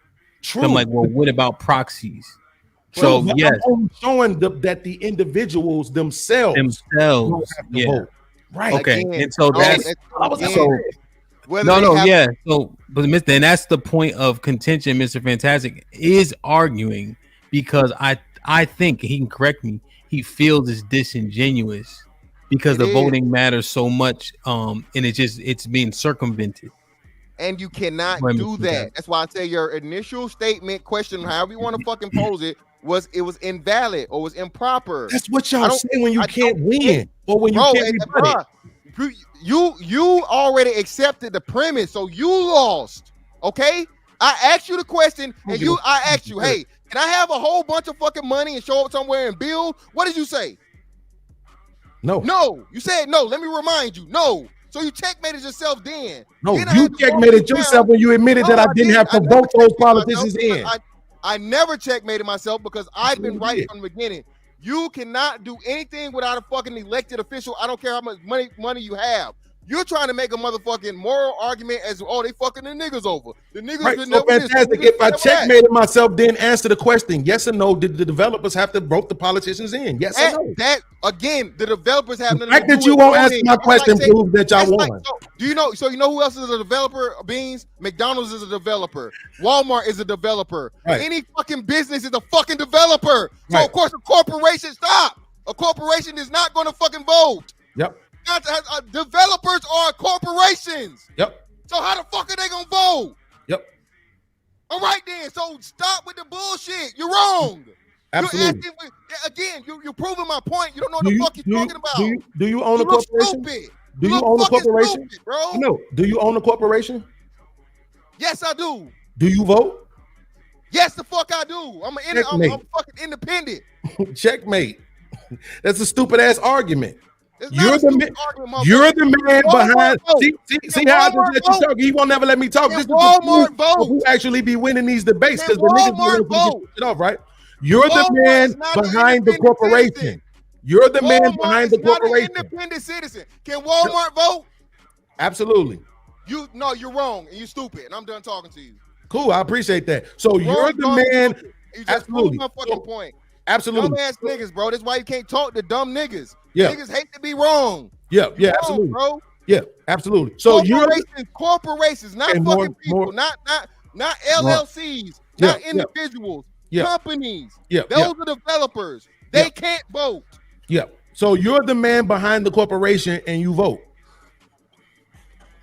Bro, I'm not finna argue with you no more. Everybody, I know. everybody in the chat This is saying what I'm you lose. saying. Y'all always look for lost. concessions, but Everybody you in the won't chat give is saying any. it, bro. I'm That's not the even problem arguing with with you that's the problem finna with argue with debating you with no you more, niggas. Is you always look for concessions, but you over don't give any. It's over I'm giving with, you nigga. several. You won't even answer my All right, let's do this. in good faith, right? And because you're a Hamp sidekick, he ain't gonna force you to because he know you ain't gonna never do it, right? At the end of the fucking day, I asked you simply yes or fucking no. Do the developers, which are people, not corporations, dumbass, do they vote for the politicians in the city where they develop? The answer is no. And you won't say it out loud because you know if you do, you're checkmated. And that's why you won't say it. You have no argument. He said no earlier, didn't he? No, I None. didn't. No, and No, so you tell didn't. me. So do me a favor. Then. Name me a single person developer. Then. No. Just give me a single person developer that votes. Absolutely not. Because they don't exist. No, because you won't answer my questions in good faith, but you want me to answer yours. I no, literally because just said again, this. you don't have a You don't point want to make. people to answer your questions. You want people to concede where they need to concede at, but you won't do it. There's no concession, nigga. You Okay, lost. then, so You're then it's wrong. good. Then fantastic. You my man, 100 grand. I don't hate you. I'm rooting for you. I think that's one tactic you gotta try not to employ as much as possible. Like him being my sidekick, I don't even know what that means. the man said no. He said no. No, but see, this is what I'm saying. I don't know what to do. Because Hamp. Okay, so don't worry about it. I'll put a montage together. Now No. you're finna be disingenuous. I'll put a montage. together. No, I said that's the thing. I'm getting rid of that stuff happening on my panel too. With the accusation, it's unnecessary. I just thought the man said no when I asked him to give his answer. So I don't even know why you said that. That's all I'm saying. Because you on one hand, it seems to me that you try to maintain the intellectual standard, right, and the integrity of the conversations, which is why you have put it to a point where you said, well, I'm gonna take the bounties off so I can maintain the integrity of the conversation. Well, how does that happen when people won't answer a question as asked? So They that's won't the answer thing. the question He- asked. Slow They down, don't slow answer the down, question slow that they down, want slow to say. down, slow down. Not Slow integrity. down, man. slow down. We gotta always develop and how we have the conversation. So when he said no, when I asked him, what did that mean to you when he said no? He didn't say no. He said no because that can't happen. So No, I he's said not no. answering. No, remember we asked him several times and he said Yeah. no. No. That's the thing. No. So when you Right. said that, Beans, that's why I was taken aback. I'm like, well, remember we asked a couple times and he said no. Right. Boom, and then you were able to go back in. That's all. Did he give context to his no Hamp? Yes or no? Yeah. What was the 100%. context? That it can't happen. So why? This is what I'm saying. Do y'all really want people to dumb themselves down? So was I wrong though? That's the bad act, Was bro. I wrong? Was I wrong though? Hey, the context. Was I wrong? But was I wrong? He said why he was saying no, Hamp. Context or not, was I wrong? You were not able to give me any fucking thing. You walked it down with Hamp. He told you the same thing. You walked it down with Quan. He told you the same thing. I don't give a fuck how much money you got. You have to go through elected the developers you keep talking about. They have to go to a city council. They have to go to a building fucking manager. They have to go to somebody that's been fucking elected to get approval to do what they want to do. Yeah. So here's my question, Hamp. Have you heard me disagree yet? Have you heard me disagree with that yet at all? Exactly. So But that's not because that's not what you were arguing. You know what it is? Exactly. You were simply arguing. You were simply arguing. Does that nigga mom and pop developer or John Doe developer, does he go in that city and vote? And I would argue he don't even live in that motherfucker. That's a fact. But hold on, Hamp. Yeah. Now Hamp, no, but I'm just hold that's on. what was happening, Mr. Fantastic. Hold on. Yeah. But no, Hamp. See, now he changing it up. The nigga trying to do this to save the argument. What he said was, hold on, no, nigga.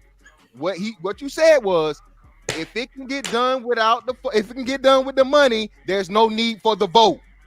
Now, everything you said after that shit, I don't give a fuck about. I don't care. I am arguing that premise. I am arguing the premise of that's what I'm on, and that's what I'm right about, and you're wrong. You're dead ass wrong.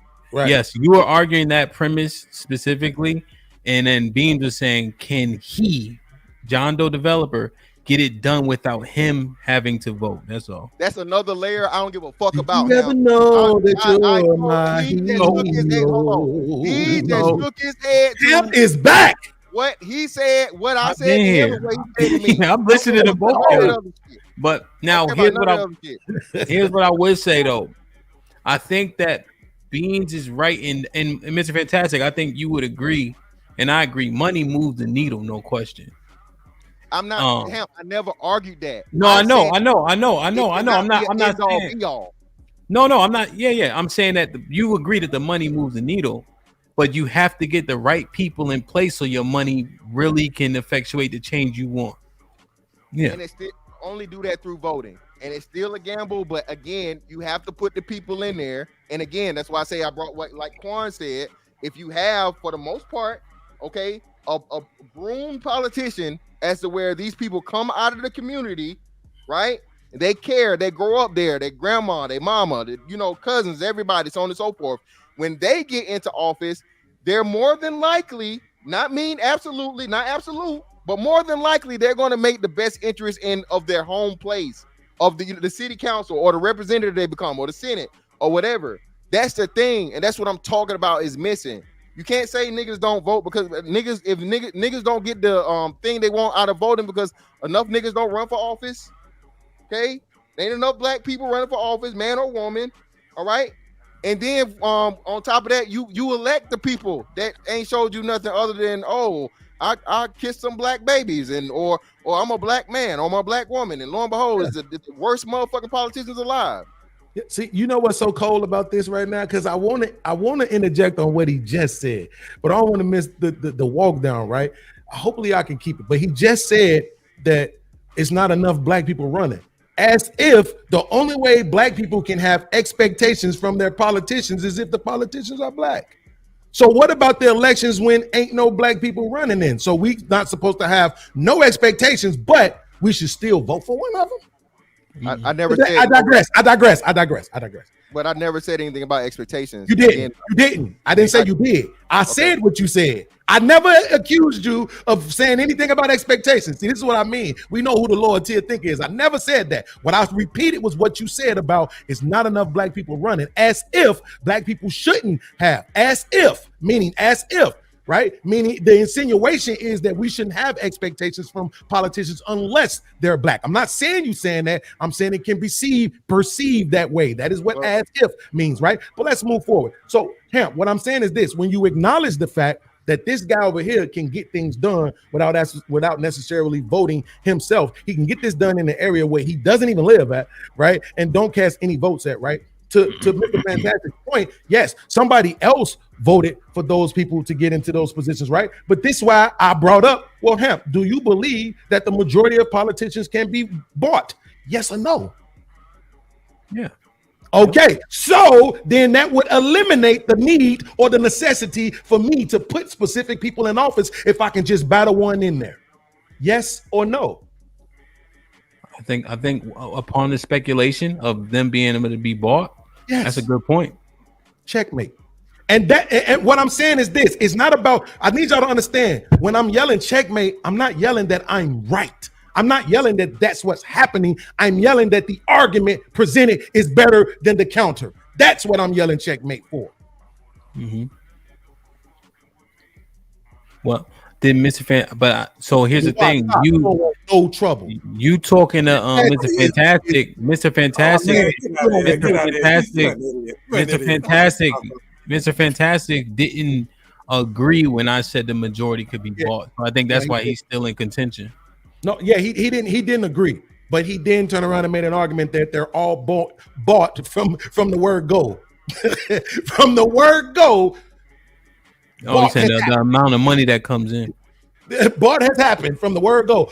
We all saying that we need to groom and purchase these politicians to put them in office, but then we're gonna make the argument that they not bought or either can't be. That makes sense to you, Hamp? I get it, man. I'm on Section 8. Who the fuck am I to be up here trying to be smart? I get it. Y'all got it. The Shout out to Crazy. Irony about the thing, right? When you're talking about voting these white men, right? So we have laws that state you can't exalt no king of another nation over you either. So I don't vote for those white men. Racist. Yeah. Damn. Like, share, subscribe, tell a friend to tell a friend. Hit that like button right now if you can. That helps the channel the most. Stanisha with the $5 says, you said you live off the government, but now you own business. Okay, chill. Sean with the $2 says, beans. Damn, bro, you wrong. God damn. Sean Brew with the $2 says, beans. This is not your subject. Sean Brew with the $5 says, Sean, what's popping? Elon can't just go building in a state or city without proper approval. If that governor or mayor say no, he got to go somewhere else regardless of money. And that is aligned with the when AOC fucked that Amazon bag up. Wait, just for clarification point purposes, did I ever disagree with that?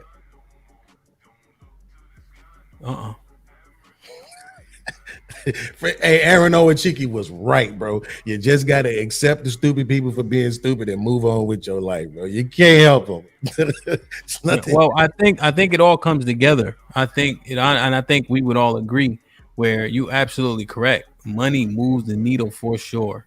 And even if I'm not voting specifically myself, I need to make sure that my interests are represented if I want to be successful in that community, regardless if I live there.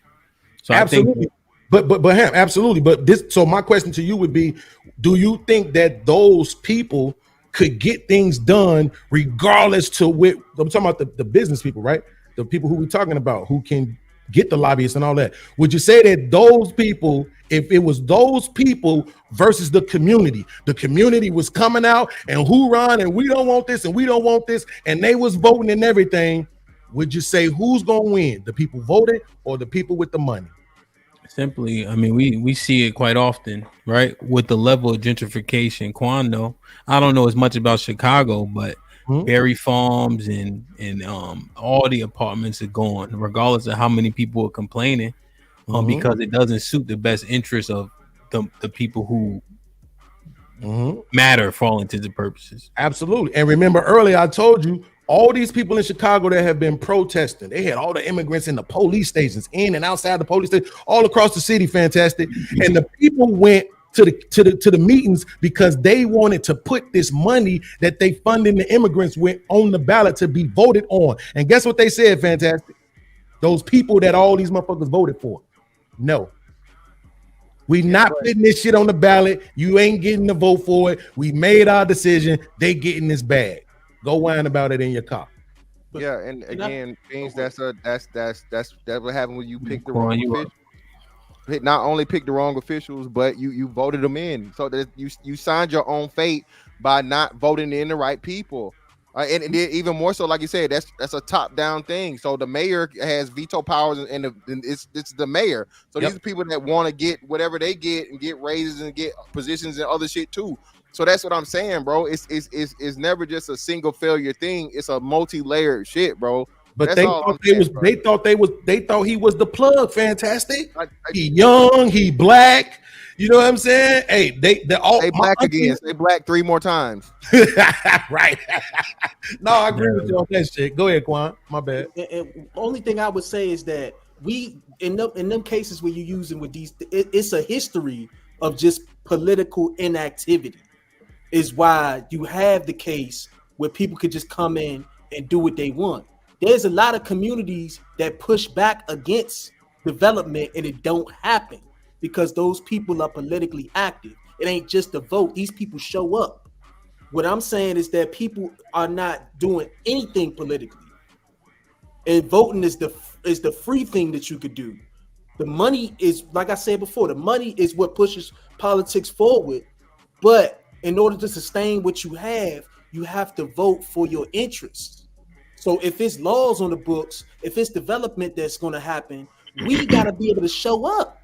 And if we don't even show up, then you get what you get in these communities. Okay, but Quan, did you hear what Mr. Fantastic just said? You vote the nigga in. He told you all the stuff he was gonna do for you. You vote him in, and then when he get in there, like he said, it's a 50-50 shot. They still do what they want to do. It's not just voting. It's the fact that we don't show up to community meetings. We don't show up to fundraisers. We don't show up to. It's the little things that go along with voting. It's just the It's not just I'm a vote and this nigga just gonna manage everything. I think the argument is simply they run on a platform. The platform reflects your interest, right? I would argue, why do I have to go tell you, hey, nigga, you remember you said you're going to do it. You said you're going to do it. You should do it based on your integrity. So I understand what you're saying. However, that part is problematic in itself. The fact that you got to see me. Like if you owe me $50, I shouldn't have to chase you. But every community does these parts of politics. I beat a nigga up for $5. You know, hey, Ward 2 is at the meetings. Say again? You know how this go. No, I understand. I understand. Board, like they at the school board meetings. That's why they get what they get because they're there. Yeah, my argument is we're not there. Yeah, they think of us as that, right? As long as they get us to vote, they don't got to do nothing for us because we don't show up. So I understand your premise. What I'm saying is simply problematic because you ran on a platform that told me you're gonna give me what I asked for, and therefore that should happen regardless if you see me or not. That's all. I understand what you're saying. That's naive to think that anybody's just going to do a shame. something. It's not naive, it's a shame. No, it's not just because remember, Quan, they ran on a platform that I agree with, right? And so you should carry through that platform once you get into office. That's all. Wait, real quick, Quan, would you constitute being elected with not constitute. Would you equate being elected to being hired? I would say so, yes. Okay, so if I own a company and I hire Mr. Fantastic to oversee my company, should I have to be there to monitor him and make sure he does the things that's most beneficial for the company? Just a yes or no. Yes, I would. That's insane. I would. You gotta make sure that people listen. Make sure that people doing what they supposed to at all times. This is politics. Here's the accountability. Here's how he phrased it though. Here's how he phrased it. What he asked you. You hired him to oversee your company. Mm-hmm. Now you gotta be checking on him every week. That would make you wouldn't hire him to oversee is the point. But that's not how it works. So they're not. It's not how it works. You vote a politician in, but there's other things that you have to do to make sure shit runs the way it's you gotta trust. You gotta trust but verify, right? You trust but verify with some when you hire. So I have a feel. I gotta talk shit to niggas now. Okay. All right, go ahead. So I have field supervisors, right? Mm-hmm. In which case they run the day-to-day, they handle the business, right? I'm not over their shoulder every single second, right? But I check the numbers, right? I'll check clock in and out times, so on and so forth, right? I trust them to do the job, but I verify, right? But I trust them to do what they said they were going to do when I hired them. You're saying I said these politicians ran on a platform, right? And now you have to make sure they do the things they said they were going to do.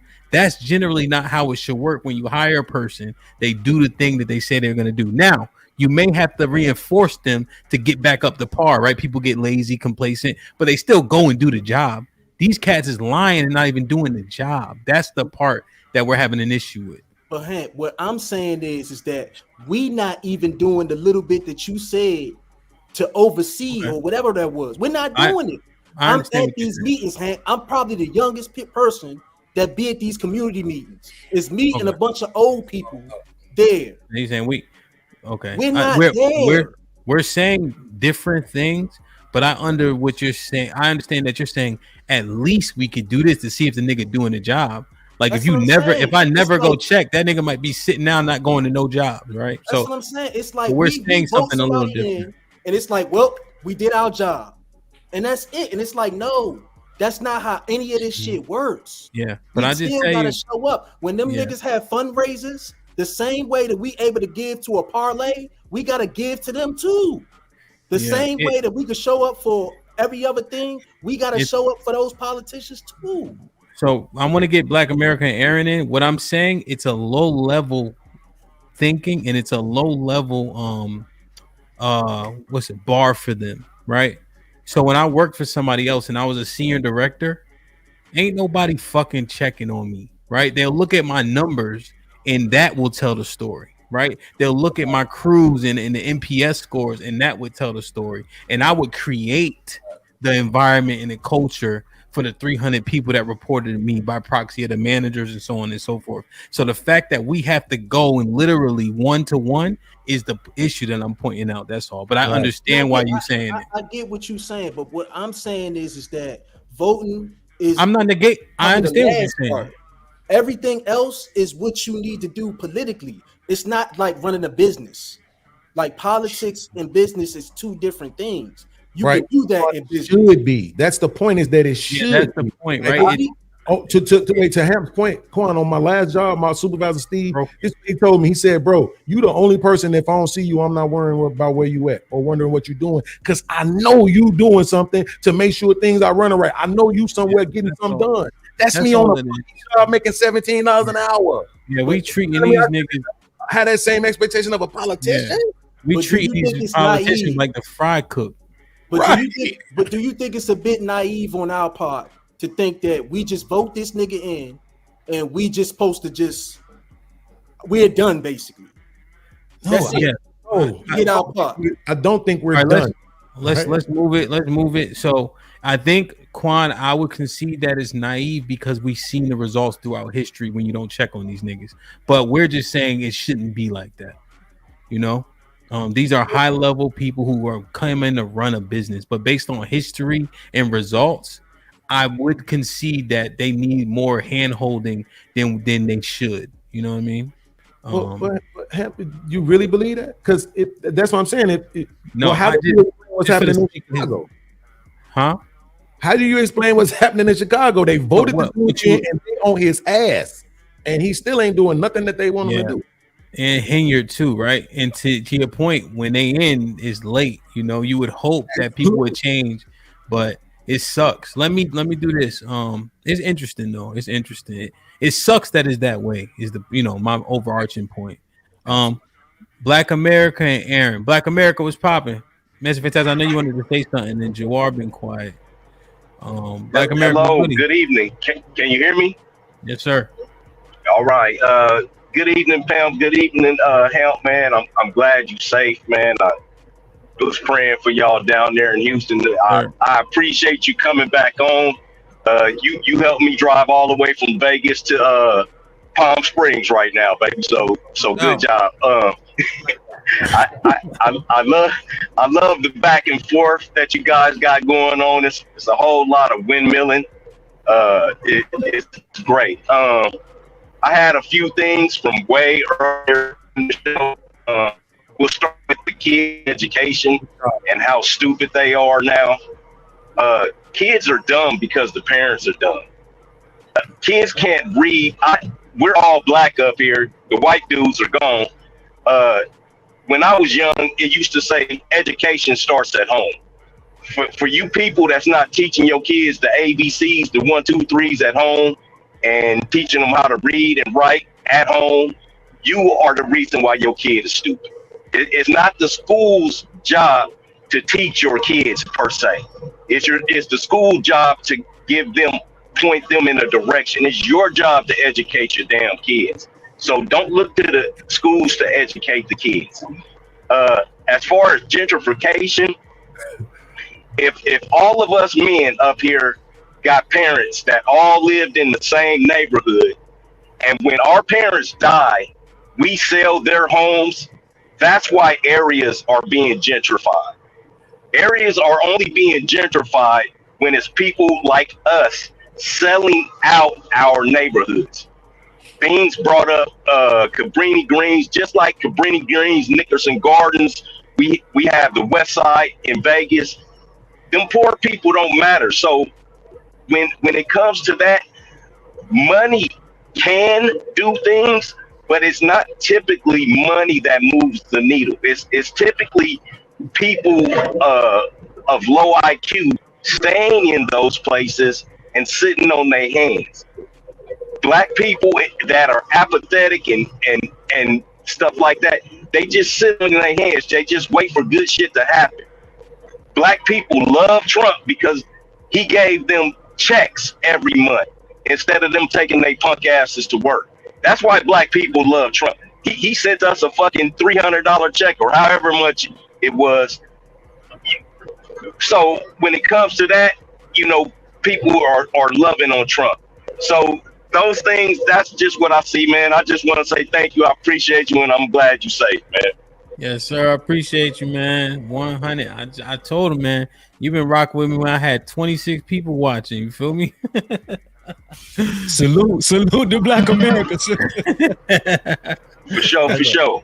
That's a fact, though, man. Aaron, what's popping, man? I was gonna say, please go to Fantastic.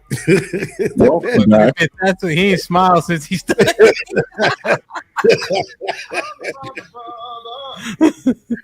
It was like, this is how the entrepreneur be up, man. What's up, Aaron? What's good?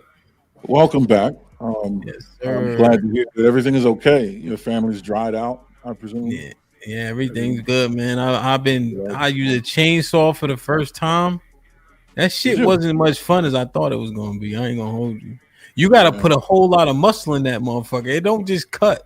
I'm going, you know what I mean? You gotta go. I got stuck at first because I'm not, you gotta move it.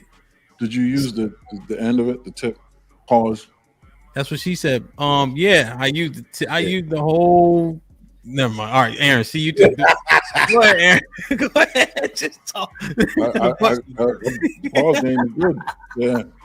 Wow. You know, let the song do work. The work is done at the end. But okay. Yeah. No, I was I was using, man. I was sweating like R. Kelly at a Girl Scout meeting, man. What's probably no. If you're putting pressure on it, you're doing it wrong, or your chain is blade, or it's dull, or both. But chain fell off and everything. Yeah. You got too tight, loose. Pause. Jesus Christ, man! It's a chain song. Jesus. Okay, so politics. Can we fuck that up? No, I don't think so. I wanted to ask Beans a couple questions.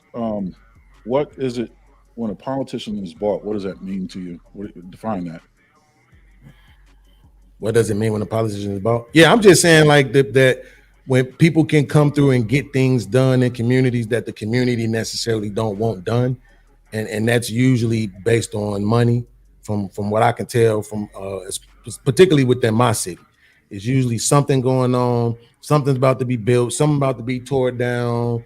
There's always something, right? And so that's what I mean by fantastic. To his point, I wasn't even thinking about the fact, like he said, that they had what did you call them? Some kind of packs or some and all that other stuff. Like I wasn't even thinking about that shit. I was just thinking about when they want something specifically done, especially and when it comes to like housing and areas for stuff like that, that's usually some money being spread around for a reason. So that's how you buy a politician, is in my estimation. Yes, absolutely. If I come and I give them or promise them some sort of financial stimulant based on them making certain decisions that would benefit my business. Absolutely. Okay. So we believe that most politicians can be bought. Can they be bought on anything, you think? I don't understand the question, honestly. When you say anything, you mean like relegated to what can function inside of the city, right? You don't mean like just like anything, right? Well, if you're saying that the vote is rendered null and void if all it takes is money, then that means the politician can be bought on anything as long as you have the money. Well, yes, but what I'm saying about the vote is that if I have the money, I don't have to vote. That's my point. I'm not talking about what the public has to do. And there's already been arguments put forward on how we get things done on a local level through voting, right? But I'm just saying, regardless to any of that, when the specific business person, whoever, corporation, whatever, come through with a certain kind of bag, it's not gonna matter what them people voting about. And we see that was what happening in Chicago. Like I said, they went down there to try to get the money that they're allocating to the immigrants put on the bill to be voted on. And they said no. How far do you think OPEC money will get with Green Party politician that is sworn in? Yeah, respectfully, I don't even know what any of that means. So yeah, I don't know what any of that means. All I know is that, like I said, we know that money moves the needle. This isn't nothing for us to argue about. What I did was saw this in the black community when in my community, what we typically saw was you had a bunch of black people who were trying to purchase property, and what ended up happening were the businesses would come through and outbid them, right, in their own communities, right? So instead of them saying, nah, listen, we're gonna give the people in the community, you know what I'm saying, the first shot at purchasing this, nah, businesses would come through and buy the property, and then they wouldn't do anything with it. Why? Because for them, the property is more valuable ran down in the state that it's in. It's less valuable for them to invest all this money into it and try to make it a thriving property again. Now they got to try to recoup it on people renting and all of that. It's more valuable for them to just hold the property in its current state and use it in leveraging other business deals, right? So now the community can't even be developed the way that we really want it to, because they bought up all the property from people right up under them. Whereas if I was in that position of power, I'd have been like, nah, I'm cool. I understand, Chase, you're doing your thing, but we're going to let these people get this property first. What I did was outline a situation where money is not, you need the vote. Money can't do it without the vote. You must have the vote. With the OPEC and Green Party analogy. All the OPEC money, all the OPEC money in the world ain't gonna go nowhere when you got Green Party. They need green out of there. Right, but whose vote specifically are you saying they need? No, the people. The politician needs the people's vote. If you have a Green Party politician that's been sworn in, right, elected and sworn in, and you got OPEC throwing money at them, it will go against their interest. I mean, they're voting against it when they go to the floor and vote on policy. It's contradicting the terms. It wouldn't even work. Like that is DOA. But to Freezy's point earlier to John, right? If I look this up right now, what percentage of politicians, elected politicians, would you say are Green Party? Would you say it's the majority or the minority? Minority, but that also doesn't mean that doesn't really stipulate what they vote for. Just because you're a Democrat or a Republican, you could easily find yourself in a position where money is being thrown at you to oppose your vote. In fact, if you knew how the voting process works, like if you're a registered Democrat, it is a highly dangerous proposition for you to vote against your side of the aisle, even if it to your core you want to. So for someone to come and offer you money on something that opposes your vote or the vote of your colleagues, that money is DOA. It happens all the time. Which is why a lot of times companies, what they'll do is, companies structure themselves as holding companies. That's why you have like Pepsi and Aquafina. So Aquafina can attack the left side of the aisle, and Pepsi can attack the right side of the aisle. Shit like that happens because they know a lot of times they're okay. For example, could you imagine the NRA coming at Hillary? DOA. But Aaron, that's why they're called interest groups, right? Interest groups usually target the politician that serves their best interest. It doesn't make sense. That's oxymoronic for like. Well, no, but that's what I'm saying. But what it does is it opposes the idea that it only takes money, right? And that the money renders the vote completely useless. Right. So when in actuality, right, if the politician wants to get bought off, he kind of has to be voted in anyway. You can't get bought off from the ballot. Right. So, but this is what I'm saying though, right? I say this all the time. I don't know why people just won't accept this. Take me literally. Don't interpret. You're wasting your time. I promise you. Right? Because what you're saying now is that I ever said that one had to exist without the other one. And that was never said. That's why when they kept talking about beings, this and this and this, I'm like, I never once disagreed with that. I never once said that didn't exist as well. Please repeat what you're saying, because I thought I was taking you. It's a great point. That last point is a great point, though. So they have to be in there to be bought. You got to be in there to be bought. So the vote precedes the check. That is crazy, Hamp. Like that, Hamp. I just sang to you. Do you know you my hero? I just sang it to you. Yeah, I'm still your hero. But that point is that is not exclusive. That wasn't exclusive to anything you were saying. No, but I'm saying you sure that you want to stand on that. You sure? Yeah, I think that was a great that point. The fact that you have to be in to be bought. That is a great point. That is a great point. Because there's nothing to buy on the ballot. That's a great point. No. Now, Aaron. Now, hold your horses. Now, Aaron, what do you say about the campaign trail and things of that nature? Are they being purchased then? Yeah, absolutely. Yeah, well, that's where we're getting into the PAC conversation. So then they don't have to be voted in to be bought then? No, but you're not buying the politician per se. You're buying the seat. You can. It doesn't matter who ends up winning. You can fund whoever you want. You can. Let's say you're funding a PAC for this guy. Let's say he loses. You can still go and try to buy the guy that beat him. Oftentimes you'll have. So what happens though is you'll have opposition buying either, like, right? So you do the same thing I do. You'll be voting for, you'll be buying off John Doe. I'm buying off Jane Doe. Jane Doe wins. I'm already in that position that you want to fill. Right. You know what I mean? Somebody please so, that is damn. Okay. But at the end of the day, right? It all is predicated on the vote.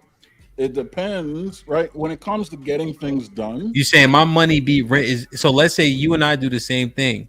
Mr. Fantastic and Beans is running. I'm supporting Beans, right? Mr. Fantastic wins. My money is falling to the purpose rendered useless.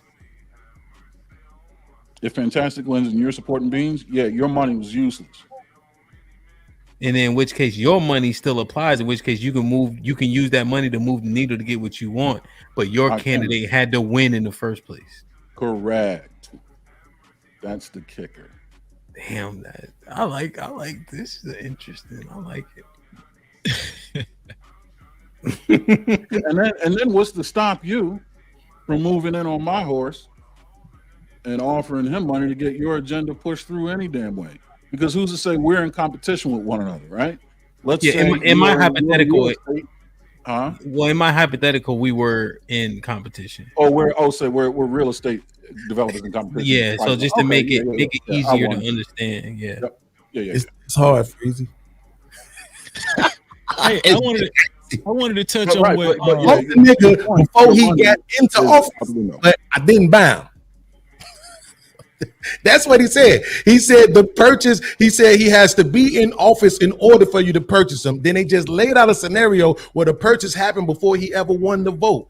It is this hard. Well, no. Listen, Black people just say, I'm gonna throw beans at alley-oop. I'm gonna throw beans at alley-oop right now because easy. Also, a lot of these lobbyists and special interest groups, they actually contribute to the campaign fund, right? Which actually enables these politicians to move more free on the voter market, right? That's what a lot of these special interest groups are for, because they fund these campaign trails. If the politicians didn't have this money, they would be weak. Right. They would be weak on the campaign trail. That's literally what they're telling us to do as black people. They saying that we need to participate in that part of the political space, right? We just think it's just about the vote, but it's not. It's about, financing certain people and grooming them for the position, as it were. Here's you gotta understand, right? We're talking through it, just the scenarios in the line of thinking. If Aaron came here to debate a point specifically, he would probably attack it much differently too. But when he initially made that statement, I'm like, man, that's good. But then as we mined it out pretty quickly, I'm like, okay, it starts somewhere, but your money would not matter if you're not aligned with that candidate, which is interesting. Yeah, either way, right? But hold on, because this is the point. Either way, it don't matter which candidate wins. They both were bought, and they're both going to fulfill the request of the people who bought them. What difference does it make? The argument is that I paid for a candidate, but he didn't win, so my money is used somehow eliminates the argument because the vote. Yeah, well, the voting is the voting. The money is the money. The money is rendered moot if your candidate doesn't win, and you can't move the needle with it, no matter how much you have, because somebody else is aligned with them. What about the winner? The winner has the winner. Yeah, and the winner has someone on the same side, on their side, doing what you do, in which case their money gives them leverage. But the winner's the winner, not because of the money, because of the vote. Yeah, because they can easily be the loser. All you have to do is just switch. The vote is not out of the picture, right? The vote absolutely determines whose money is effectual and whose isn't. You throw money alone doesn't move the needle. It's the money that went on the winning horse is what moves the needle, and that's where the vote walks into the picture. Yeah, and thank you, Aaron, for coming up here and clarifying what I said.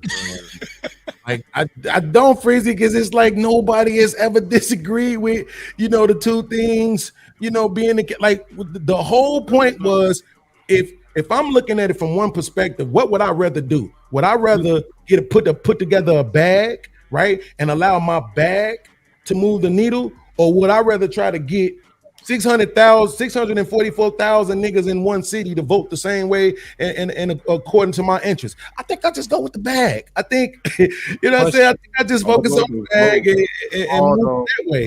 Freezy. Niggas together. Inevitable. Yeah. Somebody's coming with a bag. I would go with the vote. Yeah, because there's a bag that's gonna be there. Freezy, let me ask you a question. Do you think that the majority of politicians can be bought? All of them. I'm gonna tell you something. Listen. Like I said, they wouldn't even have enough strength to run if it wasn't for the dollar bill, y'all. Like, they need money to get on that campaign trail. This is where the interest group come into play. Like, to me, this is what I said earlier. It's the cart before the horse, right? Which comes first? It's the money. The money comes first. I don't give a damn how you slice it, dice it. The money comes first. That's how you know. You can order it how you want, but the argument that I was making was that the vote is still very much in the picture. And I agree with that. I agree with that. What I perceived Beans to say was, if you have the money, the vote is now inconsequential. What I was saying that's not the case. You can have the money, that's great, but money without a vote doesn't necessarily guarantee a moved needle. So my hero, man, come on. But He's you not Beans, right? They're not. They're not arguing what you said anymore. Now I know, it's just I'm saying, but you see what's being said is this: we're going from, in order to make the argument that they're making, they're going to the politician already ain't in office yet. That's the way that they get to make the argument that they're making.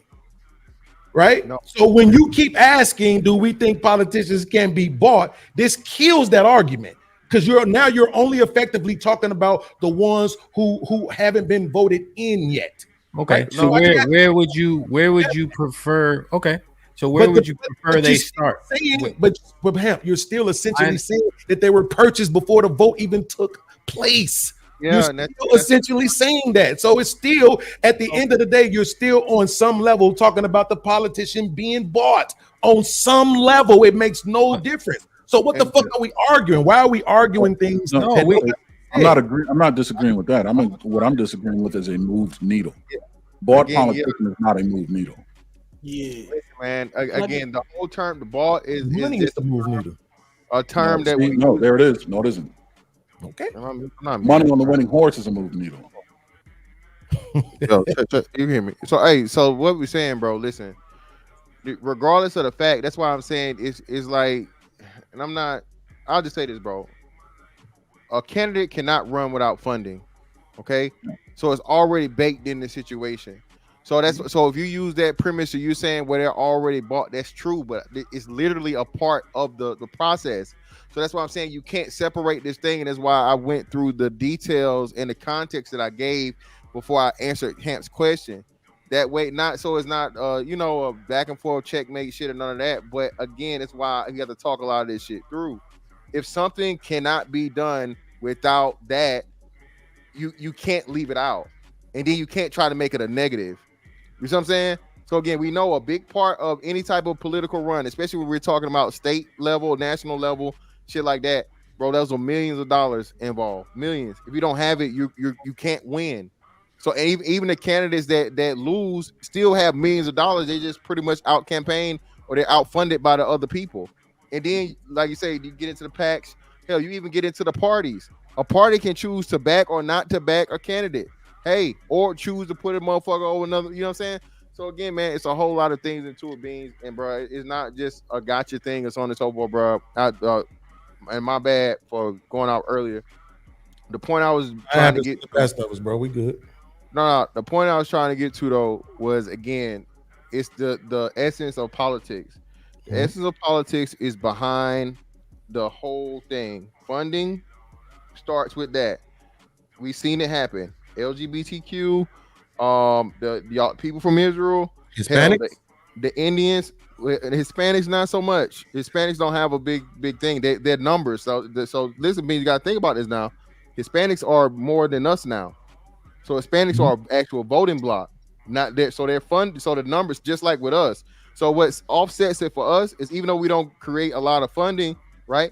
We do create a good little block of voting that the party depends on. Again, look it up. Don't take my word for it. If you dip below 20%, 80% of the black vote, if you dip below that, a Democratic candidate cannot win. So you can, you know what I'm saying, plug and play. If you don't do one thing, okay, well, we need these niggas to vote. I.e., why they always promise niggas, they always say, we're going to stop voting suppression and racism and all this other shit, and they always come to you with the same shit. And like LBJ said, he going to have you niggas vote for Democrats for the next 60-some years, and he didn't lie. The curse, the curse should be up there like this year, though, so hopefully from here on, you niggas vote non-Democrat and keep going. Go ahead. That's why it's such a disparity. But like when black people complained about when they passed the law with the Chinese, what's that? The Chinese abuse law. I forgot. Anti-hate law. Anti-hate. You know, they got their law passed because of money and influence. You know, they got a whole country backing them and everything, right? And so I agree with the premise of, and I'm happy that Fantastic said that.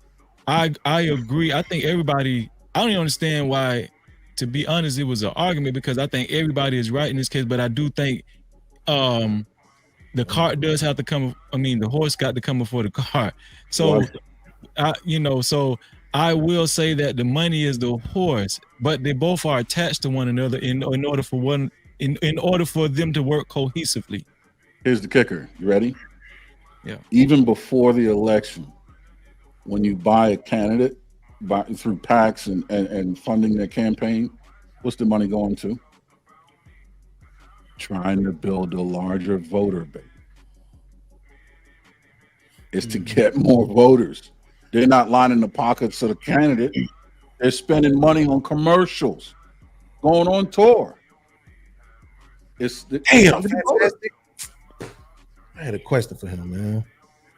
I wanted to touch on what Black America said too, Hamp. Could I just respond to what he said as far as education? Mm-hmm. Yeah, because shout out to Black America, much respect. I just hate when people make that argument that it's the parents' fault why these kids, listen, it's the reason why if you got enough money, you'll send your kid to a private school or charter school. You know why? Because they vet the teachers, but it's better teachers, they handle business. You know what I'm saying? So this is what I'm saying. I'm talking about on a norm, Jawar, okay? I'm not saying every school, I'm just saying on a norm. It's the reason why it's the reason why they send kids to private schools, to charter schools, right? But I will say this. The schools are at fault in a big way because they are passing kids that can't even read. They passing kids like kids are graduating. They're not even monitoring kids no more. So, okay, and then, most of these households are two-parent households. I will argue that the majority of households in America, whether it be black, white, Hispanic, Asian, roaches, whatever, they ain't really got enough time to be sitting up there homeschooling their damn kids. You understand what I'm saying? So it's like these schools aren't even, when I was in school, they made you sound out words and stuff. They don't even do that no more. They took that out of school. Like they don't even require kids to sound out words and syllables and shit. They can't spell in cursive. That's a fact.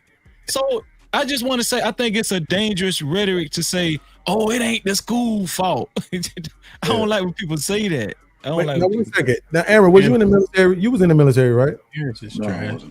Oh, you wasn't? Damn it. Fuck. Hamp, you weren't in the military, right? You were smarter than that. Fuck, man. I was. I'm mad fantastic. You said you was, you are? Yeah. I was in the Air Force. Hey, man, shout out. You Air Force, you should be way smarter than you are. Listen, the thing is this. You're gonna start with the digs. I'm just messing. It's okay. Aaron was in the Marines. He knows I'm a Marine all day. Oh, you mother. I told you my memory is fucked up. I got this mask growing and shit. Listen, what I'm saying is this. So, yes or no, are other countries and businesses outside of this country invested in America? And do they also move the needle in this country? Yes or no, Jawar? Absolutely. Saudi Arabia, China, Taiwan, Australia. Yes, they over here punching ballots. Ask the question again. No, okay. I'll say this. Corporations may not vote, but they can influence the vote. Absolutely. Please ask the question again. I don't think you heard the question. Yeah, the question is if the other countries and businesses abroad are invested in America and also move the needle on what's going on over here, like politically, right? Mm-hmm. And socially, do they influence what's happening in America from overseas, right? We understand the argument that's going to be made, but then what you would have to tell me is, are they influencing the voters? Yes. So is whatever the fuck the oil company is in Russia, are they influencing the voters?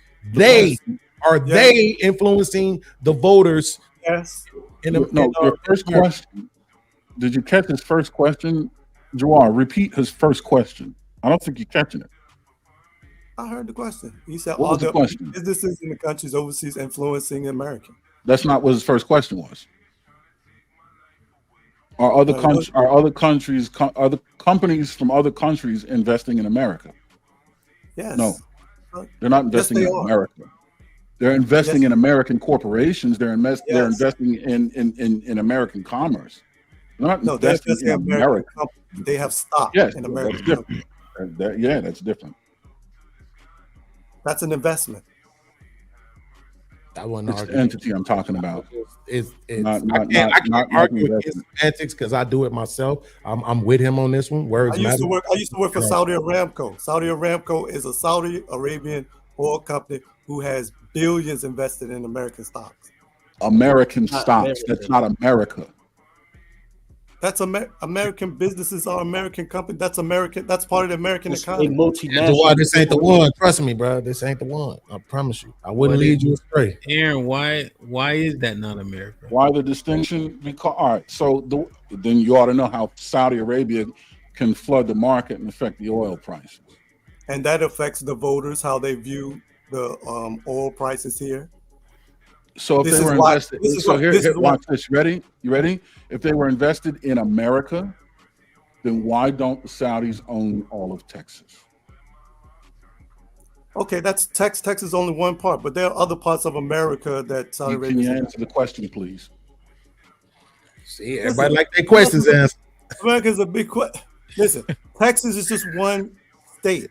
Texas Okay, has let's move to Alaska. Why doesn't Saudi Arabia own Alaska if they're investing in America? Listen, they own no real estate in these states. That's investing in America. When you say investing in America, I'm thinking that means you can invest in America in many ways. One of the ways you can invest that the foreign companies do is they buy American stock. Okay, so they invest in American companies. Because they have American stock, and because they buy a lot of American stock, they have voting power in those companies. In the companies, yes, but they don't have voting power in the United States of America. Yeah, but all of that's connected. They would just say all of this is connected. You know, you got the corporations, you got the argument they tried to present 10 minutes ago. And Aaron, why? What you mean? They probably don't own Alaska because we won't sell it to them. Okay, they're not. So ergo, they're not investing in America. Now they may invest in American companies. No. But Aaron, if you starting a business and I give you 20 grand, I'm investing in you, and I'm investing in your business, right? Like what? I don't understand. No, because the relationship between a proprietor and his business is not the same relationship between America and American businesses. American stocks. No, that's Jawad. I'm telling you, don't argue this one because that's actually a great point. Because here's the thing: there's a lot of businesses that don't benefit America. Beans, let them argue it. I just interjected like you. All right. Don't tell YouTube either. I live in Dubai. I used to work as a contractor for the U.S. government. Okay.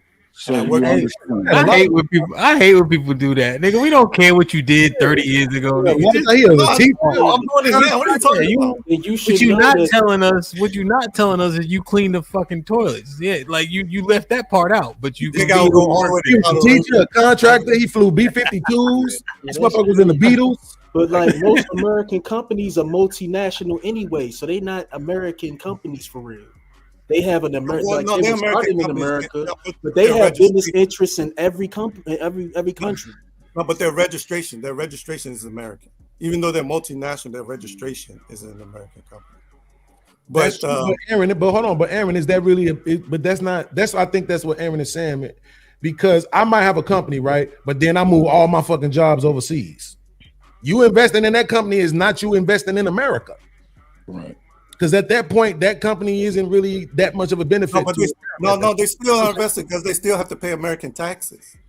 Not if we have a bunch of manufacturing in China. If they want to keep their American status, they have to pay the taxes. But a lot of them, even if they move all their jobs overseas, they still. But they become multinational in order to avoid American taxes. That's the main reason they move from America. It's it's statistics to show that a lot of corporations move from America to avoid the paying the taxes. Well, it's to reduce labor costs. Like they're gonna suffer a greater tax burden, but a lot of times it's because the savings that they get in the reduced labor will offset the tax burden. But it's always the parent company's responsibility to pay the tax burden as soon as it comes back into the country. Just because you invest in my company, or just because you're a venture capitalist that invests in me, doesn't mean you're now on the hook for my tax burden. That's something that I have to manage out in my books, which is one reason why I'm probably taking your money to other countries to get a better labor rate. Get the cost of labor down. Yeah, that's this what is it's. what I always tell You're not people, paying a tax. people to do now, to be smart. Instead of worrying about whether they give us jobs or not, you need to take all of your money and buy stock.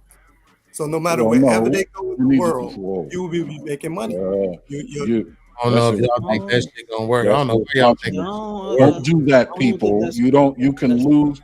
Please don't do what Gerard just said. I am doing it. I'm making a lot of money. I don't Yes, care what you. That's what I'm No, saying. it We ain't- always no, it's not just me. I know, Jawad. Wait. We always act like these things that we could do on an individual basis can be done on a macro level. They cannot.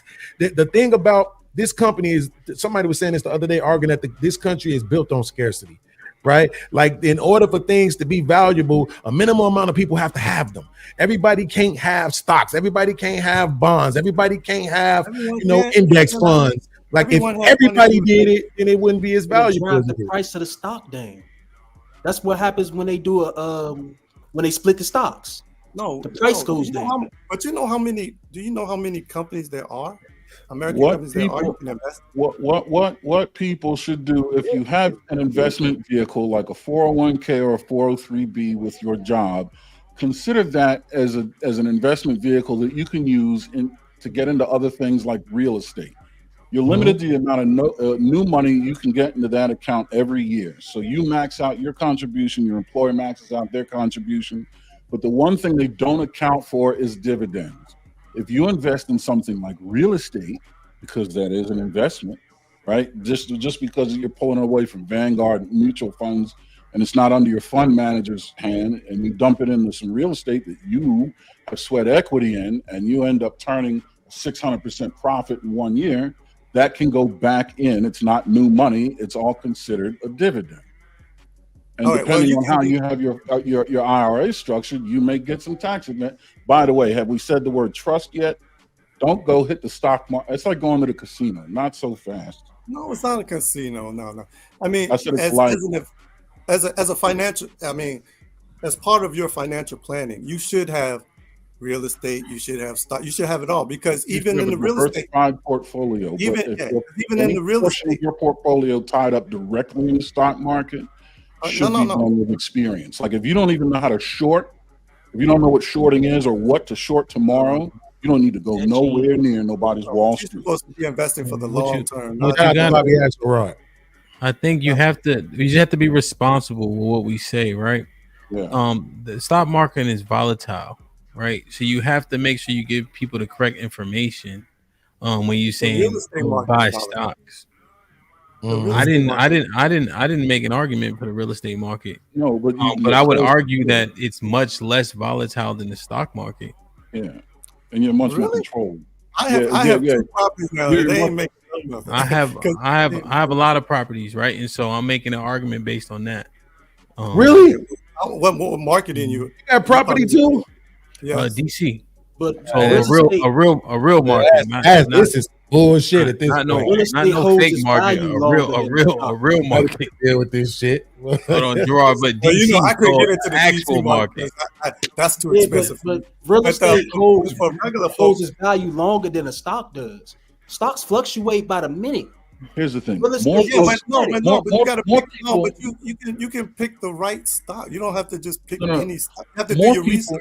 More people are versed in how to buy a home than how to buy a stock. You know why? Because a lot of people are paying a mortgage. So they already have experience with the process of buying a home. It's just now you start doing things like leaning against equity you have in one home to get into another. The process of doing a market compare, you know what I mean? If you want to run comps and you're looking at interest rates and stuff like that, you're already versed in that way of doing business. Absolutely. Somebody knows how to short a stock. Just do all of that. But just to say that no, don't put your money in stock and don't put it in real estate. You need to have it. It's not the first thing No, you we're should not do. saying I said that. if you go into But- stock, you should know what you're doing. But But that's just the say no, everyone well, should that's get why in you need stock. to. on Hamp, You bro. need to become. You need to educate yourself on. You too. We gotta get him up out of here, bro. You'll lose your money in minutes on the You, wrong stuff. that's a very irresponsible. The way losing you money. opened with Like, that. I know is a very guy that irresponsible. day trade, and I'm you not. got to be No, like, this that's Day day trade. traders, No, you know what? that's You know what day day trade. traders I ain't like talking to do? Take their shoes on, off yeah. and find the window. Come on, yeah. Yeah, that's fucked up, Aaron. No, seriously. Yeah, you wouldn't that wouldn't be the first piece of advice. If someone had funds to get a piece of property or to buy stock that you have to research and monitor, Jawar, what are you going to recommend to them? No, but you have to research the real estate market Answer too. the mother- Jawar, let me ask you a question, right? If somebody had, if somebody, come on, Jawar, I don't know. Gerard, come on, man. You've been here long enough now. Now you got to start to be able to converse correctly. So, if somebody had I'm asking you a question. We're just trying to get your logic. You answer like, shut up. No, you shut up. That's how kids argue.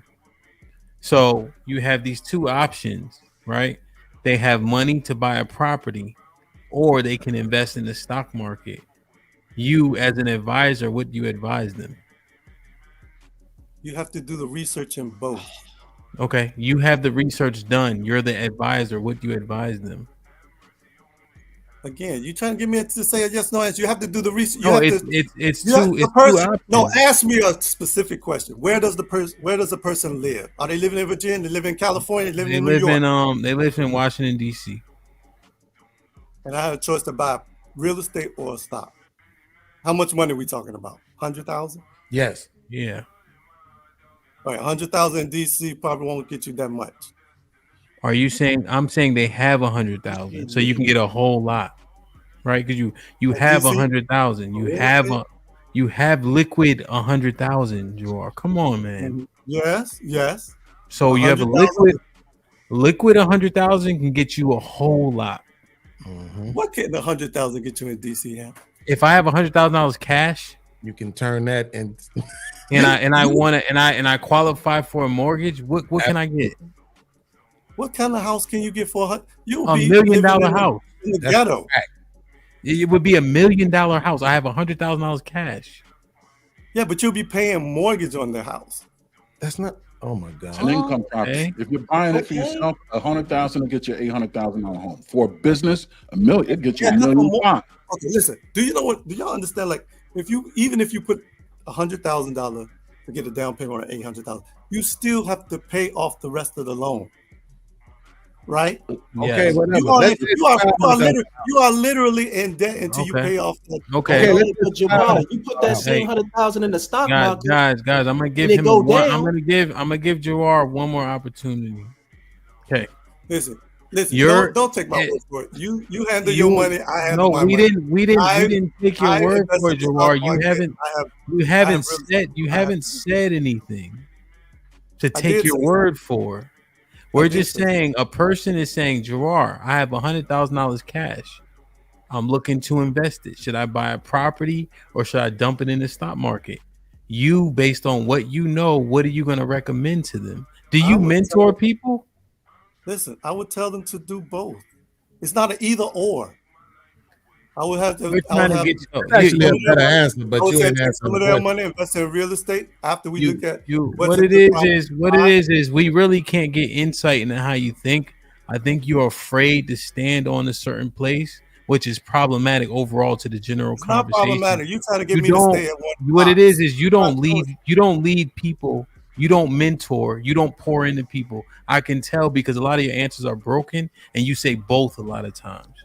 Right, so we're just asking you to have the conversation. The problem is, I think one answer, one way. No, we're just asking you to have the conversation. It's now. Are we saying that the best answer? Now, I can concede that the best answer might be both, but we're trying to see where you see value, and it's hard to see it. Multifaceted. Yeah, it's hard to see it based on. It's just hard to see it based on how you answer questions. So you're not offering that much, to be quite honest with you. Can I ask him a question? What's Yeah, a safer? go ahead, What's a safer investment? Stocks or just real estate? Again, That's a great question. You just proved Hell's point. This nigga dead. Get this nigga out of here. Found me. Yeah, and that's what slightly He didn't frustrating prove you are. anything. He didn't prove Breezy, anything. Do Breezy your even research. gave you. Do He your gave research. you. If you do He your gave research, you a more. He gave you a better question than I did because because what he did was qualify the question already. Oh God, right? Listen, if you go to a financial planner and ask that question, he'll look at you like, what? No, he won't. No, he Yes, he won't. will. You're the a real liar. estate is safer You're a every time. Yeah, they'll tell you. I have a nephew who's a financial planner. He would tell me if you got some money, you Call him. diversify your As a money. matter of fact, I do you one better. If you just buy the land, that's a You know better what? investment You than the stock. I gotta hold on real quick. No. I gotta Listen, y'all go ahead and handle your money the way y'all handle it. I swear I'm not If being you got facetious. some money and you decide to either buy stock Jawad, or go I'm into not being facetious because you said you Before own you property, do right? anything with your money before He you said do he owns anything- property. Go ahead, Beans. You own property. Do you also own stocks? And then Aaron. Yes. You own property and stocks. Yes. On my mama, which one did you do first? The stocks first, because that's a lower. It's a lower level of money, Beans. That's entry. why. Yeah, it's lower level entry. So why would you? Because I made money on my stocks, I was able to buy the property. So why wouldn't you just advise that, since you did it that way? Well, that's the way I did, but that was the way I did it. All right, Gerard. Let Aaron. Let's see what Aaron was gonna say. Go ahead, Aaron. Thanks, Aaron. If you're welcome. If you have to research stocks, even if you fall into a blue chip situation, right? You have very little awareness or control over what that company is doing. But if you fall into a well-researched real estate situation, whether it's a fix and flip, a buy and hold, a wholesale, whatever the case is, you have direct control over what happens with your investment. Furthermore, what is the one thing that you have to buy when you buy a property that you don't have to buy when you buy stocks? Insurance.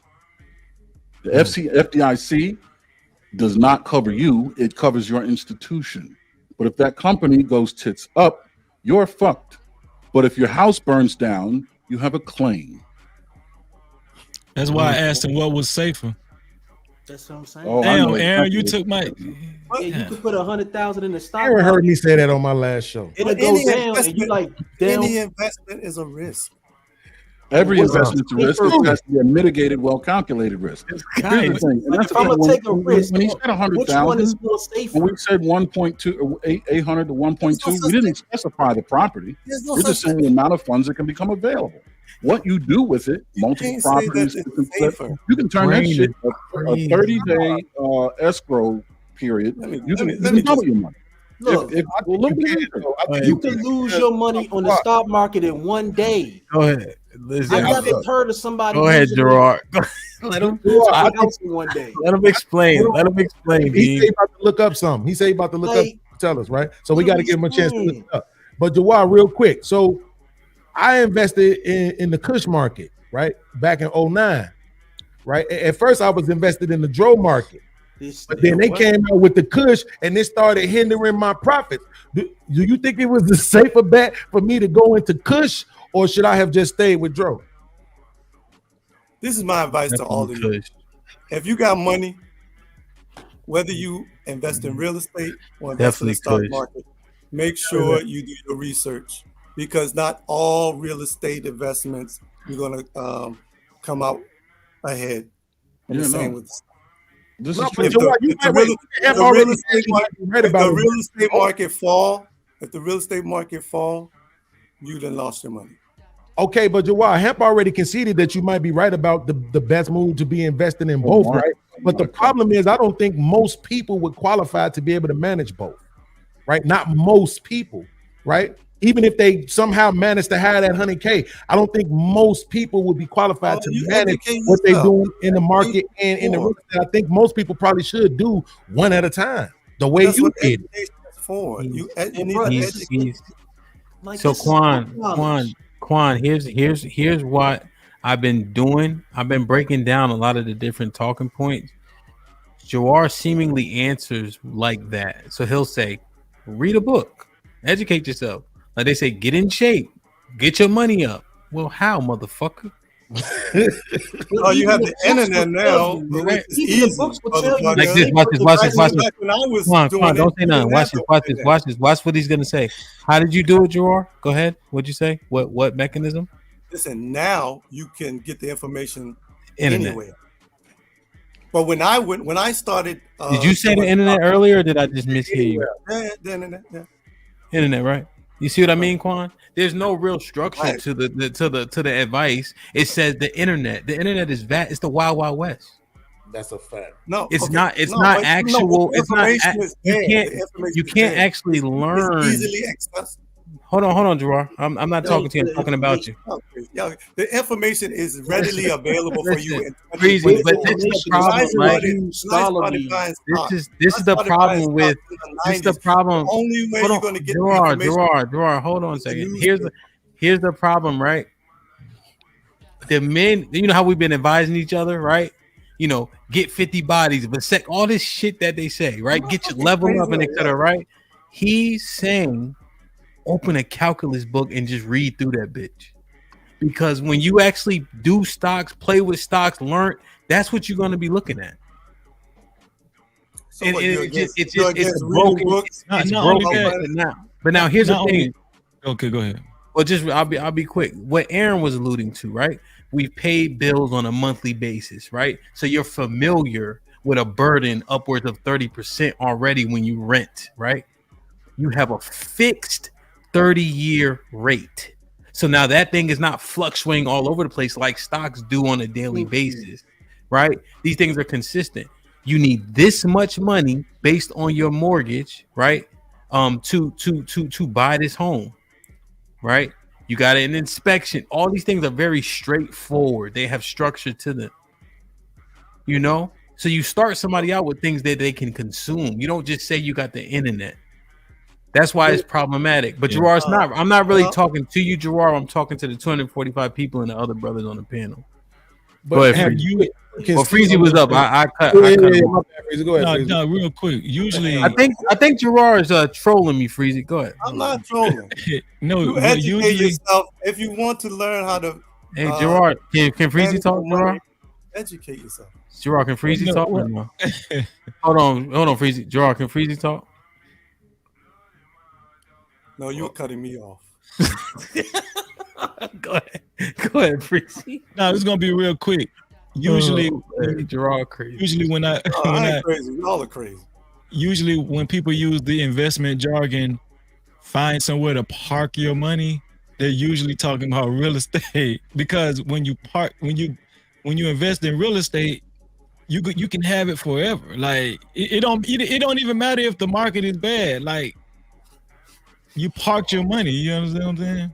Hey, I ain't gonna lie to Freeze. If I had $100K, like always living somewhere, I would probably, if I had $100K, what I would do is I would either try to get something under 500K, or I would get something and like go through the hard money lenders, right? So I can burr it, basically. You see what I'm saying? Because with $100K, you will probably want to stay under 500K so you can avoid PMI, right? So that's why I've said I would probably stay under 500K. But my first choice would probably to go through the BRRRR process.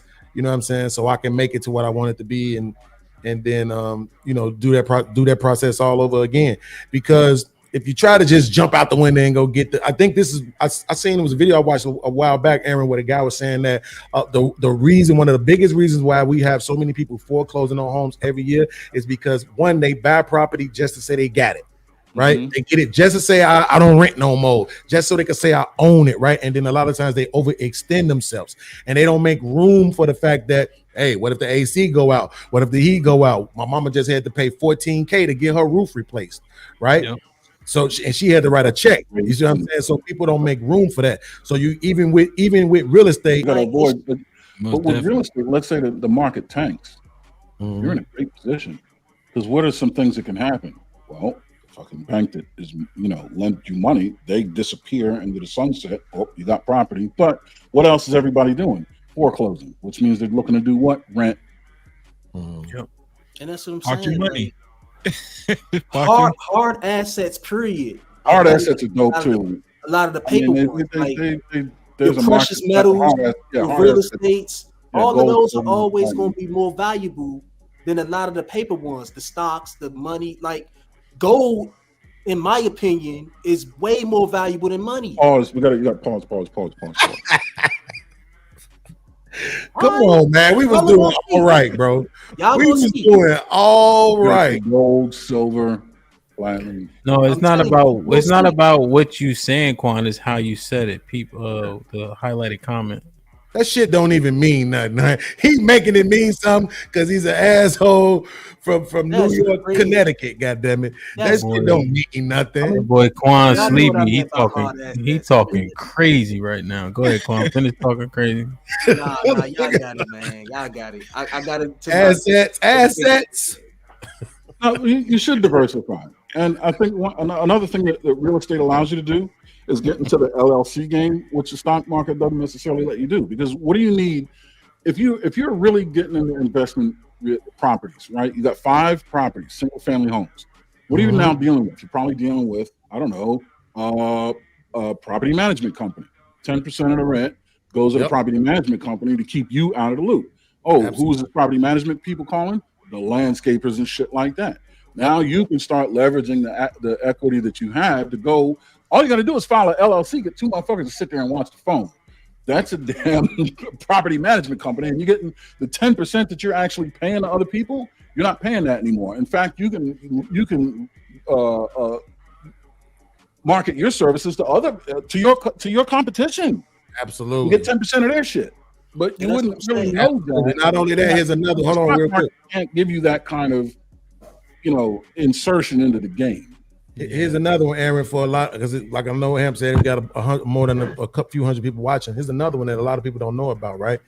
If you get a nice piece of property, let's say you get a 2-flat, right? Upstairs apartment, downstairs apartment, 3 bedrooms each floor, right?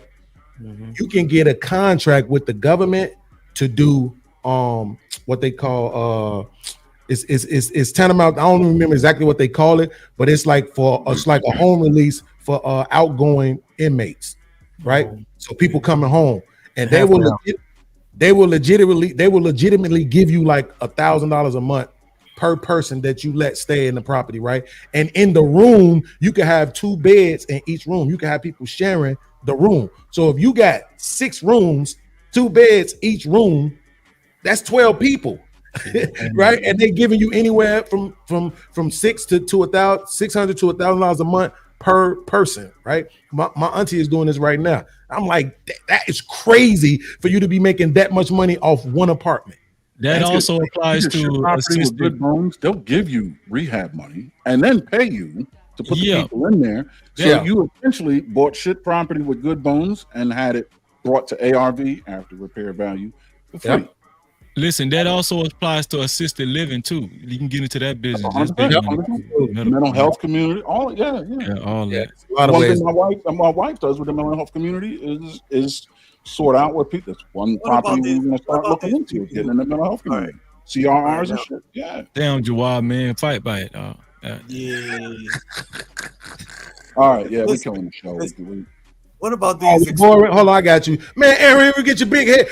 Free, you don't get you. If you don't get you, there we go.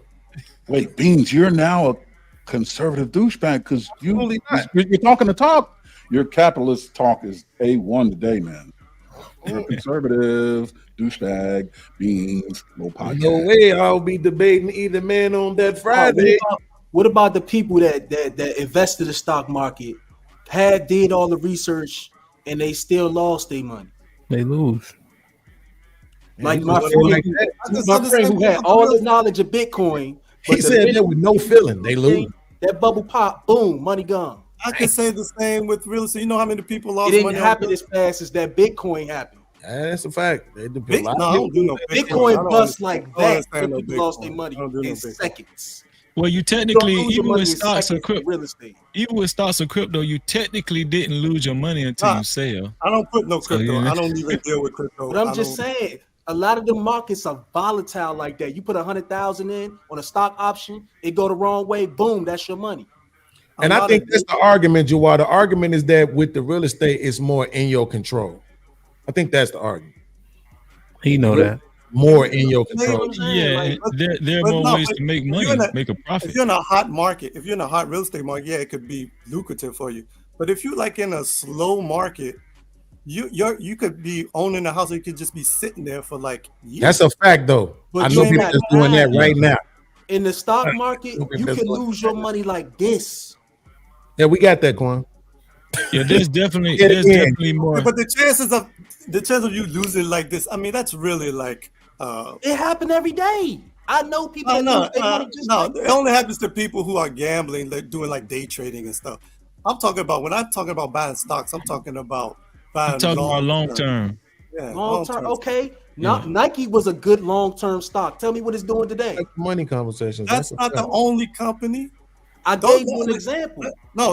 A lot of times that was the best. That was one of the best long-term holds. No. Actually, the blue chip, what they call the blue chip stocks, you're not going to make that much money on those stocks because everybody is investing in that. But those the ones you buy and hold, right? Unless you got a lot of money. I only invest in prisons. Yeah, they have money. They have the slowest growth rate. That's why unless I say you got a lot of money, you can make that's money. why I say there are a lot of American companies, all right, a lot of them, that you can buy their stocks for cheap. And within 2 years, they can double because they're small, they're smaller. What would you, Gerard, what would you recommend? I would recommend, you guys know Rumble? Yeah. Rumble's cheap right now. The app? Yeah, the YouTube thing. Yeah, the stock is cheap right now. Really? Mm-hmm. So you go to get your Charles Schwab account online. You know you could do it through Cash App too. Charles Schwab. Yes. Nobody use that old ass nigga no more. Well, all of my boy Tyrone, he'll hook you up. Charles Schwab is But Jawad, you would agree that I know that they'll handle my money right. Jawad, you will agree that Jawad, you will agree that in real estate there is more wiggle room as far as options to make money, even if the market is down. Like there is more wiggle room in real estate. People rent. Yeah, but well, I mean, but you don't want just anybody renting in your property because they'll tear it up. Golly. Excuse for everything. Listen, let me tell you, man. I had a house down in Virginia. This nigga's. Of course you did. Of course you had a house in Virginia. I had a house down in Virginia. I bought it for like Shadow. Hey, Jawad, do you jump when you see your shadow too? You a scary motherfucker, boy. Jawad's crazy. TD Ameritrade is Charles Schwab. You see, these people don't know what they're talking about. Charles Schwab bought TD Ameritrade. Yeah, shout out to TD Ameritrade. Yeah, man. They're under Charles Schwab now. They bought them. Jawad, wow, man. Yeah, but do you know what the TD stand for? Exactly. I don't care. It stand for tone deaf. Listen, man, everybody got their own experience in real estate buying stock. You have people who bought real estate have horrible stories, lost their money, lost their shirt, ain't making no money. They bought property that's been sitting on land for 2-3 years, not making any money. They paying property taxes on this property. They losing money. They trying to sell as fast. They can't sell it. You know how my nephew is a real estate agent, and he tells me there are so many houses just sitting there for years and nobody's making money. And these are houses that people are trying to flip. Okay, so they bought the property, they put all this money in to flip the house, and now it's just sitting on. It's just sitting there. And this what's been happening in the past couple of years? How have you seen what the market has been doing since the damn flu season? What's sitting? Where? Yeah, you can make a. No, that's probably in your area. There are a lot of places in America that your real estate is not. That's a fact, though. He's not wrong. Like I said, if you're in a hot market, like I guess where you got probably DC or New York, Florida. But if you're like in North Carolina, South Carolina, Tennessee, like parts of Virginia where I'm from, you're gonna be you're probably gonna be sitting there for a long time, and you're gonna be. And I've been paying like I have one property that's been sitting there, and I'm just, I got to pay the taxes on it. I'm just paying taxes on it. Well, let me have it then. Selfish ass nigga. You paying the taxes on it, Gerard. You ain't paying, so it's paid off already. Yeah, I paid for the whole property cash. Yeah, you just paying. No, the taxes. I don't have no debt, but I But mean, people just have to think of. It's not, real estate is not easy. Renting to people is difficult for sure, right? We're just saying that it's less volatile than the one thing that you said you should do aside from real estate, right? But we're not saying it is not difficult. You know, there's other schemes that people use, like buying in college towns, you know, but oftentimes they get in trouble in the summer, right? Because the kids are gone, and that's 4 months you got to account for. You know, so little things like that, but it's seemingly successful, but those 4 months matter, you know, in which case you try to do Airbnb, but then again, it's a college town, so people are only going when the kids are there, you know, so just real estate like that. I would have to say, I have a cousin who lives like in Maryland, and and this is what we're talking about. Policy. You got a cousin, a nephew, an uncle. Yes. I have a lot of family in real estate and doing financial planning stuff. Yeah, everybody. My cousin in Maryland. This is why I was saying, like, this is why I say, like, voting is important, because in certain states, like, they have like these squatter laws. So you can have like tenants like sit up in your house, not pay rent for like months and years, and you still have to pay on that house. Whereas in Virginia, nah, if you ain't pay your rent, ain't no squatter laws. They kick you out. So those are all good points, Joe. I ain't gonna lie. Like I said, I know people who, you know, you get your crib at 300,000, you put all this money in it, you build it up to 550,000. But now, if you sell it for 550,000, you not even gonna get a crib that's as good as the one you already got for 550,000 because the inflation in the market, right? So I get the point that you're making. I just think that it's already been settled that it's still probably a better investment for the average person than the stock market. Listen, I know people that don't even own properties. They're not even buying property. They just selling agreements. They're selling contract. They just getting agreements from owners and stuff. And wholesaling. Wholesaling. Yeah, they ain't even owning that shit. I'm telling you, it's way more wiggle room in real estate. Yeah, way more. But not a lot of people making money in wholesaling though. That's like not a lot, no, but some yes, but not a lot, no. Yeah, well, that's why when I see people trying to sell them courses, I be leaving bogus ass chats and shit. Like, get your bitch ass off YouTube, nigga. No, this shit don't work. Like, that's why I be hating when niggas try to make like this shit can be applicable to the macro. It can't, man. Just stop lying. I hate lying ass niggas, bro. I hate that. And the way I handle my properties, I just keep it simple. The way I handle my properties, I just buy the property, fix it up, put it on the market.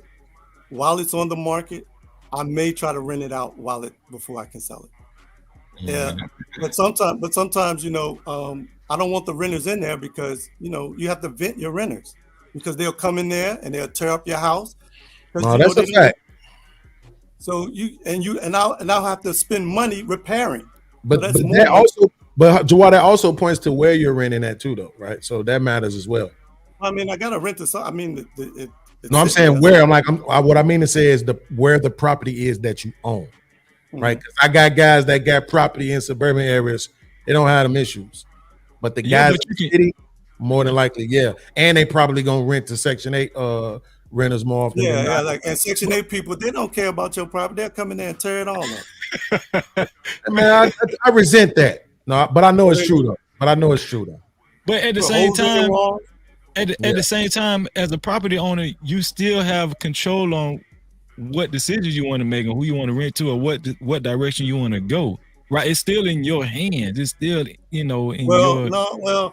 Well, if like me, I interview my renters, but people who get like property managers, like the property manager, you know, they just pretty much take anybody, you know, because they're trying to get the money.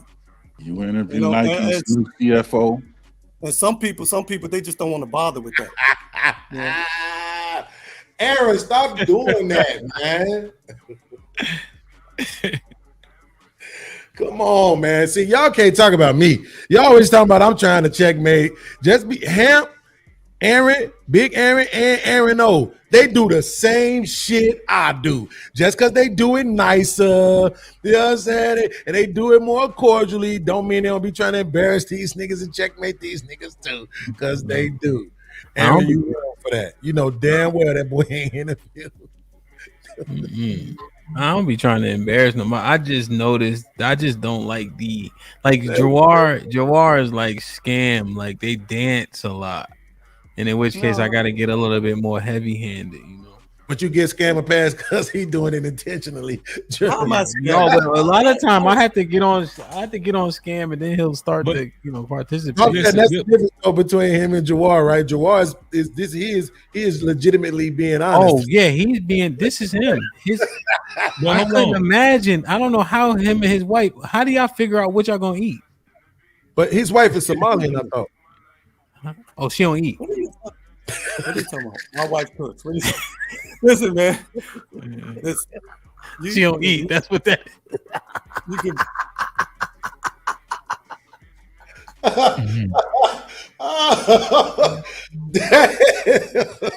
Are you talking about my wife now? No. Come on, man. This is jokes, man. Oh, man. Hell no. I don't know how they come to a conclusion because Jawar don't make no decisive. Yeah. What you want tonight? Steak or chicken? Both, baby. Both. You know, we can just do both. I mean, you got to do both, right? Because both. Well, chicken is hormones. So that's going to give you estrogen. I was just saying this. I don't have to ask.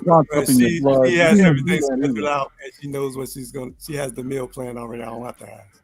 This nigga. Talk your shit, Jawar. Hey, no, but you know what? So that tells us that she's been dealing with what we dealt with all along. So she just make a meal. She don't ask him nothing. Absolutely. What is for dinner? She ain't depending on this nigga for no. No, she's just very organized. Yeah, she gotta be. The point is she need to be with you. That's the point. She can't not be fucking around with you. Like, hey, Jawar, what time is it you over ain't gotta there? worry about no money with me. That's all I gotta say. Hey man, talk your shit. But she fine. Talk your shit, bro. Hey, Jawar, what time is it over there? 11:30 a.m. A.m. Okay. 11:30 a.m. on a Tuesday, and you up here with us, broke ass, unemployed ass nigga. No, actually, this is my day off, and Ain't nobody get a day off on a Tuesday. You lying? Do you know what I do? Yes, nigga. You a teacher. You a contractor for the government, and you fly B-52s. I listen to everything. I don't know why y'all don't believe me. And I got real estate, and I got and you got real estate, and I got an online company. Y'all talking about talk your shit, you are. So on this one day that I am free, I'm gonna go ahead and do this little guilty pleasure here. Fuck with you. Exactly. She don't need content creators. Tell these content creators to get their bag up, Joel. No, I ain't saying that I'm a millionaire or nothing, but money's not a problem. You can tell by that line and you ain't no motherfucking millionaire. Listen, man. Listen, but you probably are, right? Especially if you got 2 properties in Northern Virginia. No, not Northern Virginia. I didn't say that. I said just Virginia. One?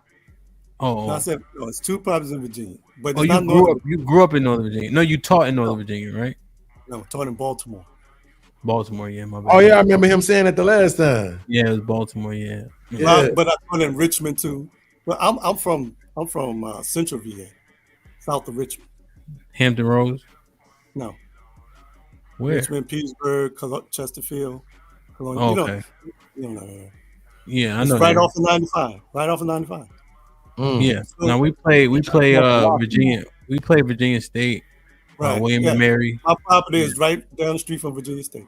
Yeah. Rocky Mount. I've been listening to battle rap too long. That's North Carolina. House in Virginia. I thought you was like making an acronym for saying that you had HIV. Oh. Breezy, you caught that? Trying to get rid of your house in Virginia. Like Magic Johnson. See, Happy talking all that shit. He don't even watch battle rap. You ain't from these. We doing double entendres right now. Right. You ain't from Connecticut. I don't know who said that. I don't remember that one. There's so many battle raps. You know what's fucked up is I can't remember who said it. I just remember it. I'm trying to get rid of your house in Virginia, like Magic Johnson. You can buy. It's for sale. Joe, see, this is the problem right here with the black community. We just got through talking about collectivism, but now you want me to buy it instead of just giving it to me. I mean, that's why we ain't gonna never go nowhere. No, you spread the money from one black person to another. That's how Jawar, what school you was We at? asked him that the last time too, Hamp. That's how and he didn't want to tell us. Or did he tiptoe around that? Yeah, he ain't want to tell us. Like I ain't trying to dox. What school you taught at? I told you the last time. What was it? Barclay Street Middle School. Barclay Street School. They actually from Baltimore. That's what they asking. Oh, Petersburg got some thoughts in that. Yeah, you got to check in. They make you check in. You know. You got a mortgage on your house? That was years ago, man. That was years ago. Was it middle school? It was an elementary middle. It was a mixed school because it was like a neighborhood school. You know how in Baltimore they have like neighborhood schools, so mostly they just get the kids in the neighborhood. It was a public school or charter or private school? Public school. It's a public school. Yeah. Oh yeah, you It looked like that. It looked like that academic jump from 3rd grade to 4th grade is literally used to derail these shorties, man.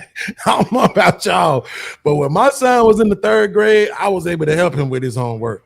When he got to the 4th grade, I was like, "What the fuck is this shit?" It's like a you can't do 4th grade work. Say that one more time. You trying to tell us you can't do 4th grade work? 4th grade Nigga, math. hell You for a no. loop? Math, that shit was ridiculous, bro. My 4th grade math didn't look like that. I swear to God, it didn't. 4th grade math means I don't give a fuck what y'all say. That shit looked dumb. 4th grade math is just blacksmith. Yeah, okay. Say whatever you want to say. Let me tell you something. My son mama is in the 4th grade. My son's going to the 5th grade. Jawad, my son mama is a math whiz, right? She would send him home to school with that shit, and they would say it's wrong. Not that the answer was wrong, but the way she showed them how to get to it was wrong, so they could say it's wrong. I was like, fuck y'all, my son ain't got to go to school no more. You better get your ass out of here. He got the right answer, but you finna fail him because he got it the wrong way. Fuck you. Oh yeah, they I forget it's called ST math, something like that. But yeah, it's a different way. It's like super longhand. I don't know how they. Yo, that shit is goofy. That shit. When I was in the 6th grade, we took pre-algebra. They made us take it again in the 7th grade because we wasn't supposed to take nothing else. And then in the 8th grade, they gave us algebra. And we wasn't supposed to get it then, but we were supposed to get it in the 9th grade. But we were very smart. So they gave it. About the approach they're taking with the math. The reason why they're taking that approach is because that's the approach that they use in Taiwan and Singapore. They're trying to incorporate the techniques in those countries because they are top. They're the top countries in math. So a lot of Americans are kind of used to the approach, but they're trying to get American students used to that approach to think differently about how numbers and how numbers are working and how they relate to each other. Yeah, no, you know how we do it? iPhone. Man, here he go, man. All right. Calculator. I never used none of that shit, man. I took calculus. I never used not a single none of it, man. It was always my argument. Well, we had calculus. When I took calculus, we had calculators. That was always using I took calculus. Like I never used it. In life, you never, and No, that's you didn't have always the hard. PI calculator because they had that. The graphing calculator, yeah. You needed that for calculus. Hated that shit, bro. You needed it for calculus. Draw the, and my thing was always you don't this. need it, but it's easier for you to draw the graphs and stuff. My thing was always this though, Hamp. Why not let me push this shit to the end? Right? Like why make this what's not elective, but the other one? Yeah, you have to mandatory. What was it called? Yeah, like I do that core. Yeah, right. I do that to me now. It's obvious the math is kicking my ass. So why not let me just move that shit to the end of my degree? I deal with that shit when I get to the end of my motherfucking degree. Because right now this shit is fucking me up, and I'm never gonna use this shit in life ever. Well, I got a question for you. Why don't you just learn? I got a question. And remember, we was talking about the reason why a lot of our kids are failing in school because the parents are dumb. Why don't you just kind of just learn it with them? So why can't you just learn it? Well, why you have to say I don't want to learn it. Well, so first of all, like my mom just retired from as a teacher, right? She taught all kind of degrees and shit. She got to the bag, right? But the difference is that for whatever reason, she was able to actually grasp it, right? I just couldn't, right? Especially when you're putting specific kind of teachers in front of me. You giving me an Asian teacher, an Arabic teacher. You got all these foreign ass motherfuckers trying to teach me something, which is essentially, watch this while y'all laughing. Math, I dare any one of you to deny this, is essentially a language. No, almost definitely. And you're trying to get me to learn another language with a motherfucker who I can't even understand the one they speaking. You're gonna dig the three, the four, and the five, and the math is universal. Math is universal. Math is universal. See, you're proving right now that all the math you took, you still ain't smart, right? Math is a language, right? So listen, hold on, Joel. Hold on. Let's explain something to you. When I was in college, I had to take Math 98. If you understand the numerics of college, you know that that's not even a college course, right? This is how fucked up in math I was, right? The professor was an Indian chick from the Middle East. We barely understood what the bitch was saying, and then she was condescending to us every day, telling us, I learned this when I was in the 5th grade. I learned this when I was in the 3rd grade. Well, bitch, we don't know it, and that's why you have a job. You have a job because we don't know this shit. It's not your job to sit here and condescend us and tell us what we're supposed to know. Teach us how to show us how to get there, right? So this is what happened. I wrote a 7-page fucking dissertation and circulated that shit through the school. Once I did the research, because I'm good at research, the average age of a community college student is 28 years old. You're essentially dealing with people who have been out of school for a minimum of 10 years, more likely than not. And we're in this position, we don't understand this fucking math. It's a language to us. When you're saying components and proponents and the syphilis and the this and the that and the 4 to the root square power of the 9 to, we don't even know what the fuck you're talking about. So you have to be willing. What like he's just making a lot of Beans, what was her? Hold on, Beans. What was her accent? What did she say? How did she say? You can't need to understand that I ain't been knowing this in the 4th grade. I know that when I was in the 5th grade, I don't understand why you don't understand it. I'm telling you that you take the 4 to the component and move it to the 3. Okay, I don't know what you're talking about, right? But then this was the worst part, Hamp. When it's a black shit sitting next to me who's getting it, and I'm trying to talk to her to get it from her, she gonna try to tell me you can't talk in my class. Bitch, is you out your mind? I'm 34 years old. I talk to her the fuck I want to talk to. I understand her language, not yours. And when I wrote that letter, that bitch came to me. I swear to God, on my kids, on my mama. I'm sorry, listen, whatever help you need. Everybody in that classroom passed with nothing less than a C because she understood we don't understand this shit. So you can't just say, move the component to here to there, and we don't even know what those words mean. You have to break it down like you're dealing with toddlers. We're basically toddlers at this math shit. The next year, they put me in the classroom with a Chinese motherfucker. It's the same shit all over again. I don't understand what the fuck this motherfucker is saying. All right. Well, even if you, I'm sorry you had those experiences with those foreign teachers. Yes, that's the reason why I have a fucking degree now. Fuck the education system. I'm gonna be honest with you on this part. This is where I get kind of racist at. I don't think the motherfuckers should be allowed to teach. No, but I mean, okay, but again, my thing. Oh God, take your ass home. My thing is, in 2024, there is no reason why you should not get information. There are plenty of math courses online, Khan Academy. Here you go. No, Hamp, it's okay. Education, man. I'm in education. I have to tell you, if there are people who don't know where to go to get the information, I will give it to them. There are hundreds, thousands of black people online who can teach you math, break it down step by step. The website. My question to you is, what is really keeping you from learning it? Nigga, because right now. I'm gonna tell you what's keeping me from learning. Get off of this panel right now. Go online. I'm gonna tell you what's keeping me from learning it, because it's effectually what's the word? Irrelevant. Irrelevant. Stop. No, Stop, Jawad. Listen, to Hamp's point, this man is operating multiple businesses, owns property. He is effectively a fucking millionaire, and he just told you he don't use this shit in his real life. I knew it then. I was telling them motherfuckers this shit in school. I'm like, yo, I'm never gonna use this shit in life ever again. The sociology classes that I took, the philosophy classes that I took ethics, philosophy of religion, the speech classes that I took, all of that shit, the English classes that I took, all of that shit I still use to this day. That math shit, I'm never gonna use it, bro. It's like it don't fucking matter. What about It does not matter. How about when you handle your money? You ain't using math then? Not that shit. Not that collegiate math. That's my point. I'm never gonna use that shit. He ain't doing Right, proof. well, even if you don't learn it, the point of education is not whether you're going to use it in life or not. It's supposed to teach you how to think. The education is about teaching you how to think, and it's about teaching you how You're to think. changing your point. I'm not changing nothing. You know what? I'm Whatever. not changing. I'm used to it at this point. Go ahead, Joe. I'm not changing nothing. Listen, I hope they don't never give you another day off for the next 6 months. yeah, okay, that's fine. But in 2024, you can go get that information. You can go get the information on how to do the math. And plus, when you want to do it for your child anyway. No. The fuck? They ain't never gonna need that from me. Bro, you got kids? Yes. Oh shit. How many? And I make sure when my son comes home from school, he is reading for the first 2 hours and doing his math for the next 2 hours. Hey, I ain't mad at Does you, he bro. play football? Wait, whoa. He don't have football practice?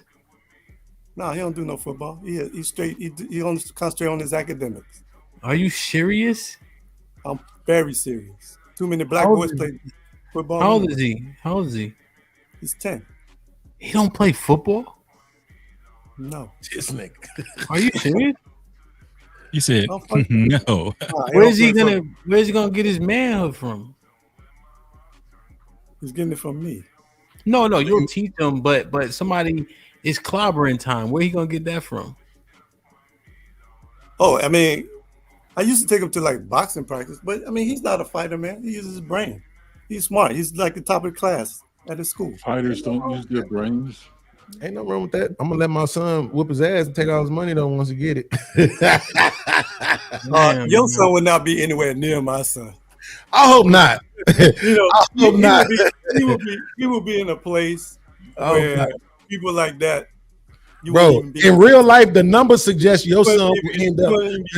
Hey, Jawad, in real life, the numbers suggest your son will end up working for mine. That's what the numbers say. How does that number say? The A students usually end up working for the C students. Not all the time. No, I mean, I'm teaching my son. I'm teaching my son to be financially independent. Where does he get the physical prowess though? Like, where does he get that physical confidence from? 'Cause I'm doing a show tomorrow about men in their confidence or lack thereof. No, he has confidence, but he's not a fighter. If you asking me that, no, he doesn't. Well, no, like football, like you're not gonna let him tackle people or get hit or run the like. They should be able to show some kind of aggression. No, I'm more of a. If he comes to me and say he wants to play football, I'll let him play football. Until then, I'm not gonna ask him to play. Oh, you're not a proponent of football. I play football, but I mean, I'm not gonna. I mean, just because I did doesn't mean he's going to do it. He's interested in other stuff. He's interested in other stuff. Well, first off, he's in a video game. First off, let me just say this: you ain't play no football now. Don't go that far. Yeah, I did. High school? Yeah, high school. My man, I ain't mad at you because I agree with you though, because I was a gang banger and I don't want my son to be a gang banger. You didn't play no damn high school football, man. I was a wide receiver, number 89. Bet you was a wide receiver. Because I was fast. I bet you was fast. What you play? X? Listen, man. you can't shame me because I didn't play football. I mean, because I don't want my son to play football.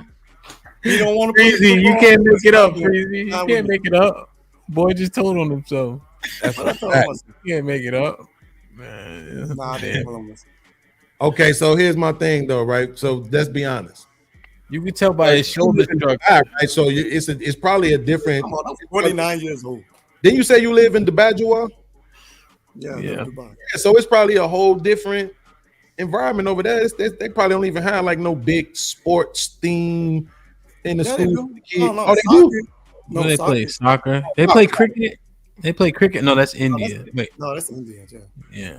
But everybody here is soccer bag is different, bro. I was trying to push my son to that shit. Like, yo, that soccer bag is crazy. They just had a European championship, I think. The European They final do- is happening. Actually, they do have a American football club here for the kids, but it's like flag football. It's not. Yeah, it's all starting like that. They've been pushing Well, it. that shit on ESPN now, Hamp. Yeah, the flag. Yeah, yeah. You saw Japan beat America. Yeah, Flag football. Real football. Oh, real. Oh, soccer. Okay. They said them people. No. American football. They beat the Nah. U.S. in American football. They said those people weren't pros though. No, they had 2-3-star recruits. There wasn't no big. They like if it was the top team, because that's they best of the best, and they had good athletes on the Japanese team. Very, they got good discipline and technique too. If So it was who was the recruits for the American team? Who was they? What? Nobody really, you wouldn't know. The last names that I knew that played was Justin Fields played, way back, like when he was before he hit college, and also you have to pay to play on this American team. They've been playing this thing for a while. Oh, I think I know what you're talking. Let me shift your perspective of the Japanese population sumo wrestling. Yeah, no, they had some bigs. They had some bigs, but if we had the top tier, because they had their best players playing. If we had our best going into college players, it probably wouldn't be close. If it was a team full of college, the top notch guys, it wouldn't be close. You know what I mean? Yeah. But they played good though. They played good from when I was watching. They were playing well. They had grown men too. Like you said, discipline and technique probably was pretty impressive. Yeah, it was crisp from what I seen, the tackling especially. Yeah, right. Yeah. Exactly. Let me ask y'all something real quick. Yes, y'all do y'all are you for reparations? Oh, me? Jawar, y'all start with you, Jawar. No, not really, because I know realistically that's a political issue that we will not win. We won't have the votes. It's kind of like a dead issue to me. Aaron? Differential geometry and single variable calculus is what I like. This nigga ain't shit. He just made me feel real dumb. Freezy? Yeah, I'm for it. Hamp? Yeah, I need that. Yeah, reparations is owed. It's gonna be smart. But politically, it's just not gonna happen. Yeah, we knew Beans. You knew he wasn't gonna answer when you asked him. I'm glad you just moved on. So just Well, he did say the word no, so I gave it to him. He said no first, but then his contact said that it wasn't really his answer. That's the same thing I was saying. I mean, we figured. The good thing is we figured him out now, right? So we understand when he comes up here, he's gonna derail. But we're glad. Man. I just give you my answer. I know the political. No, but the problem is we're glad to have you. You just don't. I mean, you just. But listen, the problem is his answer is no. His answer is no until they give it to us. Then he gonna be right in line with the rest of us. Yeah, I want it. Exactly. Oh, that's a good point, though. That's my thing, right? Is that's why we try to ask people to stand on one side or the other with their answers, right? But that's why I was telling you the other day, Hamp. I was on a panel full of white people, and it went real bad. They thought they was beating me, like most people think, right? Because they stupid. But they thought they was beating me in this debate, even though they weren't, right? They were just specifically just moving the goalposts and adding in shit that I had never said. But it made me realize that this topic, right, it's gonna be pretty good to bring into this debate, right? I don't know what either man is gonna say, but if he is the conservative douchebag that I think he is, he has to not be for reparations. And the arguments that I got from those white people, I'm gonna be surprised if he used the same arguments, but they were saying shit like it's too late, the people that it was owed to ain't here no more. Why should you get it? Why don't you just work? Why y'all black people so lazy? It was very stupid. So from here on out, I cannot brag about my experience on white panels anymore. But I really do think that this to me, I think, is a good conversation for Friday's debate because a lot of people they like Jawar. And Jawar, if you had to align yourself with a party, you would probably say you're conservative, right? Absolutely. Yeah, see, so that's what I'm saying. I would assume that more of them would be on the anti-reparations kind of tip, but it's like, what is your argument for it? Because as Aaron stated, which was my argument, I said this on the show the other day. My only real argument that I have to make is that it's fucking old.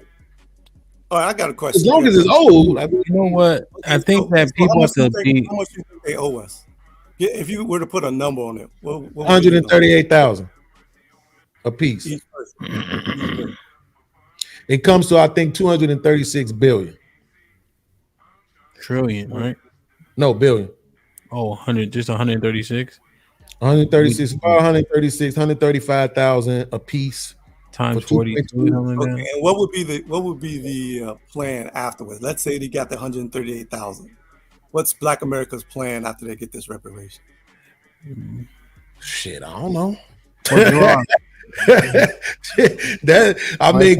we don't practice collectivism, so that's very difficult to answer. Well, this is why I'm saying if you're going to fight for a political position, you got to have a contingency about plan in place about what you're going to do next. You know what? For me, there would have to be qualifiers, right? I think you have to be able to trace, right? Let's say we don't need to mull over that, but I don't know if you like. What if somebody was like in a interracial marriage? Like there was a guy, his wife white or Somalian. Do he get disqualified today? Right? Mm-hmm. No. See, the way I simplified it, the way I simplified it is like this. The number was 2.2 million, right? So we know the number was 2.2 million. So like you said, if we can get past the tracing the lineage of those 2.2 million, then we know what the number is. The rest of that shit is irrelevant. Everything else is fucking irrelevant. But no, people are not going to be happy with that because it's not going to be as much. Like I said, in my family, let's just say it's 135 people. Well, that means everybody get $1,000. And of course, motherfuckers is not going to be happy with that. But the truth of the matter would be that the debt is resolved. And that's all you're solving for is reparations. You're not solving for slavery. You're not solving for Jim Crow, red line, and all this other shit. You're just solving for the reparations itself. The problem with the reparation argument, though, from a biological standpoint, is who is black? Because like you will have people who have passed as white back in the day. They could be considered African American, mulatto, mixed people, because the history in the country is one drop of black blood made you black. Right. So you probably have a whole bunch of white people getting. We would do away with that argument, and we would go by the lineage of your father. Even if it's the father, you can still. I'm not necessarily talking to you because you find a way to make an argument like that. What I'm saying is you ask for a structured plan, right? So don't question my plan. Understand the plan. You go by the lineage of your father, like it has been since time immemorial. Have you ever seen Troy? No. Jesus Christ. What is that, a movie? Yeah, it's a theatrical display.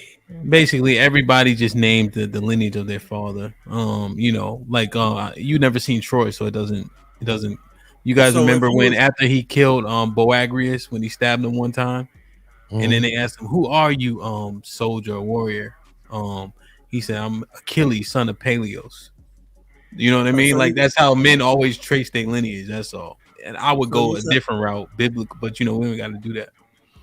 But what if you? Okay, all right. Well, I mean, what if your mom was black and? See, that's what I'm saying. Look, none of that. Look, this is what I'm saying. This how it is presented. It's presented as if 2.2 million freedmen. So what I'm saying is, if we know who the 2.2 million were, the rest of this shit is irrelevant. They owe the money. So whatever lineage of those 2.2 million still exists, they get the bag. The problem is gonna come. This is where the problem is gonna come inward, right? With us as the family, right? Because there's gonna be people believing like, well, I'm the oldest living relative, so I should get the most, and all this other dumb shit. Whereas like, nah, not really. This, like I said, if it's 135,000, this person has 1,000 living relatives. Everybody get $135, nigga. Case closed. Like it is what it is. It don't sound right, but going through the father. I mean, we said keep going through the father. You know how many black babies on plantations had white fathers? There'll be so many slaves who were, had a white daddy. How do y'all keep? Like, what the fuck's fuck. wrong with you?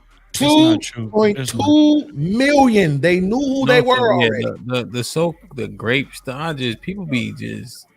Listen, I'm just. You know what? For me, if we had reparations, I don't even need no liquid money. Just pay off the loans I got. Just pay any loan I have. Pay that shit. Did you ever know that you're my hero? Or you could just make it an option. Do you want the 138,000? Do you want us to pay off your debt? Nah, that's the right. That's the point, though. That's what I was arguing on the panel with the white people. Don't want money. And they wouldn't even give me credit for that. I'm saying not everybody. If nigga got 2 weeks to live, the doctor done told him 2 weeks to live. What the fuck he gonna do with $135,000? Right? Like no. But you might have somebody that got some medical bills that's kicking their ass. We'll wipe that out for you, right? So everything ain't gonna be cut a check. You know what I'm saying? Because you couldn't anyway, right? You cut the check for everybody, it's gonna be a damn problem. Yeah, give the banks like a tax benefit or credit, and then they could cut people mortgage loan. Like absorb all or kind like of shit. That. There you go. I be forgetting you went to college. You know words. Because if I ain't had to pay mortgage, shit, that's all I do. Right. That's what I'm trying to tell you. Yeah, man. Crazy. Usually the people that say, "No, I don't agree with reparations," they just feel like they don't have any worries, or they're in a certain tax bracket or something like that, and they forget about they forget about the historical factor. They don't even give a fuck about the historical factor. It's just, I'm on America's side now. Viva America. Exactly. No, I understand the historical. I'm just, people asking for reparations now. I mean, when I was coming up in the 70s, 80s, nobody even talked about it. So why is it in 20? It's not true. It's not. Well, I think it wasn't the mainstream issue. It wasn't the mainstream issue. Yeah, absolutely. It was just a hyperbolic statement. Hey, Beans, what was the number that you said? 135, 138. Some people say 152. Which equates to what? I think 236 billion. And you see, right? It's just funny, right? If let's say that's a tangible number and it's obtainable. The reason why I'm saying it is because people talking about inflation is going to do this and that to the country, right? That's what's except for in 2008 when the housing crisis happened. They bailed out the banks with $700 billion.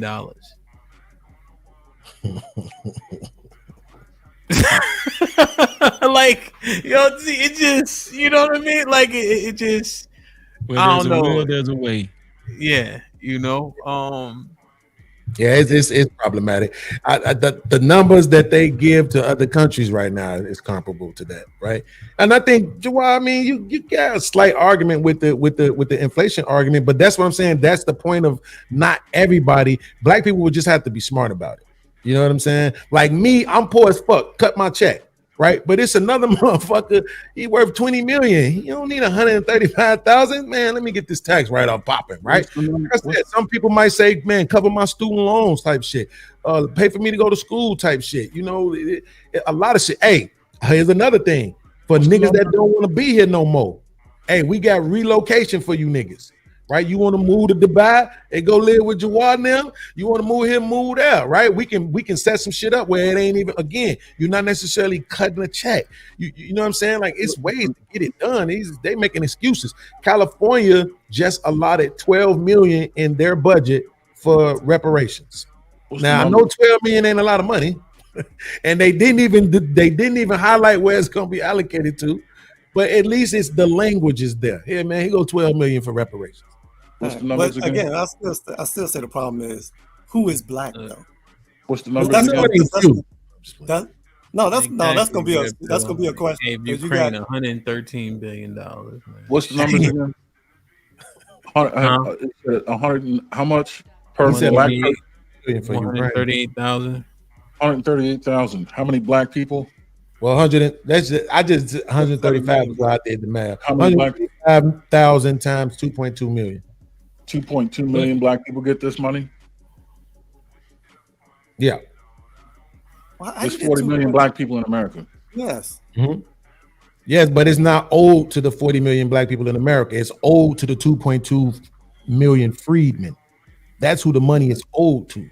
But those people have Their children. descendants, you mean? Or Multiple freedmen? children. Freedmen, those freedmen are freely pushing up daisies. So you would have to absolutely. You just trace their lineage. Right. Yeah, but now they have multiple. So one freedman can have 3 or 4 children in each. Yeah, they multiply. So we're not talking about 2.2 million people. Yeah, and my family, you got 10 children.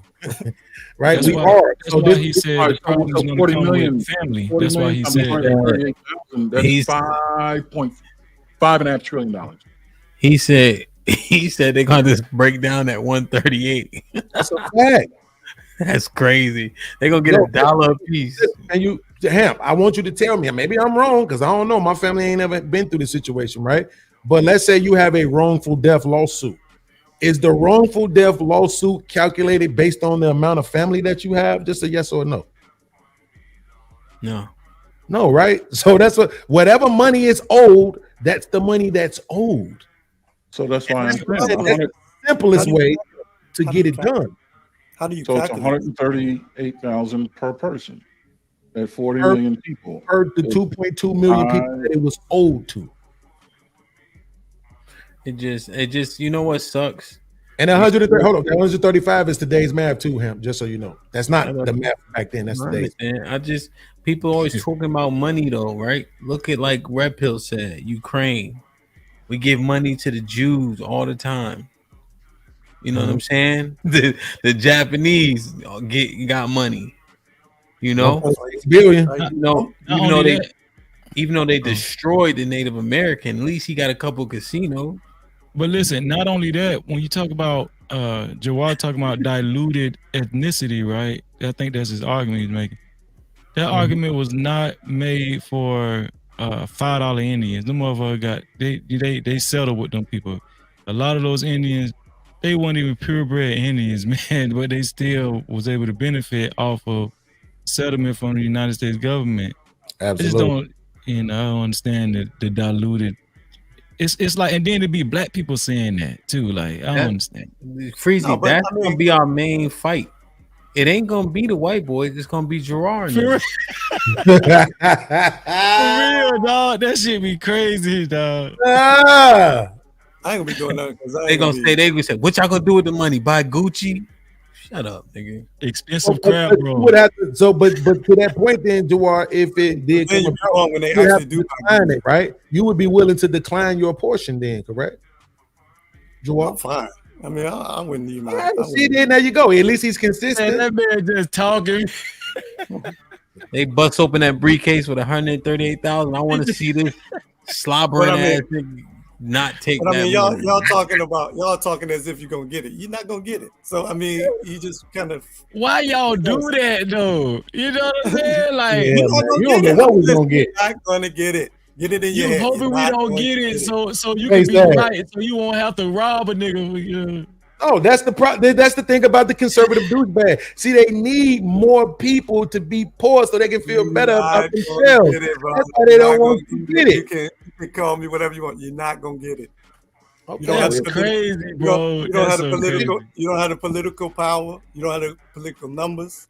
You don't have even the representatives are going to vote for that. These All right, so-called Crew, black. you would have Every time a black man have sex with a white woman, that's reparations. Ugh. Some black guys believe that. Hey, you would have to explain California, Jawar. 12 California million. is a liberal state. No, But They ain't you gonna do said it in ain't your Texas. point. You They said ain't it gonna do it won't in happen. Texas. They ain't gonna do it in Florida. You got They New ain't York. gonna do it in Pennsylvania. They But definitely gonna do it no, in Virginia. you know, Pennsylvania is not conservative anymore. I don't know if you've seen what they've been voting on. I don't know if you've seen what Kentucky been voting on. No, the policies like with pro-life and abortion and all that stuff. Did you see what they voted? You see what Virginia voted? Don't get it they fucked vote for up. that doesn't mean they're gonna vote for reparations. What I'm saying is, you understand that the so-called conservatism has been exposed in those places. Yeah, okay, maybe it's just a cycle. They probably swinging a little bit to the left right now. Let me ask you this: Do you And think Georgia, yeah, black people, do you think we deserve reparations? Please, Yeah, come absolutely. on. Okay, goddamn, we boy, I was deserve finna lose faith in you just then. No, but you're not. But the reality is you're not gonna get it. So I think we. Why couldn't you just leave the answer? I think no, and I think we need to shift our focus. He's a hater, man. He's a hater. You're not gonna get it. You're not gonna get it. I don't. My bad. know It how was one word. 7 billion. My bad. 297. Marijuana. Did you see what happened there? 15 years ago, people would not believe that what's going on today is going on today. It took one state, and that shit spread like wildfire. Absolutely. All right. Well, We making weed legal is not the same as giving people money. It's not, but it's not the point. Yeah, You know, they even thinking about rolling back. I read somewhere online the other day where they are changing like the no fault divorce laws and like some of the welfare laws, and they're trying to make it. They're trying to make it so that if you have a kid out of wedlock, you're not qualified for like benefits. Like, that's some shit. Oh, they've been listening to me. Shit. Yeah, because they're trying to stop all this baby mama culture, you know. And well, I mean, if they're gonna do that, I mean, if they're trying to get rid of like the government assistance, I think the first thing they should do is get rid of the child tax credit. No. Married people need that. You ready? You ready? Pack a lunch, right? No, you drink? You are? Or you over there? No, not going down that road. Hey, I just want to say, I got a bottle of bourbon. I ain't open. My favorite NBA player is Jaylen Brown. From that answer he gave at the press conference about what did he say? They asked him about his The income disparity in Boston. Yeah, man, I was like, hey, I ain't never heard of them NBA player say some shit like that. You know, he really invested in his Islam. Yeah, he also Yeah. That's why they don't want to prop him up the way that, like they don't want to just say, nah, he the best one on the team. They keep trying to push the white looking white boy. I ain't gonna lie, Tatum nice as fuck though. But you're right though, they left him off the team. And there's no way he's off the team. That's crazy. And I don't mean, and I like Drew Holiday, but come on, man. Like, there's no way Jaylen Brown ain't there, especially after Kawhi wasn't going. You automatically put Jaylen Brown. He's better than Kawhi anyway. Yeah, that's that shut up nigga. That's that shut up nigga. Shut up and play nigga shit. Nah, that don't exist no more, Freezy. What you talking about? It's an equal playing field for everybody in America. With Jaylen Brown, they can't like with Kyrie. Kyrie be like double talking and be not coming to practice and stuff. Remember when Kyrie was on this shit? But Jaylen Brown is a consummate professional. He always there. He don't talk loud. He don't do nothing that you could flag him for except for believe what he believe in. Even like Abdul Rauf, you remember? When he wasn't standing, and they persecuted him. Basically, what was his name? What was his real Akmu, but what was his first name? I forget. That was his first name, Mahmoud Abdul Rauf. No, before he became Muslim. His American name. It was I forget his name. Oh, yeah. Chris Jackson. Somebody put it in the chat. Chris Jackson. Yeah, I was about to say Chris But Johnson. he was so nice. Like, do you see him playing in the Big Three? That's a fact. They still can't stop him. He still got the twitch. He's still nice. Yeah. The Tourette. Yeah. Definitely Steph before Steph, boy. Yeah. That's crazy. Damn, man. I just didn't like him then because he was light skinned, but he was nice. Hakeem with the $10 says, I think Bean's brain work like old school dial-up. You get the same outcome. Tristan, with the $5. What up? Tristan said, what Beans is saying is that you vote with your dollar, which supersedes the paper vote all day, every day. And he look like he got money, so he know what he talking about. Sean Brewer with the 2000s. Niggas didn't like civics in school, and it shows. Sean with the $5 says, in shy, that mayor getting paid by other people to do what he doing. Blacks didn't lobby no money. You vote and wine. They vote and spin. Chess, not checkers. Hamp, can you go back to that, please? When you get through. Sean Brewer with the 10 ounces. Black America slow as fuck. Trump didn't give people money. That money is taxpayer money to help during a pandemic. That dude voted Biden and guaranteed he can't tell you a policy Biden had he liked. I had to highlight roller skater Texas girl. I was giving updates like, boom, I got this done, got that done, waiting on power. And she found it was like an older video too, and sent a $200 thank you sticker, man. Salute Texas, man. Need to get in the gym. Them super things be special.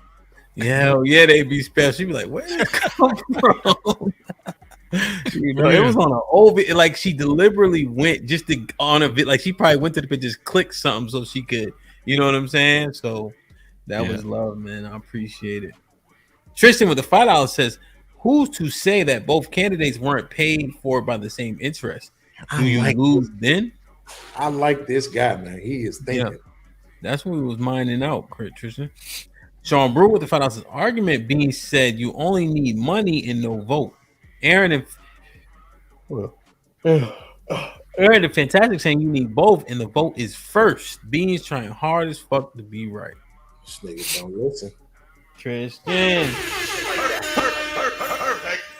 Tristan with the 20 ball says, problem is so-called black people are pushed to do things just to survive and never pushed to do things to win the game.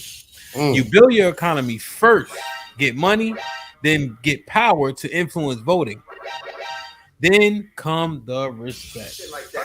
Then you get the woman. That's the Scarface. Come on, Tristan. Slide on over to the pod mob. Come jump on the panel. Matt with the $5 says, give the weasel looking nigga in the blue 5 minutes. Damn, I got a blue jacket. I was like, hey, Matt on some bullshit, bro. He always roasting people. This might be risky.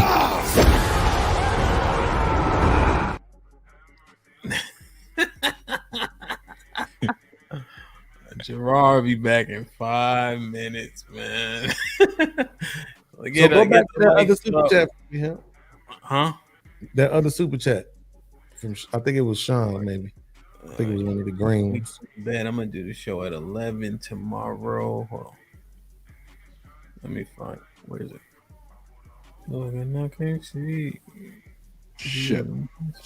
I forgot, gents. I gotta get going. I'm supposed to be looking to count all the different holes in my eyelids. Gotta do it before sunrise. But it's been real. Hamp, welcome back.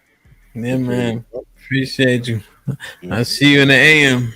Yes, sir. Yes, sir. Take care. This one? This one. And the shot at mayor getting paid by other people to do what he doing. And those other people aren't voting. That was my only point. I never disagree with none of that other stuff. But to Freezy's point, the thing that I'm realizing that these people in the chat are the evidence and the proof that the school system sucks, right? Because they interpret way more than they listen, right? So you can come on the panel and you can ask a question and they'll assume by the question that you ask that they know your whole political, whatever, cultural ideology, right? And they don't necessarily understand that us thinkers pose questions a certain way to figure out how the other person thinks and perceives things, right? So this right here is making my point for me, that you're arguing that as long as somebody else is spending money, it eliminates the vote. That's literally what you're arguing. If we both voting, but this other person is spending money, I lose. Checkmate. Y'all get the likes up, hit the like button if you just get in here. We about to get up out of here. I'll be on tomorrow at 11 a.m. Central. We talking about a man and his confidence or lack thereof. Where it starts. Can you increase it? Can you increase it through losses? Can it only be increased through wins? You know, whose fault is it? Etc. Etc. It was something I was thinking about. We was in the Discord having a conversation. I'm like, you know what? This might be a good conversation to broach because of the conversation that was happening in the Discord. You know, You a demigod now? what's that? All you Discord using ass niggas get on my. You know, I had a Discord for like 6 months. I ain't gonna give a damn. I hate that shit, man. If you start making us have to come through the Discord to come on the panels, I'm reporting you. No, I ain't doing that shit. That shit is frustrating as hell. I be sitting my ass in them Discords like I don't know what the fuck to do. They come to them and sit back in like this shit look like the first app ever. I don't understand this shit. Who do that? Who make you do that, Bean? Man, motherfucking Andrew, his shit is through the Discord. To get on his show? Yeah. It's a couple of them white channels that I go to where it's like you got to go through the Discord to get on the channel. And I know they do it because it's more secure. You know what I'm saying? And they want people to join the Discord as well. You know, they can put you in there in the back and, you know, like you can't really just how people, you know, be porn bombing and shit like that. It's going to be way more difficult for you to do that in the Discord. But it's just like, come on, man. I don't have to go through all this, man. Just drop the goddamn stream, y'all. Bullshit, bro. My man G.Y. is back. He said, fuck y'all, I got property. I got a half black wife. Nigga, my son smart as Half you. black, you full black. His wife ain't black. Yeah, she was Somalian.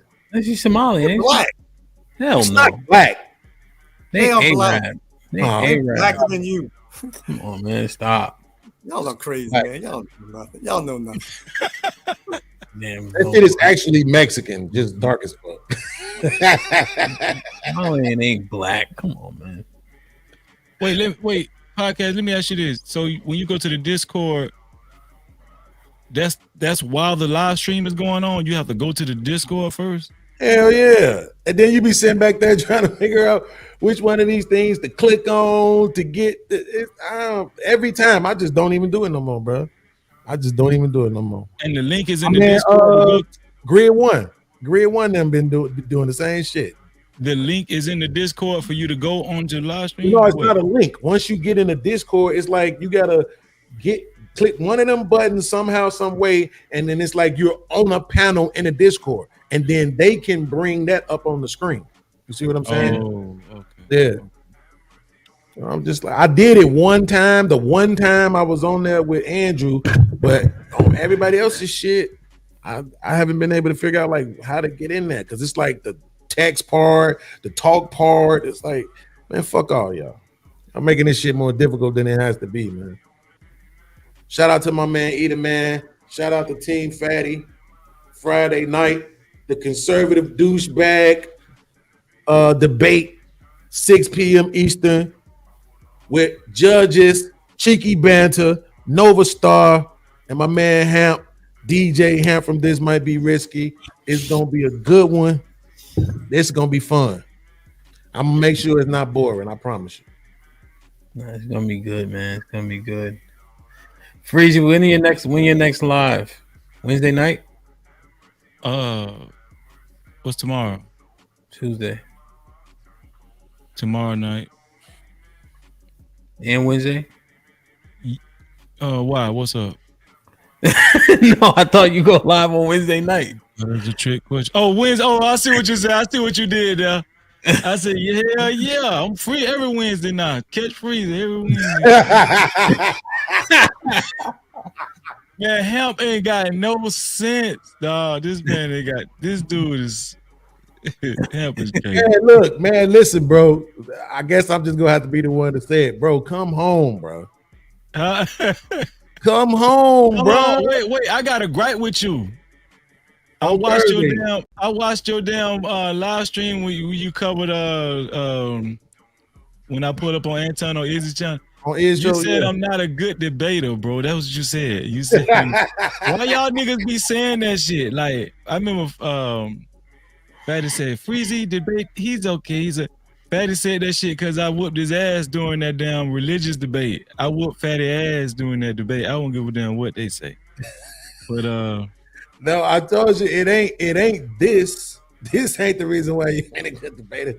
Hey man, I'm from Florida, man. I can't help that shit. As long as you can't beat my intellect, I don't give a damn. Yeah, but we're gonna be a half hour getting there. If I get here, shit. But no, man, listen, my man UT, and I'm not just saying this because of that, bro. I felt like when we had our connection the last time on this very platform, man, I probably should have said it then, but whatever. But my man UT, he had to step away. His schedule changed, man. So that Thursday night slot I'm doing, I would love it, man, if you filled in and stayed on for as long as you want to. You ain't just got to fill in, but stay on as long as you want to, man. So we can keep our same dynamic of 2 men and 2 women on that Thursday night show, man. Well, I'm not against it. It's not that I wouldn't want to do it. It's just I'm just trying to get some stuff together on my end. But no, I'm gonna keep that open though. It's not that I don't want to do it. It ain't got nothing to do with your channel. It's just I'm trying to get some shit together. But I mean, don't be surprised. I might show up. Just to be pull up. sure. Yeah. All right, bro. But just for the record, I feel like if I really was in debate mode, I could beat damn near the majority of these motherfuckers here on this goddamn. I just don't like the debate because it's. You see how you and Fantastic went to calling each other pussy niggas and all that? No, I don't like that. I ain't that, I'm just saying, I don't like that shit. Y'all call each other stupid, and I don't like that. Yeah. But you realize, and not too long after that, and before he left, he made sure he apologized, right? Because me and him, we over these past few months, we built up a rapport. That boy know damn well, and that's why I think it was bothering him, because he was interpreting what I was saying a certain way. And he's like, "Nah, bro, I know you smarter than this." But it was because he was just interpreting what I was saying a certain way. That's all it is. I have a high level of respect for Fantastic, Hamp, yourself. Like I say, Aaron and Cheeky all the time. I always throw them in the mix. Even Fatty when he's not on this bullshit. Nobody ain't really fucking with us. And that's what I'm saying. I wanted to get to a point where we're like debating spatially, right? Like us against, the Speakeasy crew and us against these motherfuckers. You know what I'm saying? 5-on-5s on panels and shit. Like, because I know they ain't fucking better than us, bro. They just wait. Look at Jawad. Jawad saying, "Nah, I kill all y'all." Yeah, he like, no, they better than y'all. They're white. Jawad, Absolutely. No bullshit. And just in terms of debating, Jawad would not. No, that shit be terrible. Oh my goodness. Jawad, which one is true? Well, both. He'd be arguing with himself at the end of the debate. Both. I mean, what is it? Is it the police or is it the criminals? It's both. It's both. Is it the black man? Is the black woman? It's both, man. Like, I think y'all just want simplified answers here. You think all answers can be? You know what it is? You know what it is, Gerard? The thing about the fact that you have to stand on one side makes it actually much less simple, right? Because you have to come to a conclusion and a decision. When you're saying everything is viable, that's actually much more simple because everything is in play. But when you have to actually break something down to come to a conclusion, that makes it complicated. Yeah, I'm gonna tell you, I'm like that with my old lady. They said I need definite answer. I don't do that to me, please, because that's how she be wiggling out of no. Don't do that. Listen, I'm asking you a question, straight up question. I need a definite answer. So, yes, because the thing about I'm sorry, go ahead, Joel. Some things are more complicated than others. All things are complicated to you, Joel. No, it's not. I just understand. He just says obvious stuff all the time. When it comes to politics, there's no one answer. There are multiple things at play. So you can't just ask me a question and say, "Do you want this? Do you want that?" Y'all, No, but you can't have it. But the point is this: it's beautiful, right? I know people don't believe this, but it's beautiful when you stand on one side, not down that hill, right? But when you stand on one side, and then you're presented with new information that makes you have to consider the other side. Now, it's like it's stimulating, honestly, and that's one of the benefits of saying, "No, I think this." Right? Like remember earlier when Hamp think he's slick, he ain't slick. I peeped it, but I know nobody else didn't peep it. When Aaron made that statement about you have to already be the politician in order to get bought, right? And he was like, that sounds interesting. But then when I was trying to cut him off, he was realizing it already. That's why he didn't want to let me cut him off, because he was already realizing, but no, they get paid for even before they actually win the vote. The money is there in there, you know what I'm saying? You're purchasing them and telling them what they're gonna do and this and that once they even running, while they're running, right? So he didn't want everybody to make it, he didn't want nobody to think that I led him to that, because he was smart enough to peep that on his own. It's just in that moment, it sounded very interesting what Aaron said. He was standing on one side, but then he saw the other side. You won't do that, Jawad. That's the problem. You won't just, give yourself the opportunity to stand on one side and then maybe be open to something else. Can I say this? I'm gonna say this one. I'm gonna say this. Look how he looking, man. You know what he thinking? I'm thinking that y'all are crazy. You know what he thinking right now, Beans? Tell me what I'm thinking. Nigga. Nah, I wasn't thinking that. With the hard ER on the end. Yeah, definitely. He like, look at these niggas. They got hats on. Oh shit! he got a gold chain on. He think he hip hoppy. Them other niggas got like hoodies and shit. Yeah, he got a hoodie on. Niggas got on Malcolm X glasses. They blackety black. Nah, I just think y'all just think every problem in the black community can be traced to one thing. No, or a lot of problems can be traced to one thing. And you just put words in our mouth. No, because I'm crazy. That's what I'm saying. But sometimes when I listen to y'all panels, you got 100% the wrong three people to say that. Like I just want to say that. Listen, because when I listen to your panels, it will start off with like you try to like narrow down like the problem in the black community to one single thing. One guy would probably say feminism, and you just probably like that. Then another guy would say, the welfare laws or whatever. I'm coming at the point where all of that came into play. There was no one answer to our problems. So when I'm answering a question, you're trying to get me to narrow it down to one thing. It's not just one thing. It's a multifaceted thing, because the black community has been attacked at all angles. Yeah. So you just can't say one thing is. But what you realize is when you're leading something, you have to attack problems separately because you have to understand them, right? So when you're listening to the panel and we're assessing one thing in particular, we're trying to mine out that one thing so we can get on the same page to understand it. There is no standard to these problems and issues, right?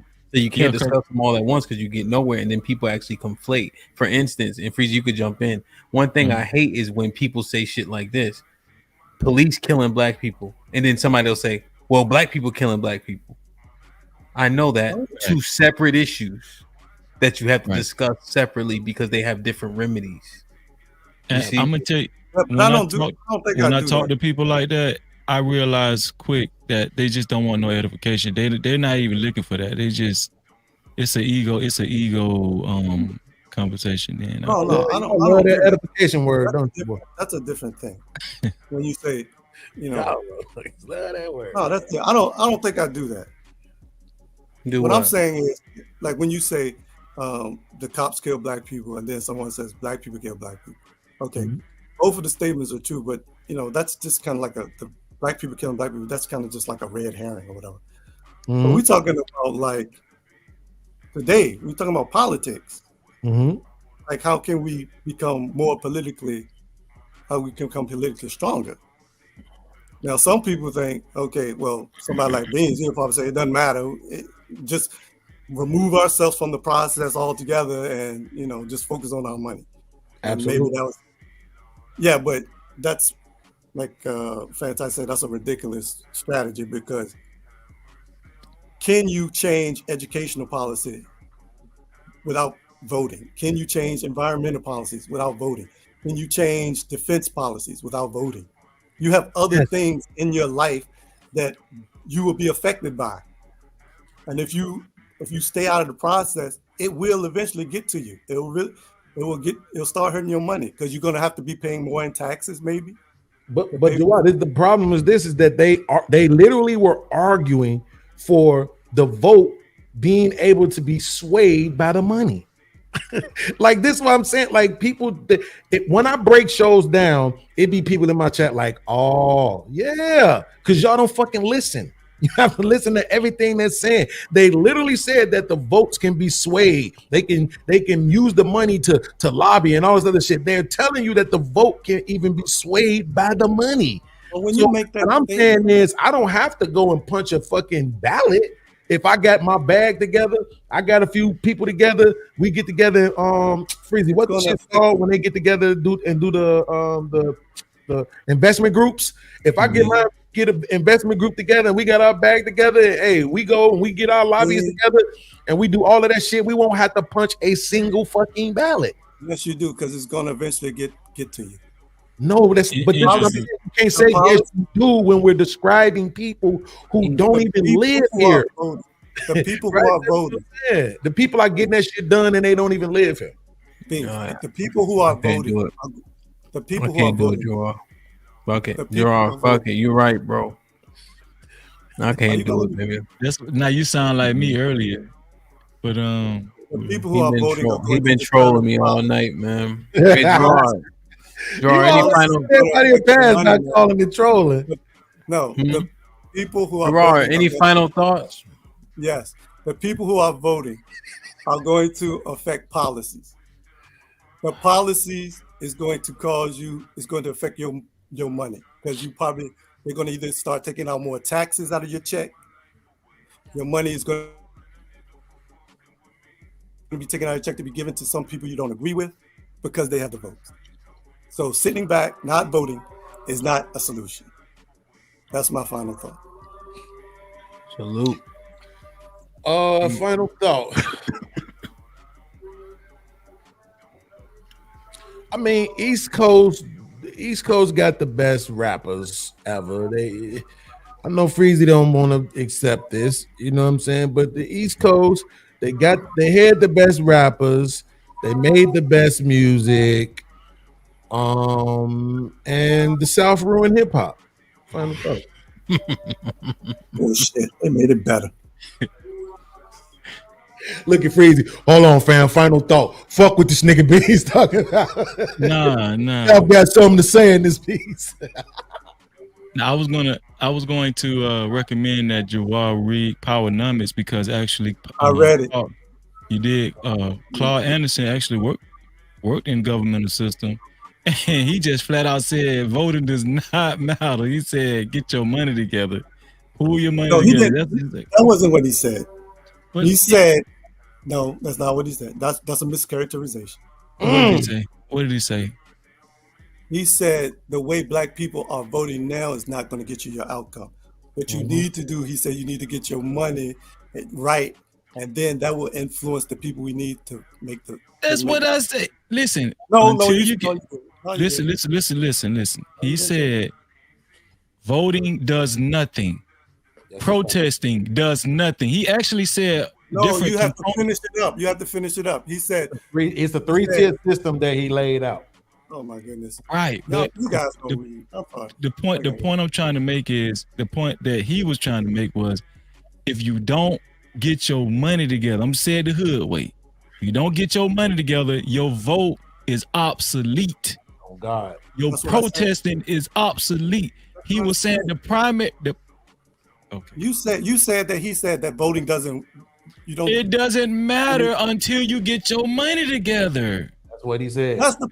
That's the tail end. I said you have to get your money together. You initially said that voting doesn't do. You said that Claude Anderson said voting doesn't do anything. Until It doesn't do anything. No, you stopped after that. You didn't say until nothing. Bro, you got it Let's bad. say that he, You hold on. got Let's it- say that you he got did. it Hamp. bad. Wait, hold on, Hamp. Let's say that he did. I just want to recognize that all this conversation at this point is coming back around to the money point that Beans made. They don't never want to give me my props. Now, he said that Claude Anderson, and I think Claude Anderson is smarter than everybody that's been on this panel tonight.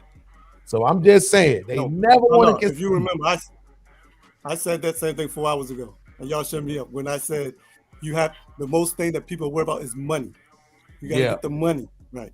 Yeah, I remember you saying that shit. That's why I was making fun of how you look and shit, Joe. Say it with your chest, Jay. Yeah, man. Yeah, for having the best show in the space. Yeah. Trying, man. I had fun today, man. I'm glad to be back. The energy, man, gonna be different, man. In a good way, though. You know, like we could have spirit, like how you and Mr. Fantastic did it. Means y'all didn't really do that much name calling. Yeah, like y'all, you know, but both of y'all be like niggas is stupid. Like both of y'all talk like that, so that was even. You know, like if Freezy and I didn't get the back and forth, we wouldn't say, but we don't say that anyway. You know what I'm saying? So it made sense based on who was conversing. Yeah, it wasn't anything egregious. That's how y'all talk. And you see, he apologized, and I immediately accepted and told him, you know what I'm saying, don't worry about it, bro. It's all good. I appreciate the apology, but you know, he get annoyed too. You know, absolutely. I know what it's like. That's what I'm saying. I know what it's like. So shit, I ain't gonna hold it against him. Mm-hmm. So that was pretty standard, you know. Yeah. I'm a Miss Fantastic August 11th. Somebody gonna get beat up, either me or him. Fuck it. Bro, I just heard about that like a couple of days ago. I was like, this ain't serious, man. Y'all serious? Y'all serious for real? God, damn. That's boxing. What happened was he's supposed to box Joseph. You know Joseph, the misogynist? Freezy? No. You may have seen him. Congratulations, nigga. Oh, Joseph with the glass. He used to be on Fight Club. Yeah. Okay. Yeah, I know you talking about from up north. Yeah, New York. Yeah, he from Jersey. So okay, right now he out of commission. And so I guess apparently people been talking about boxing and getting together and talk. You know, they tired of people talking, so they have an event. So I said, okay. So with the help of Omar Smith, I know you probably seen him in the chat. Yeah, able to get him locked in Philly. Right, this might get rocky. And so now with Joseph being out of commission, I said, well, it ain't gonna fail. You know what I'm saying? Because people always talking about getting together in boxing. So I said, fuck it, I'll take the cake. And then Zagu and CJ, they also boxing that day too. So hopefully this is the catalyst to more. When we got smoke, let's settle it for real. All that talking about what you gonna do to a nigga, let's see. You know what I'm saying? Zagu and CJ, they're not in this space, are they? Zagu has a podcast. He's more so on Instagram. And then CJ, he's a chat participant. He's a big supporter. Yeah. So they like, hey, I'm interested. So we paired them up. They gonna get it popping, man. Yeah, you see what I'm saying, Freezy? All this time I was begging for this shit. They wait for a nigga to get sick. Now they want to start fighting and shit, right? But that's okay. Next in September, we got another match we set up. You know what I'm saying? Me and my three brothers will be stomping the shit out of somebody. We just ain't figured out who it's gonna be yet. More than likely it's gonna be Angry Man or Is. So also people been messaging me that Rilla was trying to box Anton, but I'm like, I don't think that's gonna happen. It's not gonna happen. Come on, man. Anton told us, remember when I got into it with what's the name, that man, and we had that conversation. Anton said things like, bro, I'm not fighting you niggas. What the fuck y'all think this is? I ain't got no time to be out here boxing with you niggas. Like, that shit dead, bro. That shit's over with. Anton said he ain't got to fight. He can get you niggas touched. He got money, man. That's what he said. Man, no, I want to fight Daryl Long though, man. He had MJ Freezy. Like, how you fumble that? I just don't understand it. She thick, she sexy, she got the bag. Like, what the fuck, man? Damn. We gonna see. We're gonna see on August 11th, man. I've been training. Mr. Fantastic been training. Need to get the women in the ring too. This ain't just exclusive for me, Right, exactly. Egalitarian, baby. Whoever wants smoke, man. I still got a couple slots left. I want to see Kiki versus Keisha or Robin. I don't think. I don't know if I never seen Robin before. Yeah, but they be the ones calling people pick-me's and shit. So I want to see. Show these girls they goddamn pick-me. I would say Lucky, but I already know she can't fight. She wear 100 pounds soaking wet. Judge J. Get Judge J. Oh, Judge J gonna whip somebody ass, bro. Yeah, Judge J looks strong. I'll be goofy if I say, why are we having all women fighting? Nah, you wouldn't be goofy. You just be pointless to the conversation. But you wouldn't be goofy. It's okay for them to box, bro. Haven't you seen Clarissa Shields? You know what I'm saying? Like, it's okay for them to throw hands, man. He don't watch boxing. Girls fight.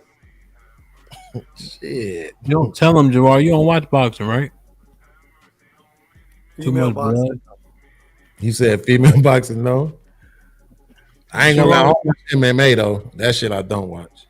Gerard, you don't watch. You watch real boxing, like men's boxing? Yes.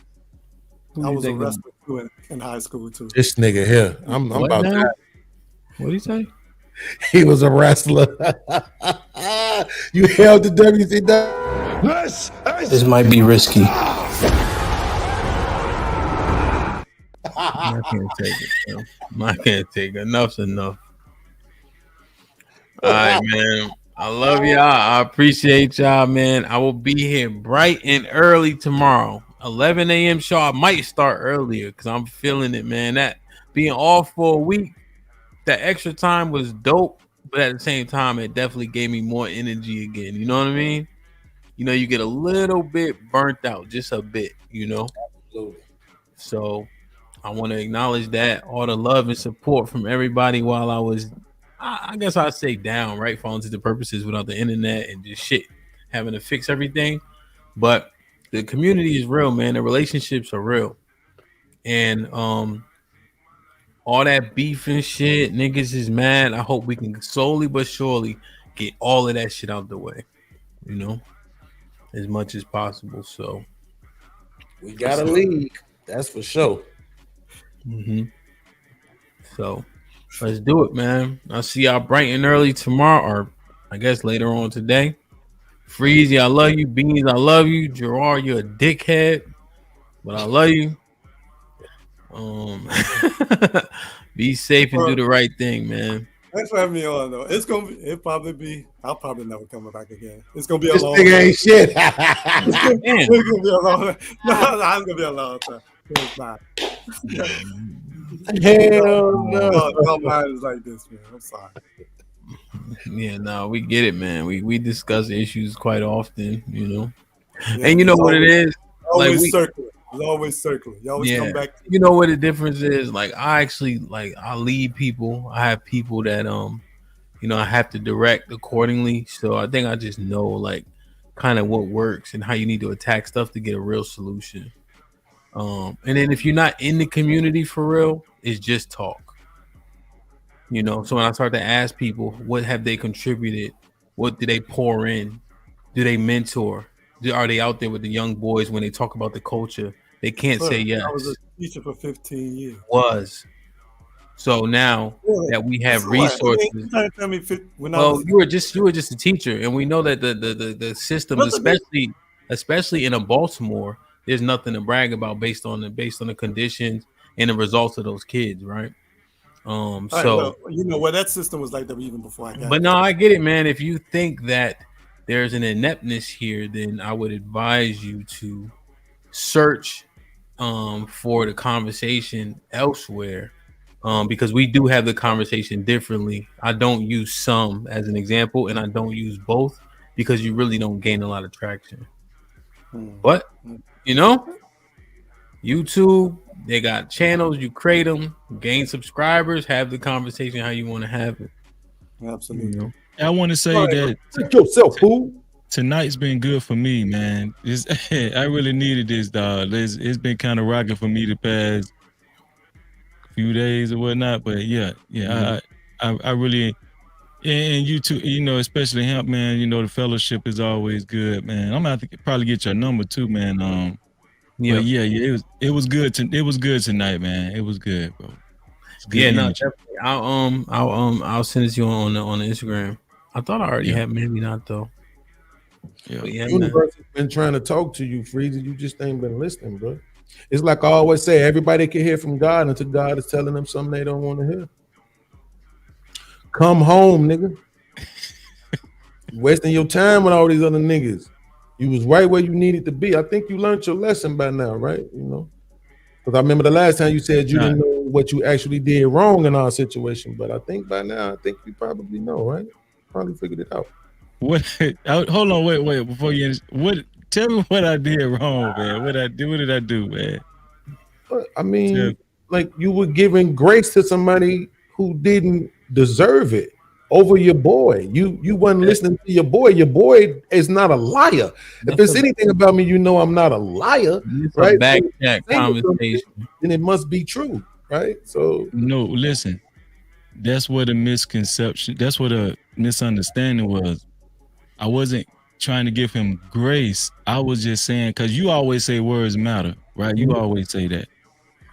So when you say 100% of the time, you know, if you back to when you said 100% of the time, I was like, no, I don't think so 100% of the time. Now, I would say this. I'm not you, and I'm not saying, you know, that my answer was just from my point of view. You understand what I'm saying? I'm not saying you was wrong. I'm just saying 100% of the time from what I've heard him say, no, you know what I'm saying? But I did admit that he was trying, but he was being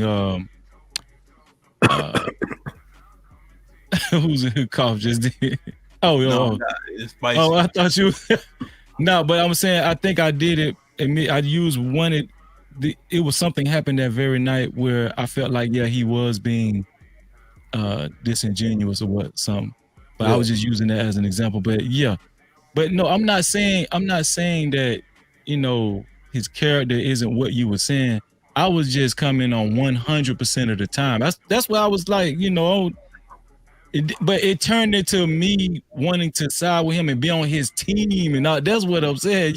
That shit turned into me wanting to be on his bandwagon. No, it's, you know, that was how I really all felt. of the other stuff was me, you know what I'm saying, stressing about it. That's the anxiety, right? I've never hid that I deal with these things, right? Because I'm trying to make sense of it, right? So as I'm trying to make sense of it, of course, I'm spouting out a bunch of shit that you probably looking at like, what the fuck? But that's me trying to make sense of how you can't see this particular thing. It's not every time, it's every time with me, right? And it's been true. The evidence was there. But I'm saying, especially after the last album I just saw that you had on his channel the other day, I think at this point the universe has provided. Let me end the thing and y'all can finish the conversation. Yeah, okay. And then the thing in the back. Oh my synopsis, yo, Hamp, tell everyone free room and board for the fight, bro. If they get a ticket, I'll provide living quarters. God damn. Shit like that. Forever. I come, I ain't leaving, dog. Oh my God, man. Out of this Kentucky shit. All right, man. Bright and early tomorrow, man. 11 a.m., maybe 10 a.m. I love y'all. Appreciate y'all. Be safe. Do the right thing, man. 11. Like, share, subscribe. Tell a friend to tell a friend. And we out. Speaking a place where young free, and I got what it takes to rock the mic right up on the shoe. Speaking a place where young free, and I got what it takes to rock the mic right up on the shoe. Speaking a place where young free, and I got what it takes to rock the mic right up on the shoe. Watch what you say out your mouth, cause 50 shots still turn the clock out. I'm Mr. Hood when I'm traveling. Hood when I'm traveling. Hood when I'm traveling. Speaking a place where young free, and I got what it takes to rock the mic right up on the shoe. Speaking a place where young free, and I got what it takes to rock the mic right up on the shoe. Speaking a place where young free, and I got what it takes to rock the mic right up on the shoe. Watch what you say out your mouth, cause 50 shots still turn the clock out. I'm Mr. Hood when I'm traveling.